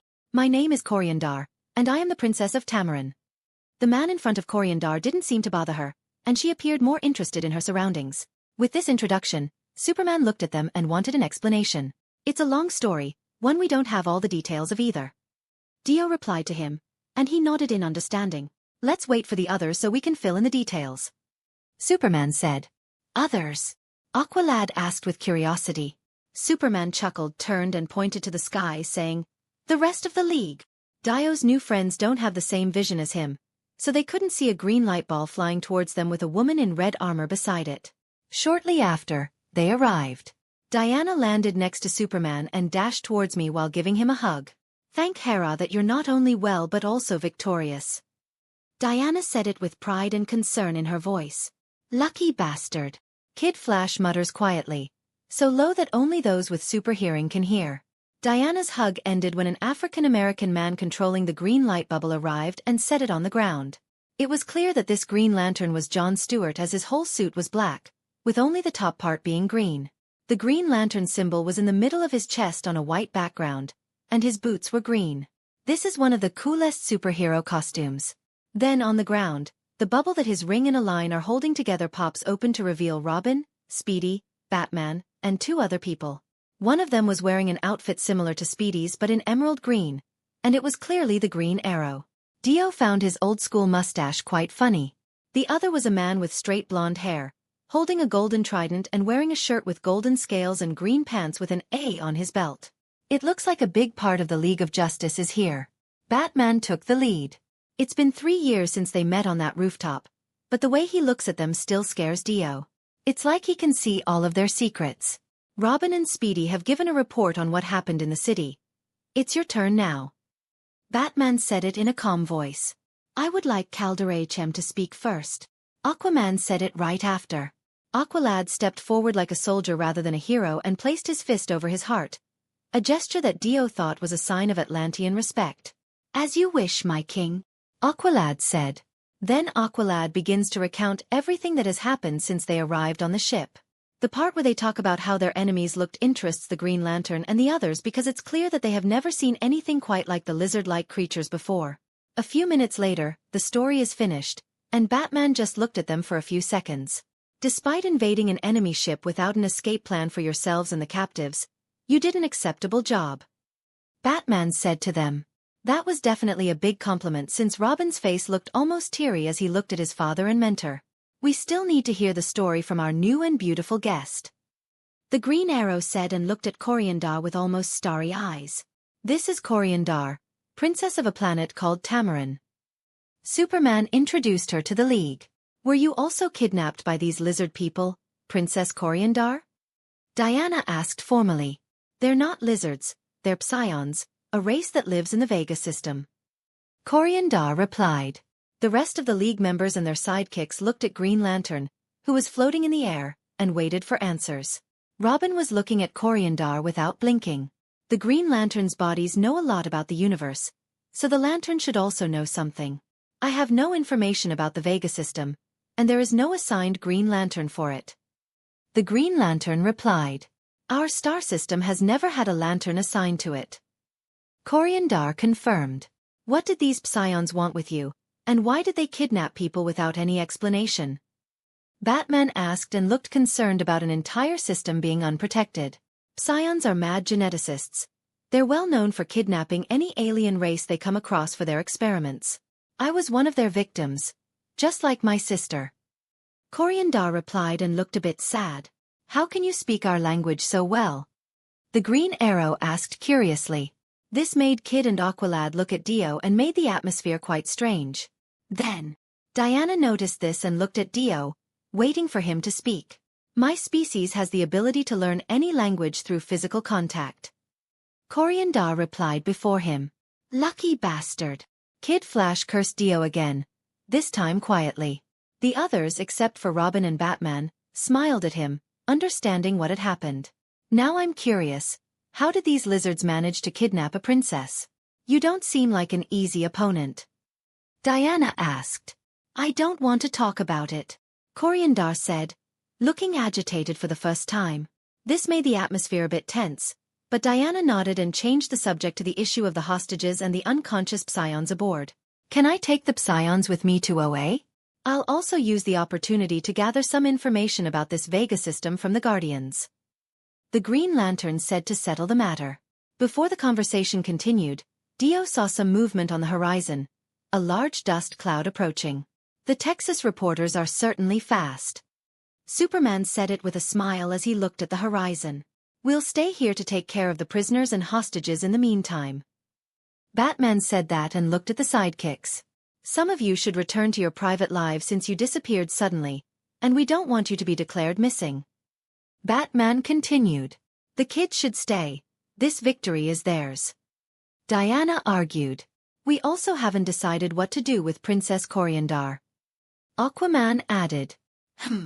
Batman grunted. Batman clearly didn't want to make them more public than the footage from the battle in the city. It's not like the young hero's partners were a secret, but most forces didn't consider them because they were all children. However, now these children had taken a spaceship on their own, and that drew attention.